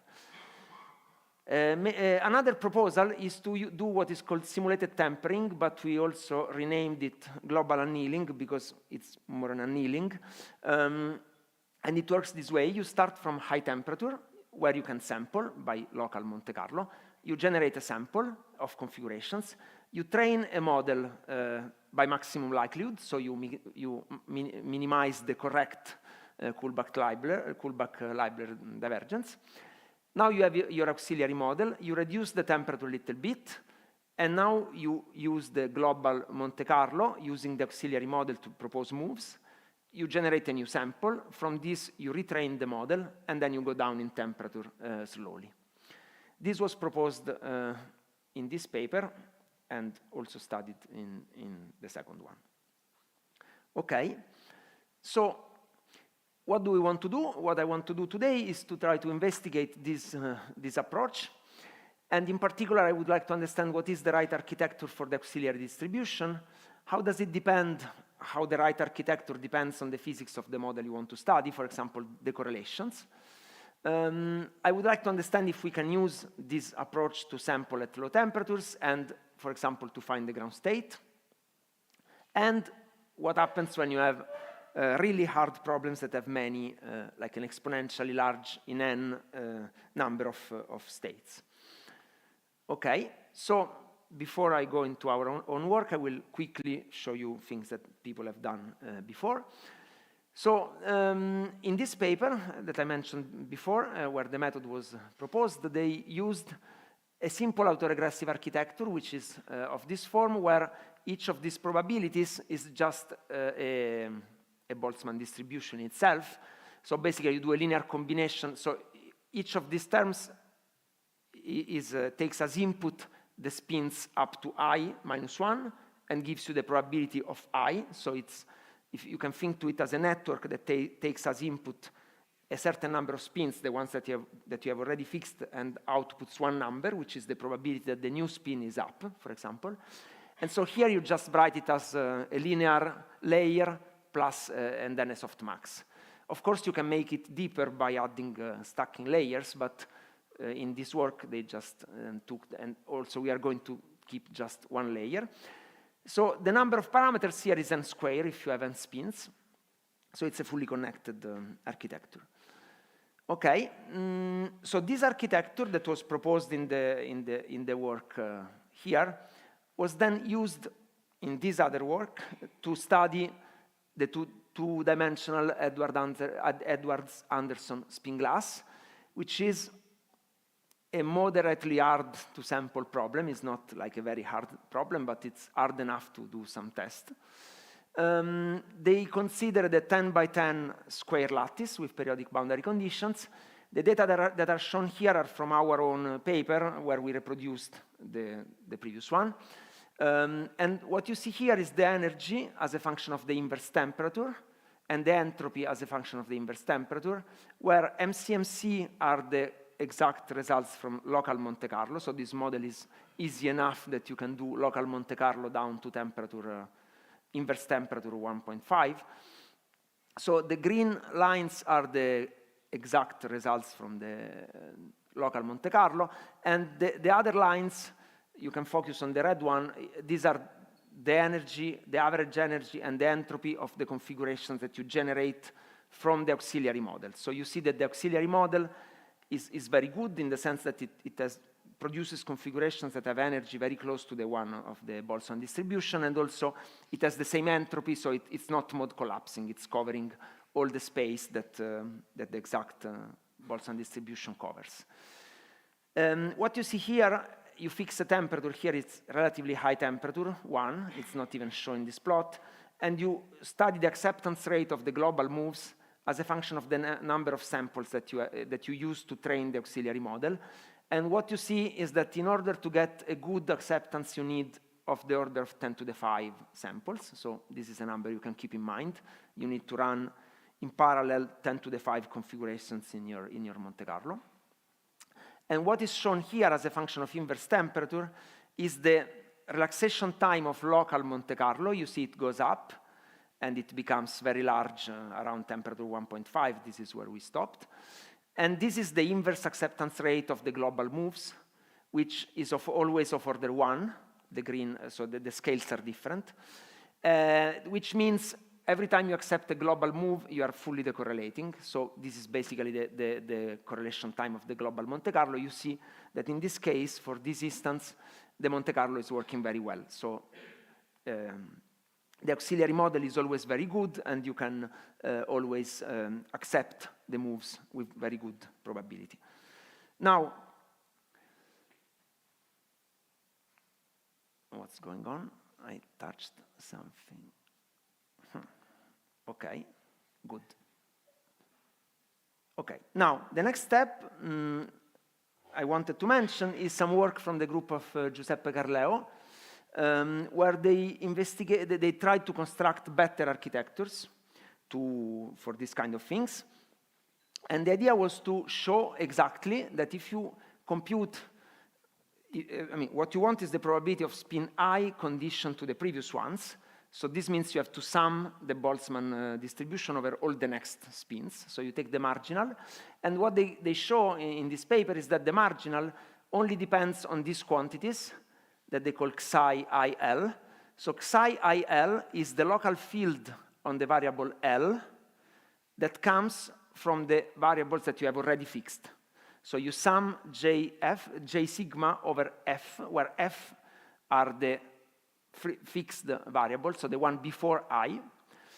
And these are the only things you need to parameterize your marginal, your conditional probability. So then you can use these as input to whatever architecture you want. And the point is that if you look to these quantities, how many you have, so you need this for L bigger than I. So for example, in this example, you want to fix spin 13. So you need this local field for 13, 14, 15, blah, blah, blah. But because these things are short range, for example, if you look to variable 19, it is not connected to any of the variables that you have already fixed. So the local field here is 0, coming from the variables you have fixed.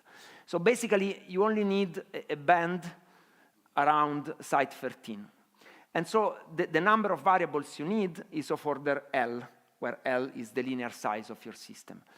And now, this is to fix one spin. You have to repeat for each spin in the system, so you have n spins times L times the connectivity, essentially. And so here the number of parameters scales as L cube, which is better than the previous architecture, the fully connected one, where you need L to the 4, which is n squared. In this paper, they test this architecture again on the two-dimensional Edward Anderson. They don't do global Monte Carlo, they only do variational training, but they find it works well. I mean, it works as well as the dense one. Okay, so this is more or less what was done before we started working on this problem, at least what is relevant for us. The field is quite big, but I'm only focusing on work done on combinatorial optimization, so in particular spin glasses. So the problem that are still there is, first, the architectures do not scale very well. You would like to have a linear scaling in the number of variables, because we know that the problems are short range, so you should be able to do it in linear scaling. While, for example, Toubeau has, as I said, L cube in 2 dimensions. The correlation length of the model, which is supposed to be the relevant physical quantity for the correlation, does not appear explicitly in the architecture. The architectures are not transferable in the sense that you, for each instance, for example, of your spin glass, you need to learn the model again. And, well, for the moment, we have seen that it can be used for at least in some instance of 2D Edward Anderson in 10 by 10 size. But does it work? How does it change across instances? Can you use it in 3D and so on? Can you use it to find the ground state? And again, can you consider more difficult problems? Okay, so the first thing we did with Federico and Luca was to try to bring the size of bring the number of parameters down to n. And the way we did this was to build on the Toubeau idea. So again, we use as input these local fields. So remember, we want to compute the probability of spin I given the spins before. So what we do, we use a graph neural network in order to respect the locality of the problem. So we introduce L layers of weights. There are weights only for nearest neighbor pairs. So you have an index K that goes from 1 to L, and then you have weights only when I and J are connected. So the number of parameters is given by the number of spins times the number of neighbors, which is C plus 1, where C is the connectivity, times the number of layers. So it's of order n. And then what you do in order to compute the output probability that you want, you initialize these local fields, as in Toubeau. You only need to do it in a ball of size L around site I. So this, again, requires a finite number of operations. And then you pass these into your graph neural networks. So you iterate L times. You do a linear combination of the local fields. You can apply some nonlinearity if you want. And you get the next step, and you do it L times. And at the end, you have a local field on the variable you want to fix, and you just do a sigmoid of that, and you get your probability. So the total number of operations is again linear in time. Okay, so this is a very simple idea, and we tested again the architecture on the 2D Edward Anderson spin glass. This is again 10 by 10, I think. And what we did, now we are not doing any global Monte Carlo, we are just generating equilibrium samples as a function of temperature. We do this with parallel tempering. And then we train the model, our graph neural network, on the data. And we look if the model generates new configurations that are similar to the ones of the data. And what you see here, for example, is the P of Q, so the probability distribution of the scalar products between configurations. At high temperature, you have a Gaussian, and, well, this is easy. At intermediate temperatures, you start to have some structures. Sorry, they're not in the good order, but okay. And what you see is that if you increase the number of layers, you converge to the black curve, which is the one in equilibrium for the model, okay? So here you need 10 layers. And also in this case, you see that when you increase the number of layers in the graph neural network, you converge to the right architecture. You can look at the energy difference between the configurations that your model is generating and the one in the Boltzmann. And again, if you increase the number of layers, the energy difference goes to 0. And what is shown here is the Kullback-Leibler divergence between the auxiliary model that we are learning and the Boltzmann as a function of the number of layers for various temperatures. And what you see is that it's going down more or less exponentially. So you can extract a typical number of layers that you need. And you can compare this with the correlation length of the model. And maybe not very surprisingly, what you find is that they are very correlated. Okay, so when you decrease temperature, the correlation length is going up, and the number of layers that you need is going up. But in principle, still this is linear in size. So if you have an infinite system, the number of parameters that you need is always proportional to n. Okay, so we were happy because at least we understand that we can, in principle, construct architectures that scale linearly with size. Still, these are not transferable, so we didn't really solve this problem. This is still open. So for the moment, you have to train your auxiliary distribution every time you want to run one simulation on a given instance. And okay, but at least now we have linear scaling, and we also have a direct connection to the correlations in the model. So now we wanted to test the global annealing scheme on more difficult instances. So we switched to, so this is the work that just appeared a few weeks ago. So we switched to 3 dimensions. And also I know that this has already been mentioned yesterday by Maria Chiara and also by David. So you have to be careful when you want to propose a new algorithm in properly comparing to the state of the art. Now, I mentioned this not because I have anything specifically against these authors, but just I think it's one example. There are other examples, but this is a particularly good example. So they proposed a way to do combinatorial optimization with a graph neural network. And, well, they make quite strong claims in the paper, if you read it. Maybe thanks to this, they were published in a very good journal, at least, I mean, very visible journal, I would say. And, well, the problem is very soon after publication, there were 2 comments, one of them by Maria Chiara and Federico, the other by Stefan Böttcher, that pointed out that simple, greedy algorithms perform much better than what they proposed here. So, for example, Stefan Böttcher, this is here is max cut, and this is the energy, so you want to minimize the energy. And the blue line is what this paper found, and, well, the purple is gradient descent, so it's very close. And then some greedy search where you do basically gradient descent, allowing for some error from time to time, does much better, and some, again, very simple heuristic that Stefan has does even better and can find basically the ground state. And Federico and Maria Chiara pointed out that also the running time of this algorithm is much worse than the running time of simple greedy algorithms with comparable performance. So this points, I mean, to the fact that you need to be very careful when you do this kind of things. So we try to be as careful as possible, so we hope that we will not receive any comment from someone who will show that a very trivial algorithm does much better than what we do. So we try to compare the global annealing with two other algorithms that are in principle state-of-the-art. They are in principle among the best you can do for this kind of problems, and also can be implemented in a very similar way. So we implemented the three algorithms on the same, with the same code on the same GPU. We run them all together, basically. So what are these these three algorithms? One is simulated annealing.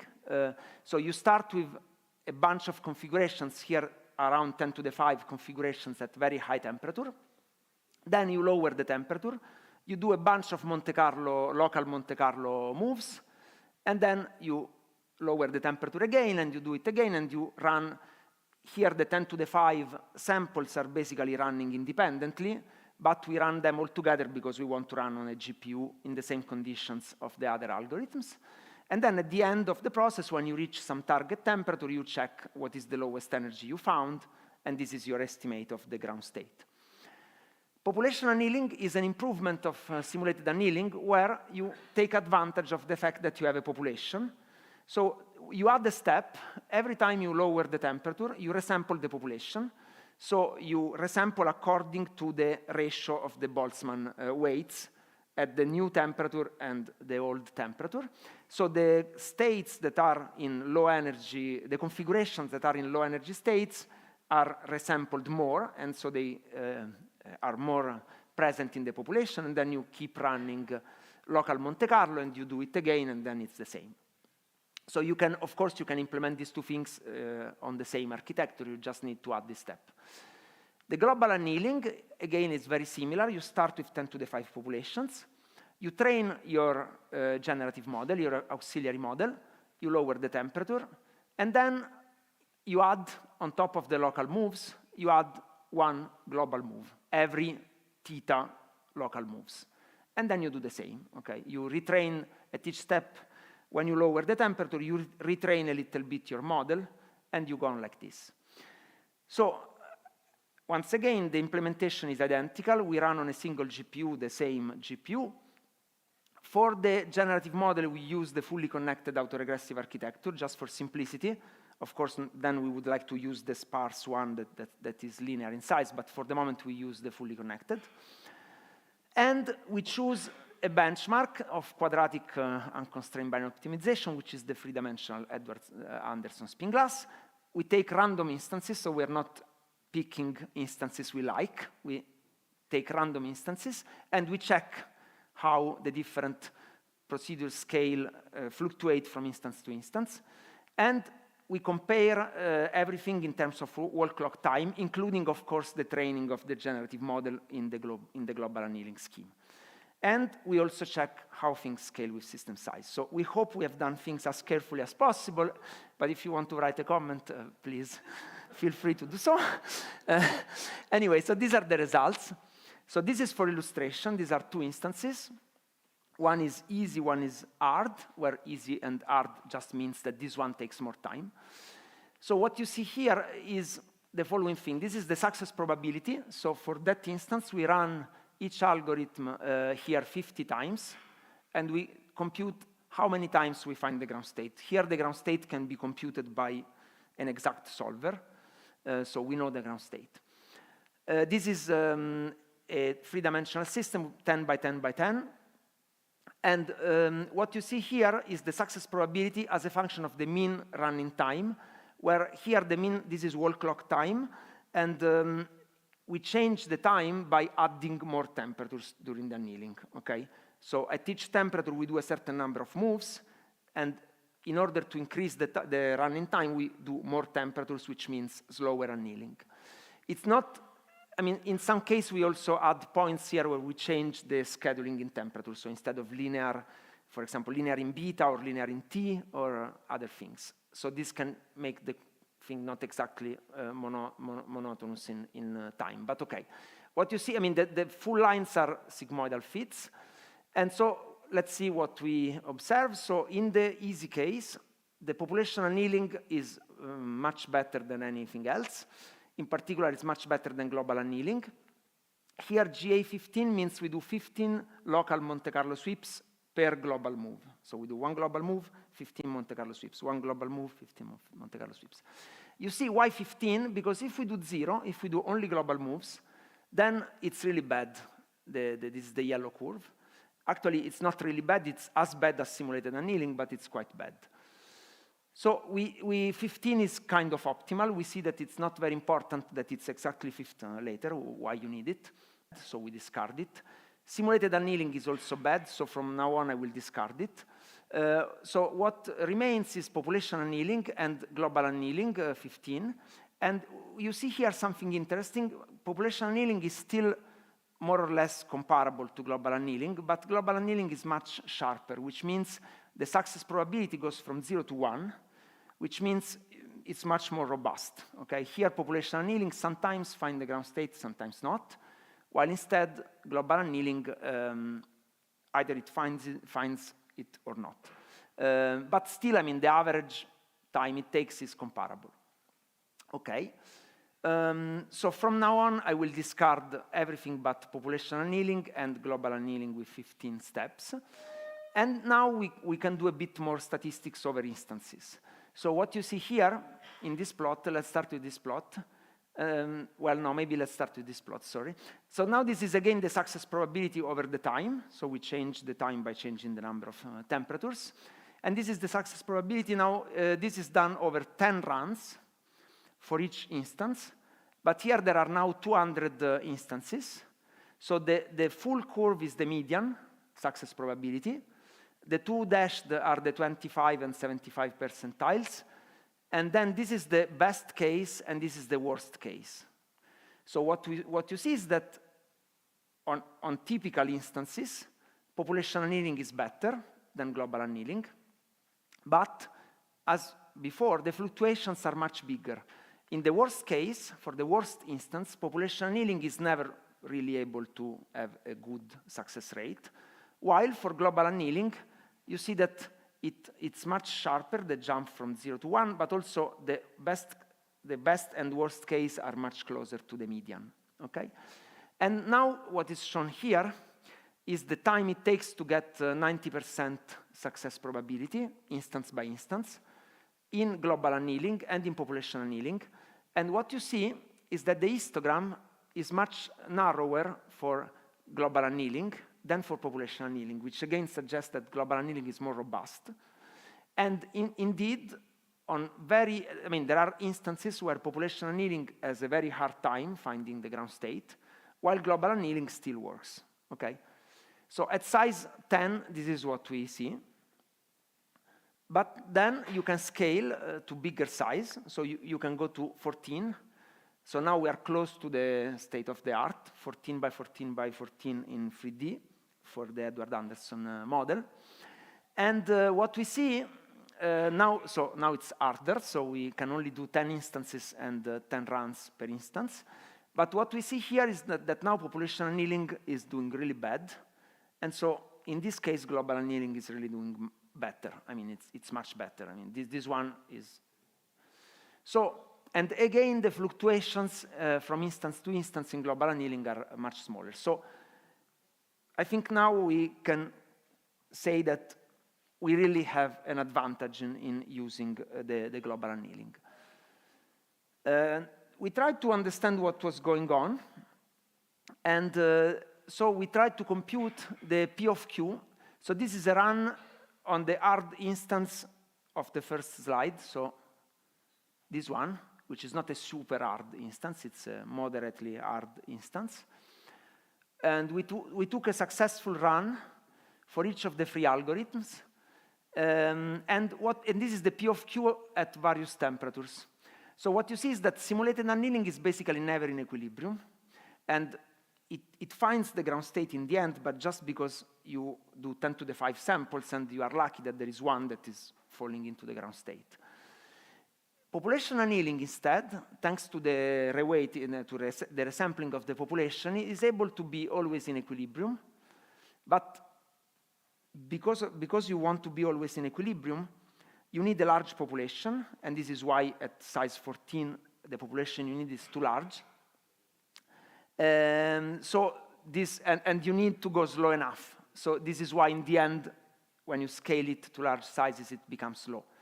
So instead, global annealing is falling out of equilibrium at intermediate temperatures, but because it's able to populate the states, thanks to the fact that the generative model is helping the system to do large jumps, in the end, it's able to catch up and equilibrate again at lower temperatures.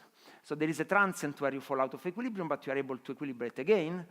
And so basically, the generative model, the auxiliary model, is playing this role that is making the system jump between states, while instead the local moves are playing the role of equilibrating inside one of the states. And this, you don't see it from here, but we have another paper where we argue that the local moves are needed because they are more efficient in basically once you are close to a state, equilibrating there. Okay, so this is what we understand for the moment. And so, okay, what we can conclude is that global annealing seems to be robust against instance-to-instance fluctuations. You can use it to find the ground state efficiently, both in 2 and 3 dimensions for the Edward Anderson. Now, what about the really hard problems? Well, for the moment, I think it doesn't work. So when you have a really exponentially many metastable states, and we have some evidence in this paper that I don't have time to discuss. By the way, I should stop now. I'm done with time. But I think I'm done. And so what we would like to do next, so first of all, we would like to understand the role of the correlation length during annealing, because I showed you that in equilibrium, you want to have a model that has a number of parameters that is related to the correlation length. What happens during annealing? Because, of course, the correlation length in equilibrium is going to diverge. So can you extract some non-equilibrium correlation length that is related maybe to the number of parameters that you have to use? Can we use entirely different architectures? So instead of using autoregressive models, can we use, for example, diffusion models? And there are ideas. So, for example, Marilou Gabriel has worked a lot on it. So we are trying to see whether we can use diffusion models. And this is in collaboration with Stefano Baia, who is there. Can we improve the models by using the couplings as input? So in the architecture I was discussing before, it's a graph neural network. So you could say, okay, maybe I can use the couplings as features on the links here, and then maybe I can have a model that then I can transfer from sample to sample, or maybe from different subregions of the same large sample. So this is something we are still trying to figure out. And then we would like to go then to harder problems, which are not maybe as hard as like the coloring problem where you have an exponential number of states, but maybe the lattice glass, which is something still finite dimensional, so it doesn't have an exponential number of metastable states, but it's more difficult than the Edward Anderson. And then, of course, we would like to have a good benchmark that we can use systematically in the future, so this is something we are also working on. So with this, I thank you.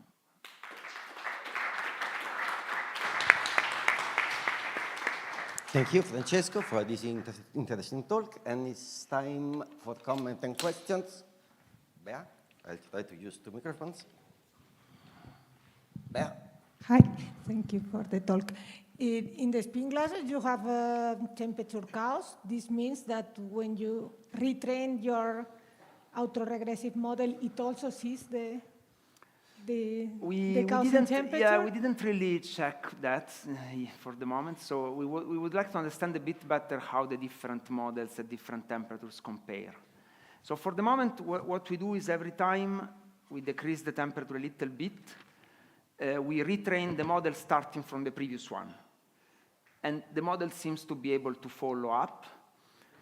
But I agree with you, in principle, the two things should be different. But okay, we know that, I mean, the original model has temperature chaos, but it means the parameters of the model are changing a little bit, but the states are changing a lot. Yeah. So maybe the auxiliary model is doing the same, is able to do the same. But no, I agree. We would like to study a bit more systematically how the configurations generated by the models during the annealing compare.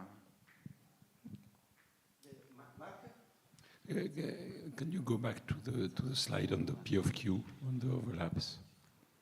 So here the gray curve is computed how? Is equilibrium. So here we do parallel tempering. We do a long parallel tempering run. So I mean, this is an instance which I say is hard, but not super hard. So you're sure that the tempering is doing the good job there, that you... We think so, yeah. The parallel tempering should be in equilibrium at all temperatures. So the gray one should be the equilibrium one. But then, I mean, how do you... I mean, you have this problem with global annealing at temperature 0.77, which is seems to be completely out of equilibrium.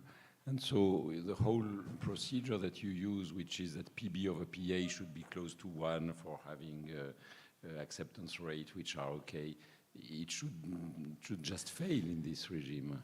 Well, the point is that the acceptance, what you need, so you generate configurations from the auxiliary model, and then you accept with the metropolis. So as long as you accept something, you are guaranteed that you will equilibrate in the long run. So here, the thing is out of equilibrium, so the auxiliary model is generating something that is bad, but still it's able to cover, at least this is my understanding, maybe it's wrong, but it's able to cover a little bit the support of the right thing.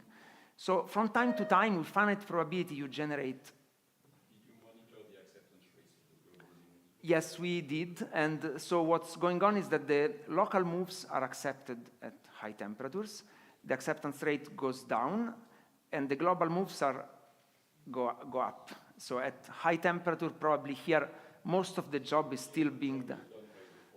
Mostly, probably, it's done by the local moves. But I think you really need a combination of the two. And in the Q-revise, which we can solve analytically, we can see that when you approach the bifurcation at the critical point,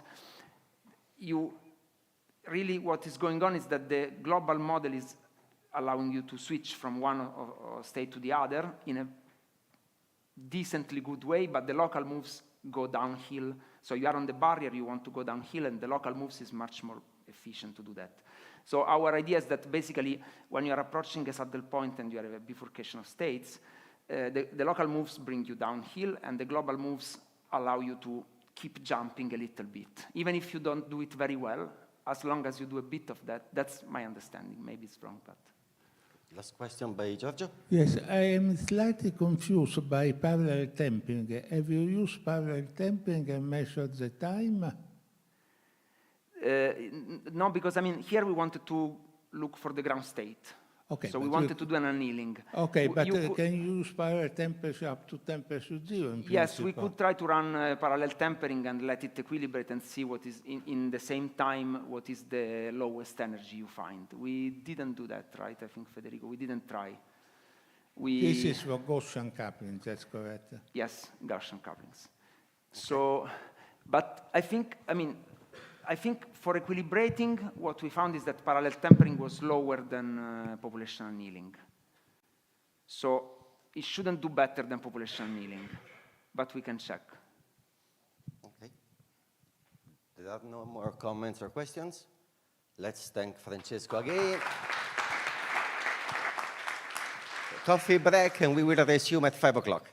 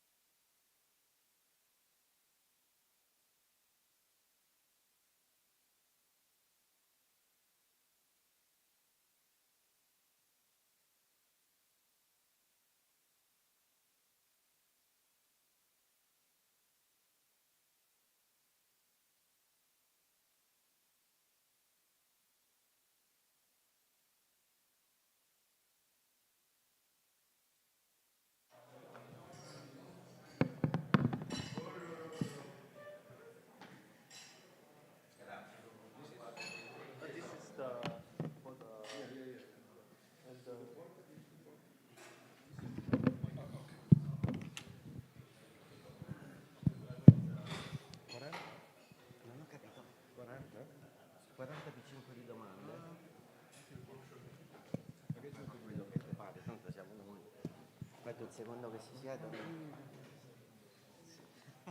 Sono distrutto. Devo dire che Toki stamattina di Fani ha distrutto pure gettato nella depressione. No, ma non sto scherzando, ma veramente. Sì, ho cercato di fargli notare delle cose. No, ma non perché non sia, è proprio ho subito violenza. Non so se hai avuto la sensazione. Yasser. Ho avuto la sensazione di subire una violenza Okay, tremenda. so welcome back to the last final session of this second afternoon of the conference. And so it's a great pleasure to introduce the last speaker for today, who is Riccardo Zecchina, who is going to discuss about learning in deep asymmetric recurrent neural network. Riccardo.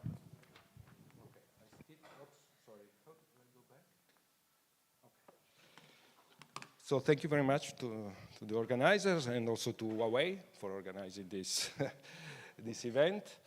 I'm going to talk about an extremely basic and simple model.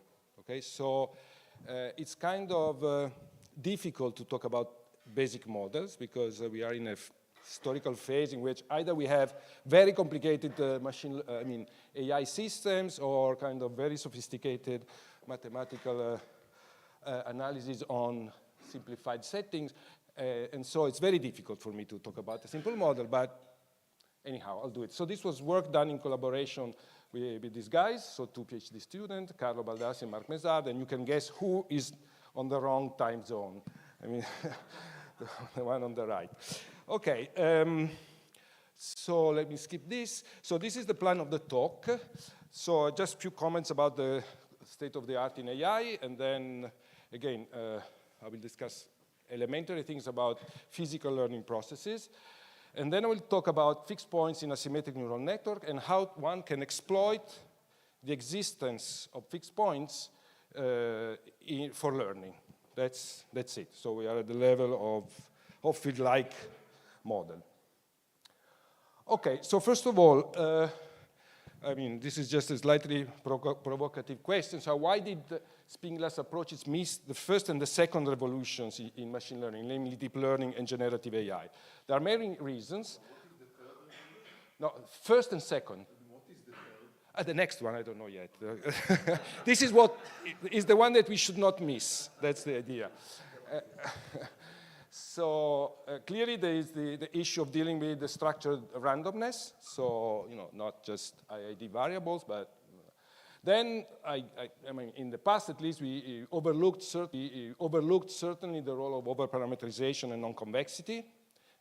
And more in general, you know, the idea of studying out of equilibrium landscape and their connection between these landscapes and phenomenology to learning and optimization. So these are, in my opinion, what we missed in the say, 90s when I finished my PhD. Okay, so in a nutshell, what is deep learning? Take this as a prototypical model. It's just, you know, a huge network where we have a loss function, and then what we perform is just, you know, a gradient descent. Not just that, with a lot of tricks, which actually perturb continuously the system. So it's really, really out of equilibrium in some sense. And the idea is that, you know, you can do this with 10 to the 12 connections.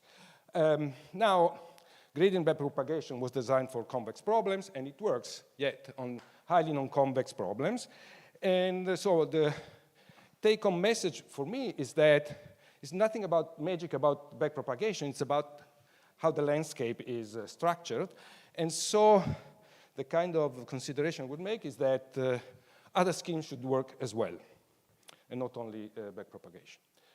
So, so do we need new models? Okay, this is another question. Well, in my opinion, yes, for many reasons. First of all, it's fun. But beside this, clearly, I mean,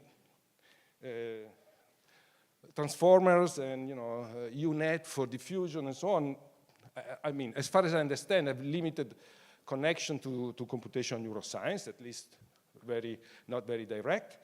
So this is one very good reason to study them, to study different models. They consume quite an amount of energy because, you know, we have to keep on doing matrix multiplication all the time, and so this is consumes a lot of energy, even though we have optimized hardware for that. And it's also unclear whether AI performance can continue to scale without some basic changes in the basic models. I mean, there's a lot of debate now about whether scaling laws will continue to grow, whether they're going to saturate. It is a fact that we do not have robots, and they work poorly. So it means that somehow there's something very substantial missing in the overall learning scheme, and it's not clear how they're going to scale in the future. So, for instance, there's this whole idea of studying world models, which is pushed by Jan LeCun. This is just one example. And so, probably in the near future, there's also a lot of space for some kind of basic research with huge computational facilities. So, today what I want to discuss is essentially try to answer this question: how can physical systems perform optimization-free learning? Zero optimization and still learn. That's the kind of idea. In practice, it's avoiding the propagation of gradients. That's the question. Now, okay, good. So, of course, I'm not the first person to ask this question. I mean, it's very old and nice. So there are many, many methods, and I apologize if I skip a lot of citations, but okay. So there are systems that use distributed computation in essentially trying to approximate the gradient. So in fact, they are actually doing optimization. And these are what originally was called target propagation, feedback alignment, and the one I will discuss a little bit is equilibrium propagation. They are actually a distributed manner to perform the optimization of the loss function. And that's it. So this is one class of backpropagation-free algorithms. Okay. Another class is other type of algorithms that do not approximate the gradient, and these are predictive coding, no-prop algorithms. So these are just some titles that you can, some references you can dig into them. And then there are some more biologically inspired systems like reservoir computing, spiky neural network, and others. So this is just a rough scenario of what's going on. So just very, very superficially, so reservoir computing is a context in which you have some input. You have a reservoir network that is typically in a chaotic phase, and which has fixed coupling, so no learning takes place in this part of the network, and what you train is the output layer, and then you try to do essentially some signal processing with this kind of network. This is one example. Another type of example that I've not studied enough, so I'm just mentioning it to you, is what is called predictive coding, which is used very much in modeling neuroscience processes, in which you have kind of neurons that behave like error units between layers. And so by adding this kind of feature, you can actually optimize the prediction that a neuron makes with respect to the next layer, and this helps learning. So this is another type of approach, which is a bit complicated, but it's very interesting. One type of approach that is very easy to understand is equilibrium propagation, because this is just the off-field model.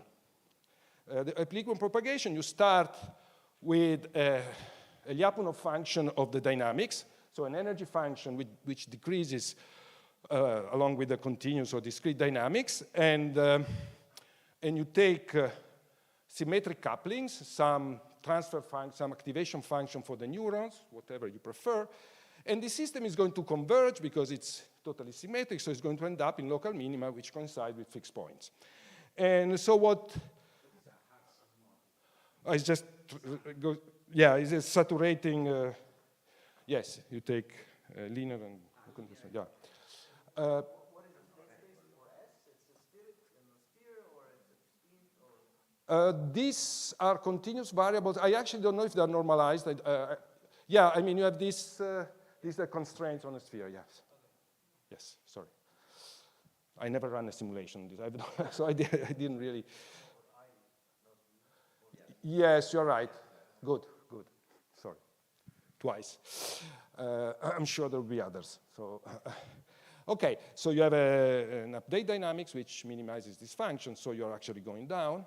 in energy. And the way learning is performed in this kind of system is that you first have, say, you compare two types of dynamics. You first make the system converge with, say, a given input.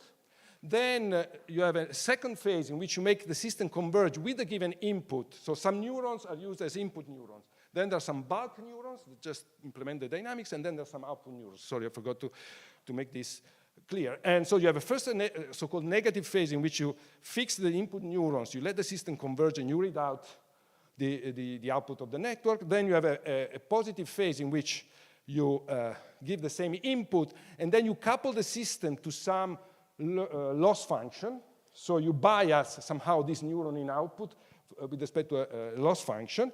And then based on, I don't know if it's written here, yes, based on the difference of these two, of the signals that you get in these two different phases, you change your parameters in a symmetric way.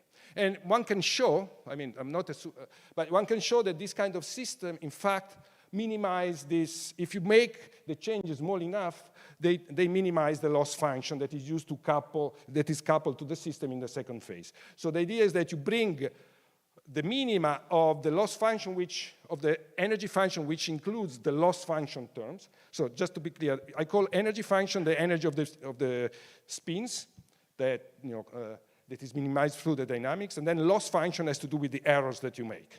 Okay? So essentially, what you want this system to have the same minima, both in presence and in absence of this loss function, and after learning. So, and this system works even though, so essentially it is an off-field model where instead of using Hebb rule, you compare these two phases and you update the weights in a symmetric way. Now, it works, and you can dig into the literature. However, it has some drawbacks. One is that it has slow training.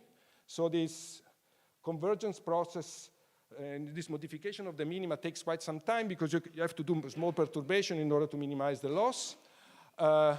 It has quite some sensitivity to noise. And also, it's a problem that at the beginning of learning, at least, it's made of a lot of local minima. And so you lack connectivity in the internal representation. So, yeah. What is the task that this is good For classification, because this loss function is a loss. It's like saying in the first phase, you let the output neurons free, and in the second phase, you want the output neuron to align with the desired output. And so you train your system to output some desired output just given the input. So it's just a classification device.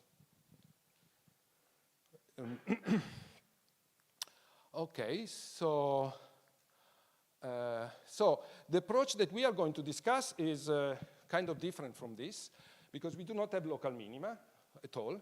And on the contrary, we want to build on the onset of a manifold of connected fixed points in the dynamical system that we are going to define very briefly. In general, we don't make any assumption on the couplings, so they are asymmetric in general. So we have no energy function.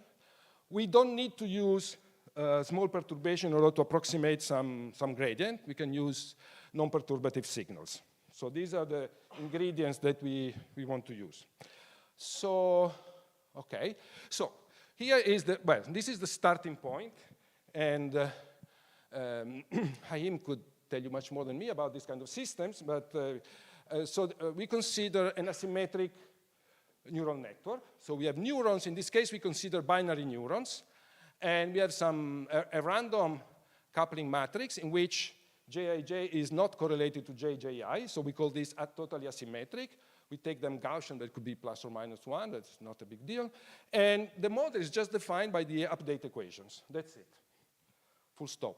No energy for this kind of system. Well, now this is a big part of computational neuroscience, but this model was studied, I mean, in a continuous version in '88 by Haim, Crisanti, and Sommers. And then more recently, I just want to mention this paper because it's also related to what we are going to discuss. And essentially, the message is that this system is chaotic, right? And if you take a variant of the system in which you also inject a self-coupling term, then the system is, can have multiple phases. Okay, so I don't want to say more at the moment because I'll get back later. But this is, these are the, at least this one is the work that gave rise to an enormous amount of papers, studies, and so on in the last 40 years or so. Good. Now, what we are going to do, and the reason why we do this is related to some studies that we have done in the past in optimization, but I'm not going to mention them. We're going to make a very small modification to the system in which we add a self-coupling term.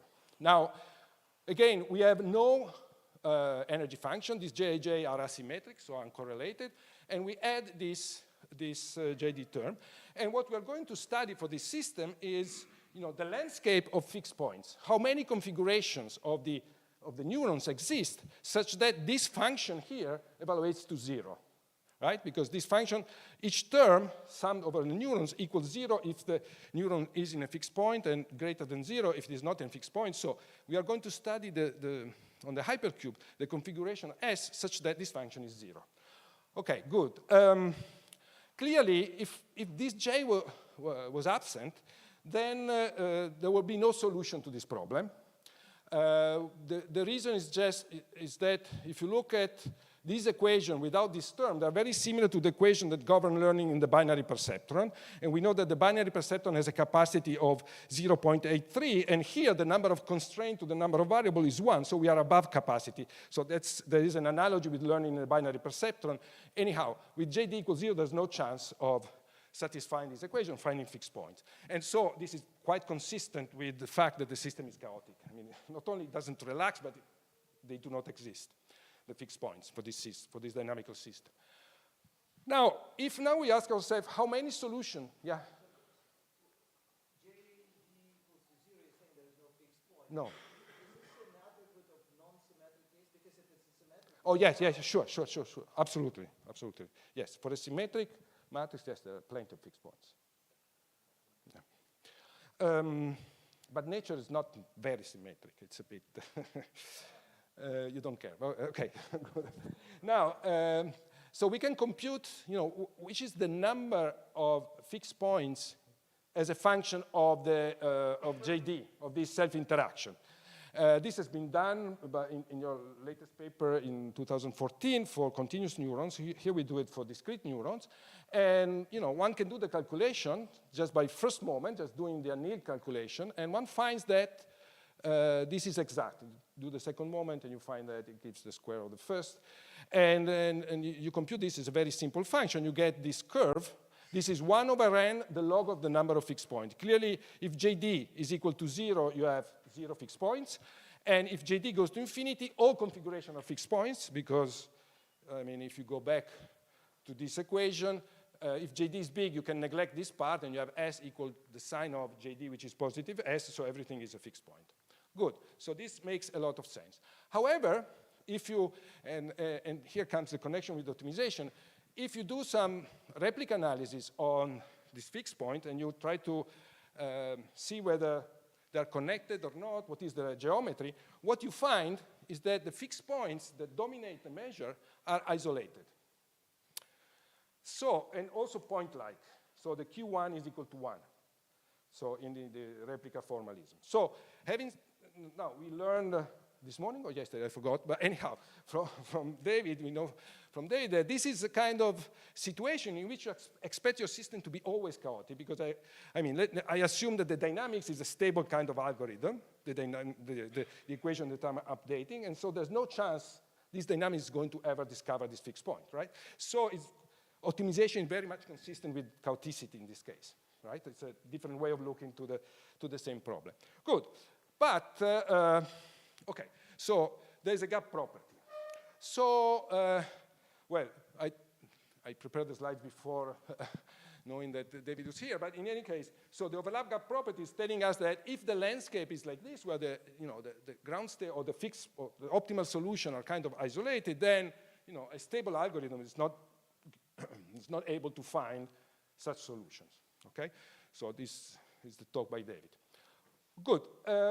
Now, so if you do run simulation, what you discover is that indeed, as JD increases, there's a phase in which the system is chaotic, but then depending on the type of search that you perform for the fixed points, you start to find them.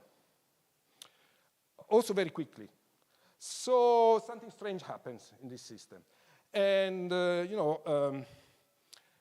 so what has to happen, according to OGP, is that, in some sense, you expect that at a certain point, a connected region of fixed points starts to appear, because this is a precondition for finding them, right? So, and this is what actually you looked for. Sorry, I've been talking about this since many years, but so what we use is this technique, which is an optimization version of the Franz-Parisi potential, in which we look for regions. Instead of looking for configuration, we modify the Gibbs measure and look for regions, we look for centers of hypersphere that contain a lot of solution in their volume, okay? So we look at the system through these lenses, and this allows to reveal the existence of dense region even when they are subdominant, which is exactly the case here, because the number of isolated fixed points is enormous, but they are not reachable. So essentially, we define this new energy function, which is minus the log of the number of fixed points we have with respect to a certain center configuration at a distance d, and we can do replica calculation using this cost function. Okay. Okay. So, and the idea is that if the situation is something like this, in which you have only isolated solution, then if you reduce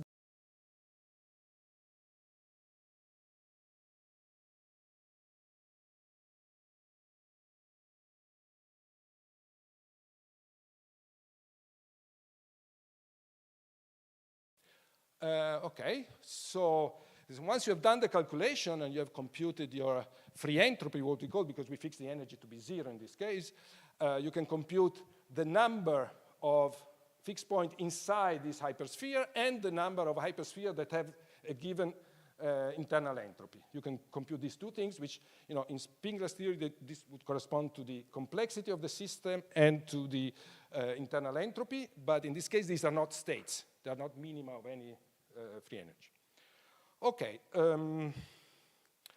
Okay, so if we do this, and we do this for the simple model that I described to you before, what you get for the free entropy is an expression like this, which is whatever comes out from the replica calculation. And what we find, well, maybe I'll get back if you're interested, but in any case, so what we find is, okay, yeah, what you find is a curve like this. So here you have the distance, and here you have the internal entropy. And you find that if J is small, you see that the internal entropy is actually 0. These are small distances because you just have isolated solution, and then it has a little bump like this. Now, what happens is that when you have this maximum, then this point here coincides with the optimum of the 1 RSB calculation. Anyhow, what happens here is that these maxima describe out of equilibrium states in which the Parisi parameter is greater than 1. But at a certain point, what happens is that this curve changes concavity. So all of a sudden, this curve, the entropy continues to grow as you increase the distance from this optimal center. And this is when the extended manifold arises.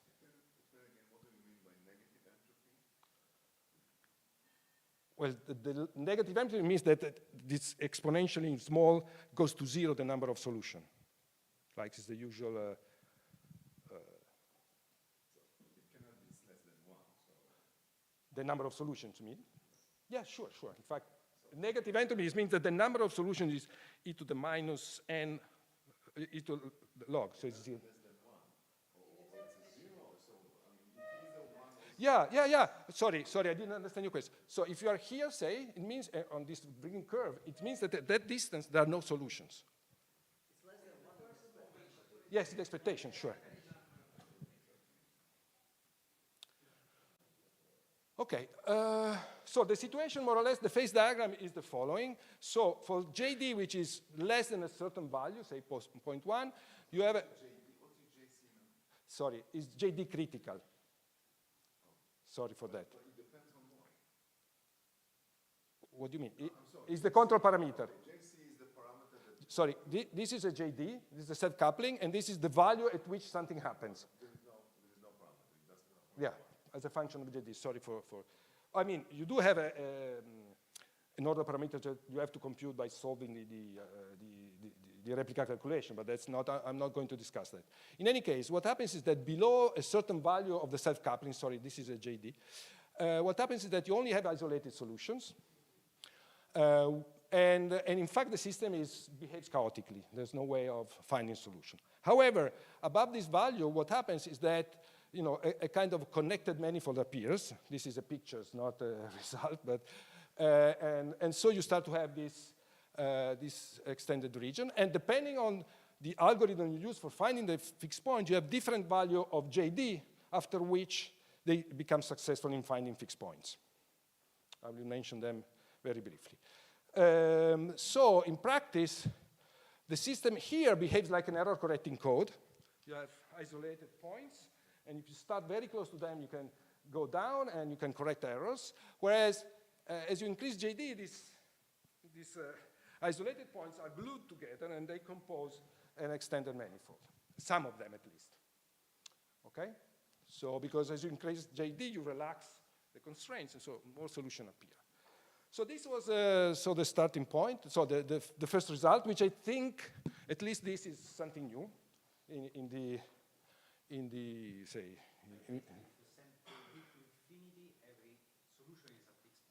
Yes. So at a certain point, that should break up, because eventually every configuration is an isolated point. Yes. So you start from isolated. You No, end but up an isolated, so that picture is... No, but isolated, what do you mean? One principal leap are connected. So everything is a fixed point. So it's all connected. Okay. So they are dynamically stable, but connected in that sense. Okay. Maybe related. I'm confused about the isolation of this fixed point. The fixed point is isolated, but you don't have basics.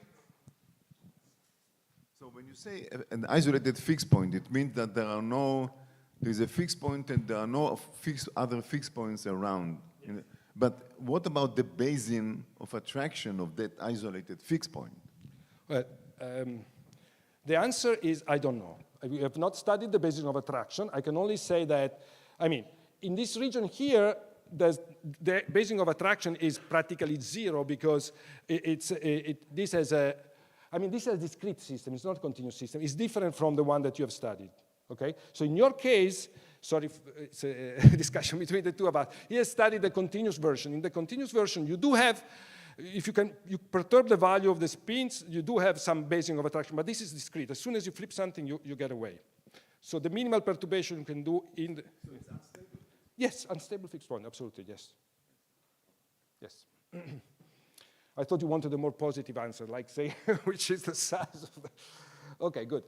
But, okay, this is the situation. Now, what is interesting about this, because this self-coupling look a bit artificial, right? In fact, you can consider a multi-layer network in which you have different modules that are asymmetric attractor networks. This is different from that. And you just couple them through some positive ferromagnetic coupling. That's it. So you take a random network, another random network, and you put a positive coupling. So it's like an excitatory submatrix, sparse matrix that connects neurons. If you do this, you can show that, in fact, these coupling are sufficient to induce the onset of this connected manifold. And in fact, you can think to the self-coupling as this kind of coupling in the case there's only one module, which you have to close around yourself. So this is the direct generalization. And this is something that, for instance, is of interest to Nicolas Brunel, who thinks that, in neural network there are kind of excitatory subnetwork with very strong couplings that play a role, but I don't know. We'll see. Okay, so this is the thing. So one can repeat the calculation for multi-layer network, again, without learning here, just by assuming different random couplings for each module. And you can do, the annealed computation, which is exact about the total number, and you can also compute the local entropy for this quantity, and you get a curve like this, which essentially the only thing you think you have to look at is the fact that at a certain point this curve change concavity, which means that at a certain point this region become extended and not localized. That's it. That's the thing you have to look. I mean, computing this curve is very tedious. It takes months of computations, but this is what comes out. So essentially the message is we have the same phenomenology for self-coupling or multiple modules coupled by some. So JD is still a self-coupling? Yes, but you see here we fix JD equal to 0, and you find lambda, the yellow curve, lambda is equal to 0.445, and it changes concavity. Okay, so yeah, so what happens to the dynamics? And here I start with more numerical stuff because it's where we are.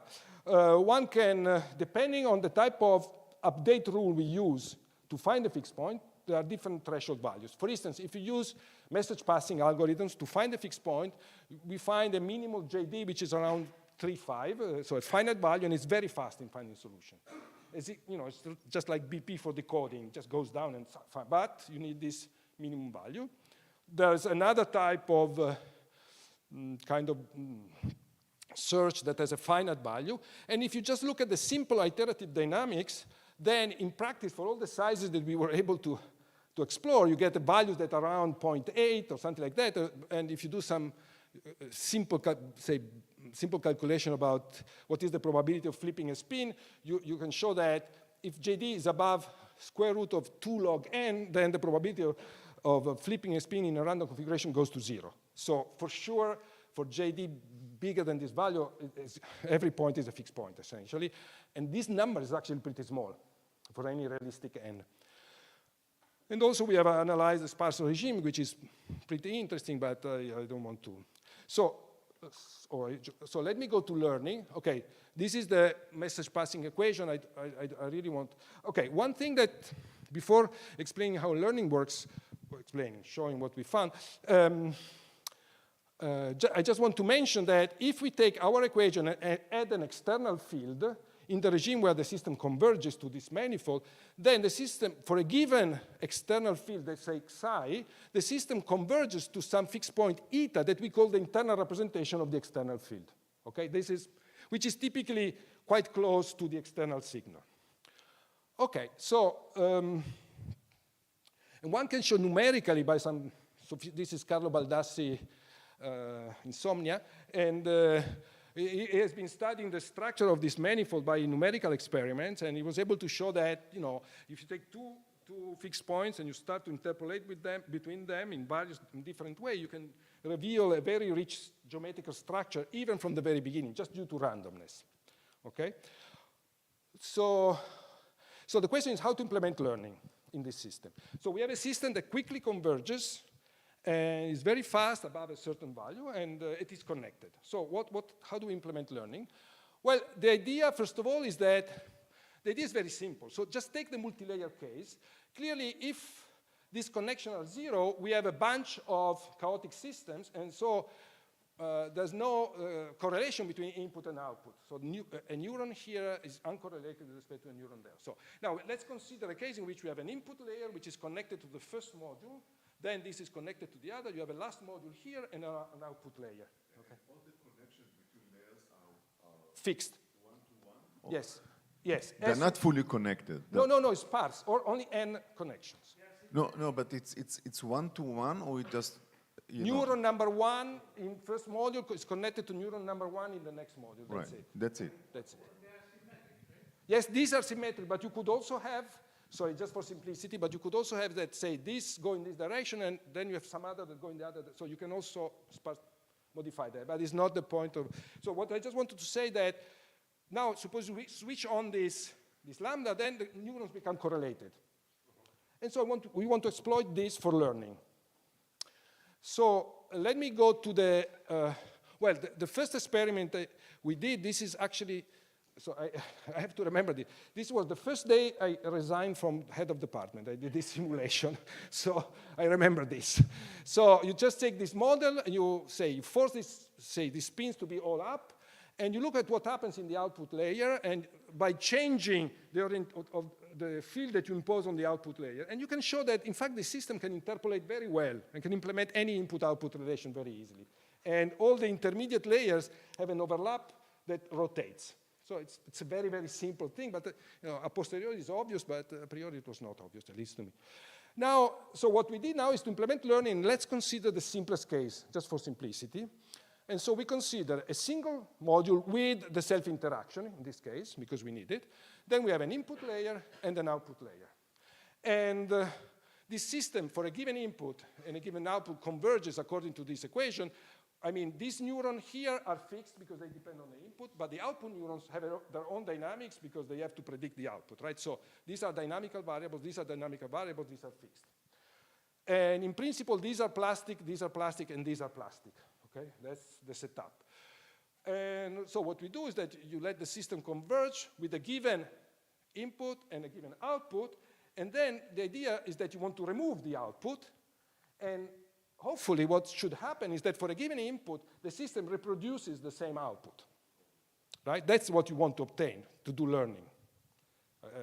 You force the system with an input and output, you converge, then you remove the output, and for that given input, you would like to converge to the same place if you have performed learning properly, because it means that it's going to, if you imagine that the output is, for instance, a one-hot encoding, is an encoding of the desired label, you want the system to be able to do that. Okay, and so there are two learning procedures that you can implement. The first one, here I'm describing pattern by pattern, okay? What happens as you present new patterns. So first, you converge with a given input field and a given output field, and you reach a certain fixed point. S star is the fixed point you reach in presence of input and output, okay? Sorry? This one? And then what you do is you remove by hand, this is not biological at all, in the local fields, you remove the information coming from the output. Just cancel that contribution to the local field. And next, what you do is just reinforce the JJ of the neurons given this configuration with a certain robustness. Just apply a Hebb type of rule with some robustness. That's it. So what this means is that the system is going to learn to reproduce S star in absence of the driving signal from the output. So the signal from the output has been used just to find the configuration, but not for learning the configuration. So this works, but it's not that beautiful. So we consider another case in which we have the same starting phase, and then what we do is just, we let the system converge, and then at a certain point, we just cancel switch off the output signal and let the system relax. And it turns out that given the geometry of this manifold, what happens is that the system moves very, very little, almost nothing. What changes with respect to before? No, in the previous, sorry, because here I forgot to show you one. So yes, here you go, when you switch off the signal, in principle the system should converge again, right? Converge from S star to S star star, but this S star star is very, very close to S star. This is an observation. It should be proven, but the rule is very similar, but with this S star star. What I'm just saying by this is that, in fact, this cherry-picking operation of deleting the contribution is automatically done by the system. Because essentially, I mean, this is the way I imagine, you have this octopus-like manifold, and you converge in a certain region, you remove the signal, and you remain there. So it's a very sticky kind of region in this respect. Okay, so good. So we can do this. So this is the idea. You first converge in presence of the input and the output signal, then you remove the output signal, and you remain there. Okay? And then you can see that, in fact, the difference between the two approaches in learning accuracy, train accuracy on some, well, I'll tell you what the training set is. It's not very important. But you see that essentially if JD is big enough, this approach, this more natural approach, gives the same result as the other. This is JD.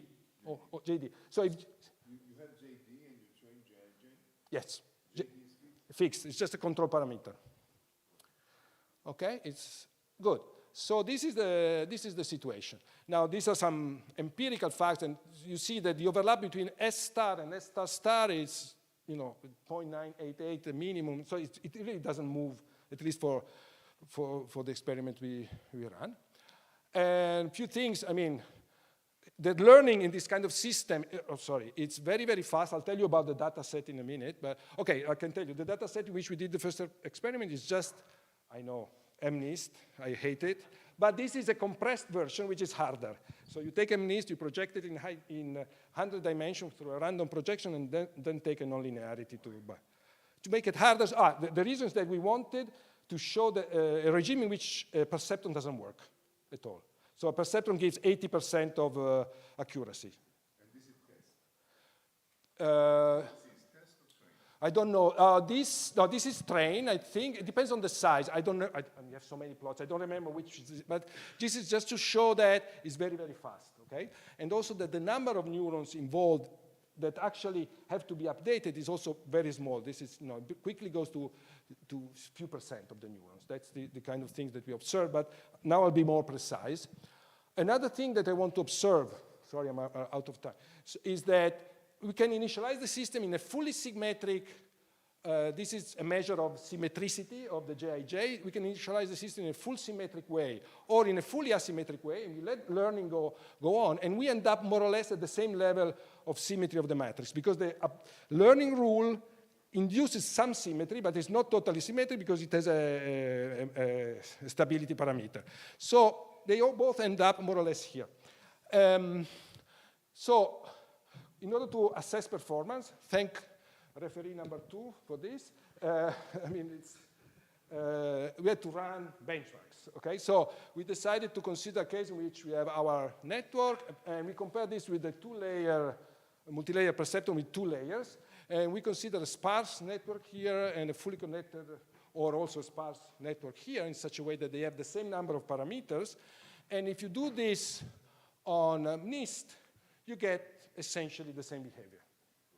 So we can learn, this is the train accuracy, and this is the evaluation accuracy, which is about 9.7. I mean, these are binary neurons, so you should not expect 9.99% of prediction. 9.97 is pretty good for binary neurons, okay? Okay, so I'll skip the other experiments. One thing which is interesting is that we can also define a symmetrized version of the learning rule. And it turns out that, in fact, you initialize the system symmetric and you use a symmetrized version of the learning rule, and what you observe is that if JD is not present, so you do not have this kind of manifold, learning doesn't work very well. So it's really kind of, at least numerically, we observe this, and it's important to have this JD at a non-trivial value. At that point, symmetry doesn't play any particular role. Okay, and this technique can be generalized to multi-layer networks, and well, I'm out of time, so let me conclude. One result which to me sounds interesting is the fact that this existence of local entropy regions seems to play an interesting role for not only for the dynamics, but also for learning, and this part I hope it's sufficiently original.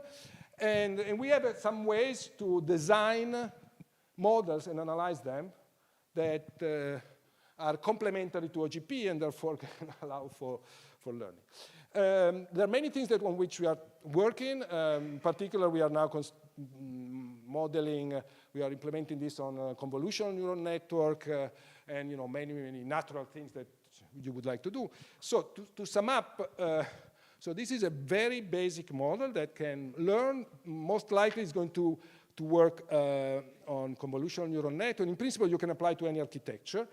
The question is it going to scale properly or not? Well, we will see in the near future, but at least to me it sounds interesting, the idea that you can play with the out of equilibrium property and perform learning in a very, very simplified setting, fully distributed, low energy for sure. So these are the few things that we like, actually. So I stop here. Thank you.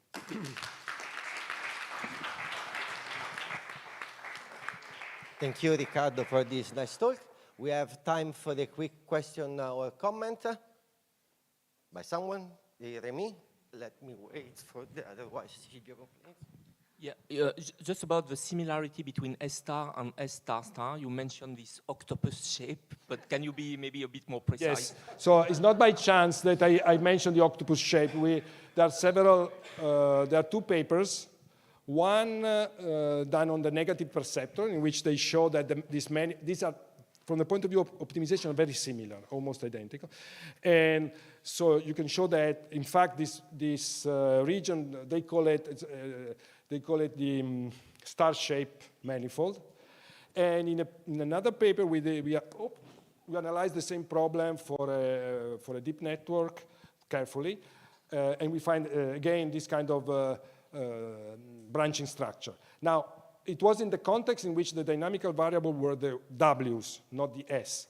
But formally, the system is just one, the dual of the other. I mean, one is, so it's the same type of problem. So in high dimension, when you have this connected manifold, they actually branch together. And also, there are some papers by Sly and other guys, it's a rigorous paper in which they studied the geometry of this kind of connected regions, and they have this type of shape. But again, I agree with you that my interpretation is very qualitative at this point, but it's not by chance. I mean.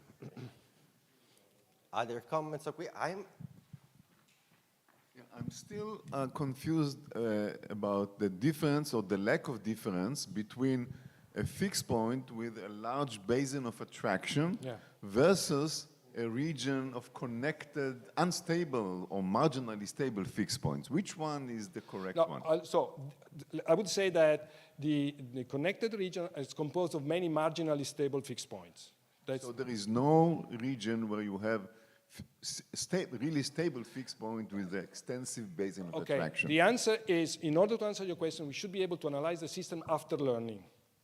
And so we are not able to do that yet, but before learning, it's more about, and if you actually try to, you ask yourself, is this a good error correcting code? So how many bits can you correct? You discover that it's not totally trivial, but it's not a good code. So the basing of attraction is very, very small. So.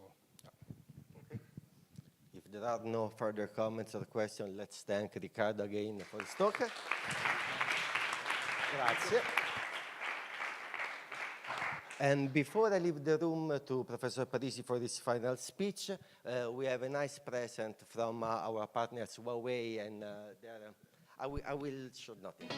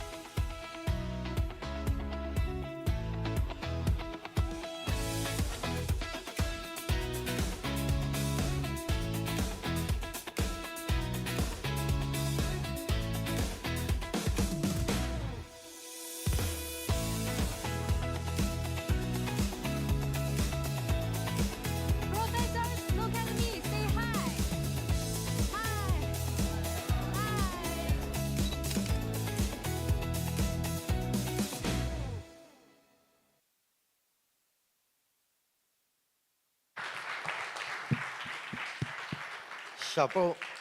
Many thanks for this nice present.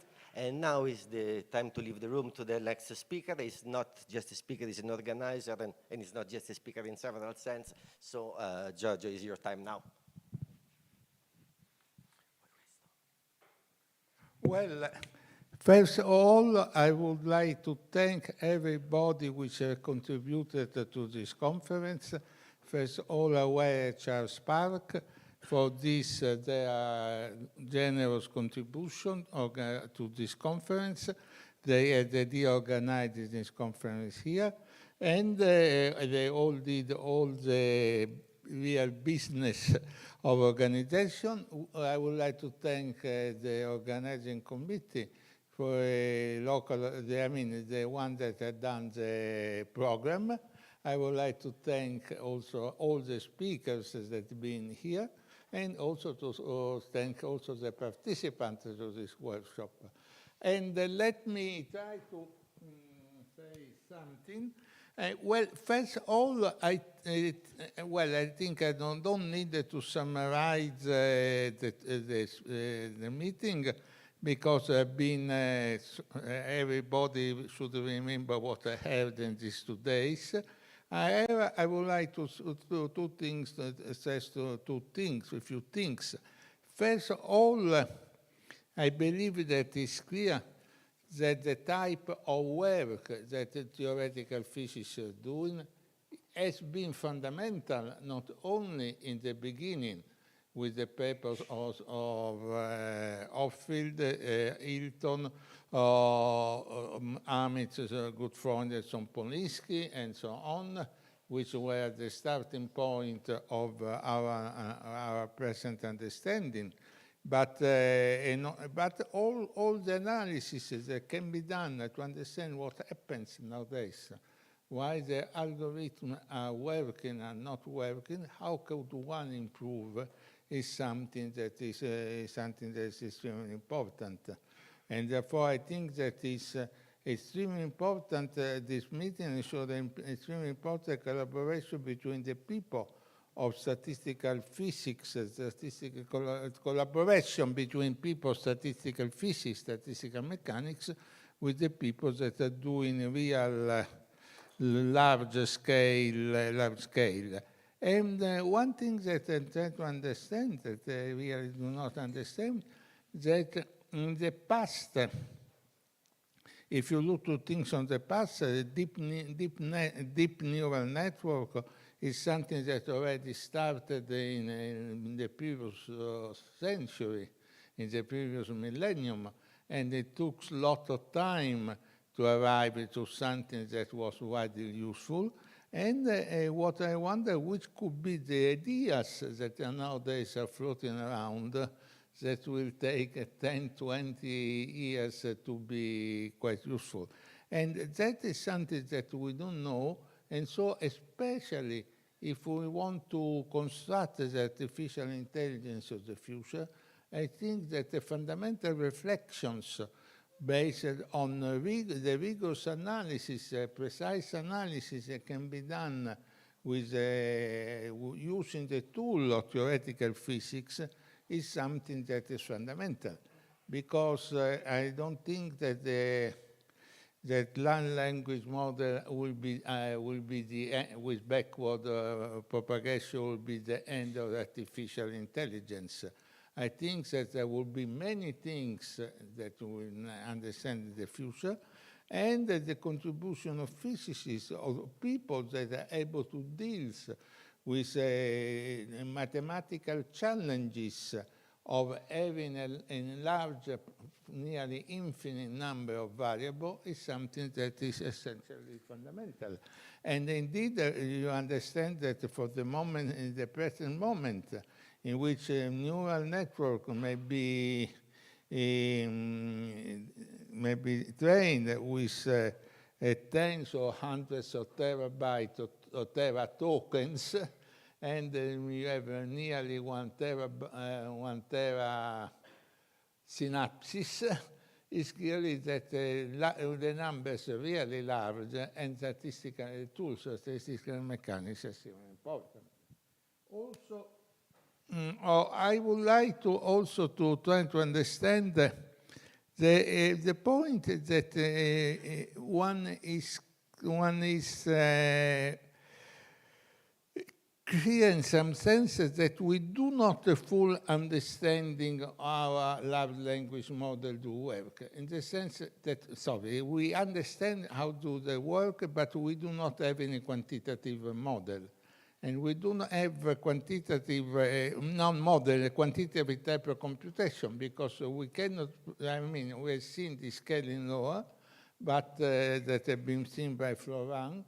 But if you ask how can you prove, how can you argue analytically that you should have this type of scaling law, is something that is completely far beyond what we may even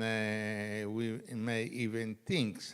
And therefore, something, the tail theory does not exist. And the situation, as was also stressed by many people, among them Lenk, I would say, Lenk, was that is something like what happened for the heat engine. And the heat engine was done, I think, the first, not the first one, but the first heat engine which worked in a nearly efficient way was done in 17 or something like that. It takes 50 years to get the Watt engine, which is more efficient, and it took other 50 years to get the thermodynamics, because it's clear that in order to ever understand the real limit of engine of this type, this would be completely impossible without thermodynamics. Without not only without thermodynamics, without the idea that that the heat may transform in energy without energy conservation, because at that time people were believing in caloric, and that was a fluid that was inside the body that produced it in some way and was moving and so on. So it's clear that people doing you think in a caloric were able to do some machine, but in order to really to understand the theory of these things, we need something like a thermodynamics of an efficient, intelligent, and this is something that we are very far. I mean, we have some understanding of some model. We do not have a real understanding of very deep model, and in some sense, I think that there is something more fundamental that we are missing, and it's something that, of course, it's something that I'm not able really to localize in a precise way, because, but I think that in some sense, when we want something like a model that is going to do reasoning, it's something that we would like to understand, to have this model able to do in some concept, to have to do some kind of argument and argumentation and so on. But what is essentially a concept in this type of context?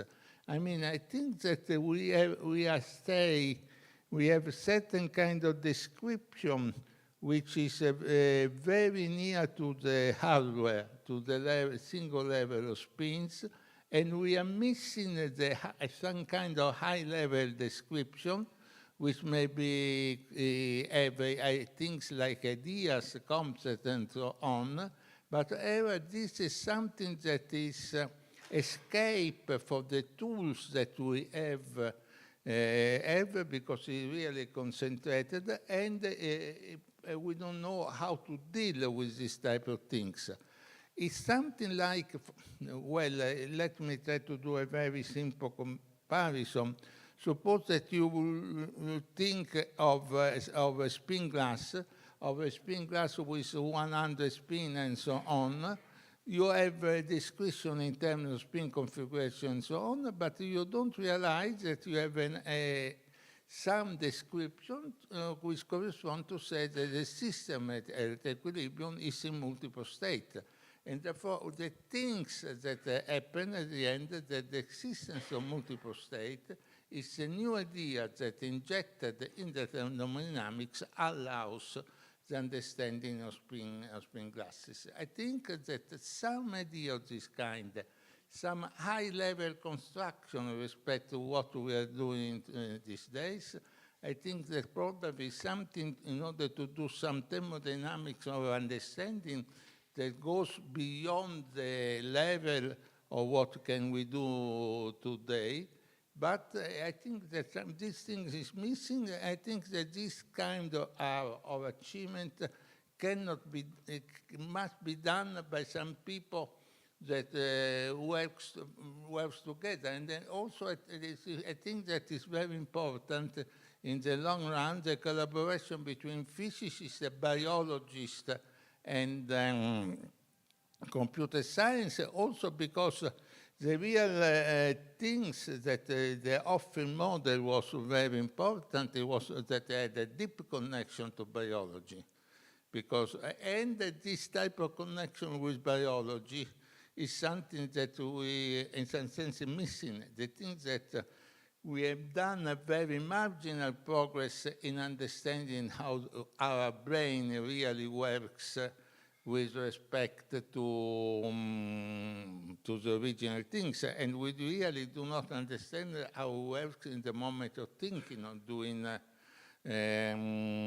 or doing reflection and so on. Therefore, I think that we need, we have to put together more biology, because our brain is something that works very well. Not only works very well, but if you think of our brain, I hope that I'm not doing any mistakes in counting as order 10 to the 15 synapses. And if you think that of a refresh rate, or each synapse is doing an addiction, if you think that the number of addictions, or you think of clock rate maybe 100 Hz per second and so on, it's order 10 to the 17 operation per second, which is certainly less than what is doing in a very big supercomputer, which is on the exascale. So it's clear that from the point of view of computation, the brain is doing much less computation, doing less computation if we understand what happens, that if the paradigm based on synapses and so on is correct, less computation of a big supercomputer, but the big supercomputer does not have the capacity of the brain, because we miss the way that the brain has been, the brain learns things. Now, of course, there's things that people will say, and there are many people that say that one problem is that the most big attempts that we're doing are attempts that are doing large language model. But large language models do not have any idea whatsoever of the real world, while the real computer has a real understanding. Large language models are desomatized. They do not have a soma. They do not have a body. While if in some sense, most of our understanding of what the reality comes from our body, that comes out to give our information. The other problem that you can easily understand, I mean, the human language was born, well, I'm not sure about maybe 200,000 years ago, maybe more or less something like that. But of course, humans before were extremely intelligent, and they had no language. So this type of intelligence that is not only human, but in pets, in animal, in monkey, in apes, and so on, also in rats, mouses, and so on, this kind of intelligence is something that does not works on language. A language is something that is being added just as the last moment on the top of an intelligence that was without language. So it's clear that if we want to, it's possible at least that if we want to really achieve an intelligent language, we should have some understanding and intelligence without language, which is not what we are doing today, on the top of which we can put language. And of course, you must, the fact that you have a very strong intelligence without language can be easily understood when you speak. When you speak, you start a sentence, but before you start the sentence, you know how to end the sentence. But the decision what to say is not done in language. Language is when you speak, or when you think, it's just some trace of your thinking that you use in order to remember what you say, but it's not the basis of the thing that is pushing. It's something that you can use to make high level, to make symbolic reasoning and so on, but it's something different. And so probably there was opinion of LeCun that in some sense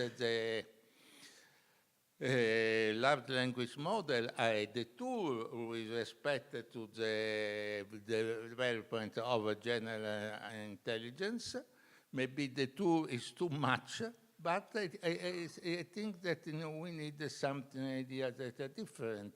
And one possibility is the idea of LeCun to give the information on the external world.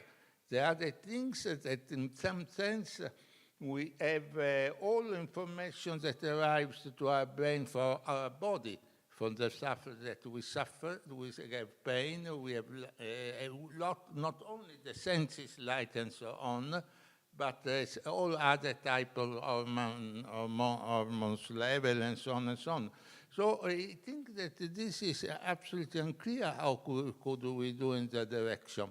And I think that some connection, more explicit connection between physics and biology, and of course also informatics, is something that will be very important, because if we remember what was happened in the beginning of the 80s, there's a lot of excitement, a lot of discussion with biologists.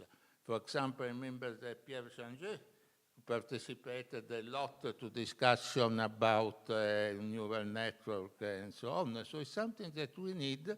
And therefore I think that this type of conference may be also very important in order to start some deeper reflection of which direction we could go in the future, where we stand now, what we understand, what we do not understand.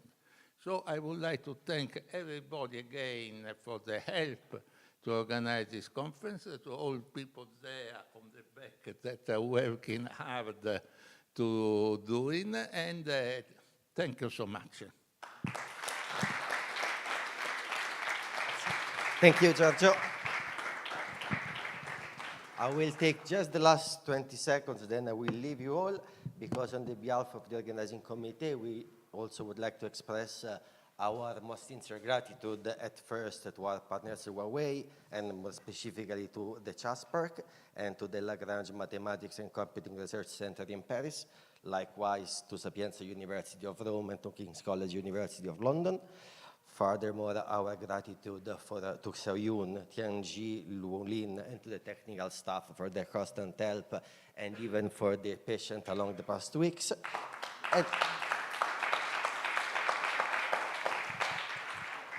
And finally, the last thank you is for all the speakers who have been able to join us so promptly and quickly and sharing their marvelous know-how with us. Thank you.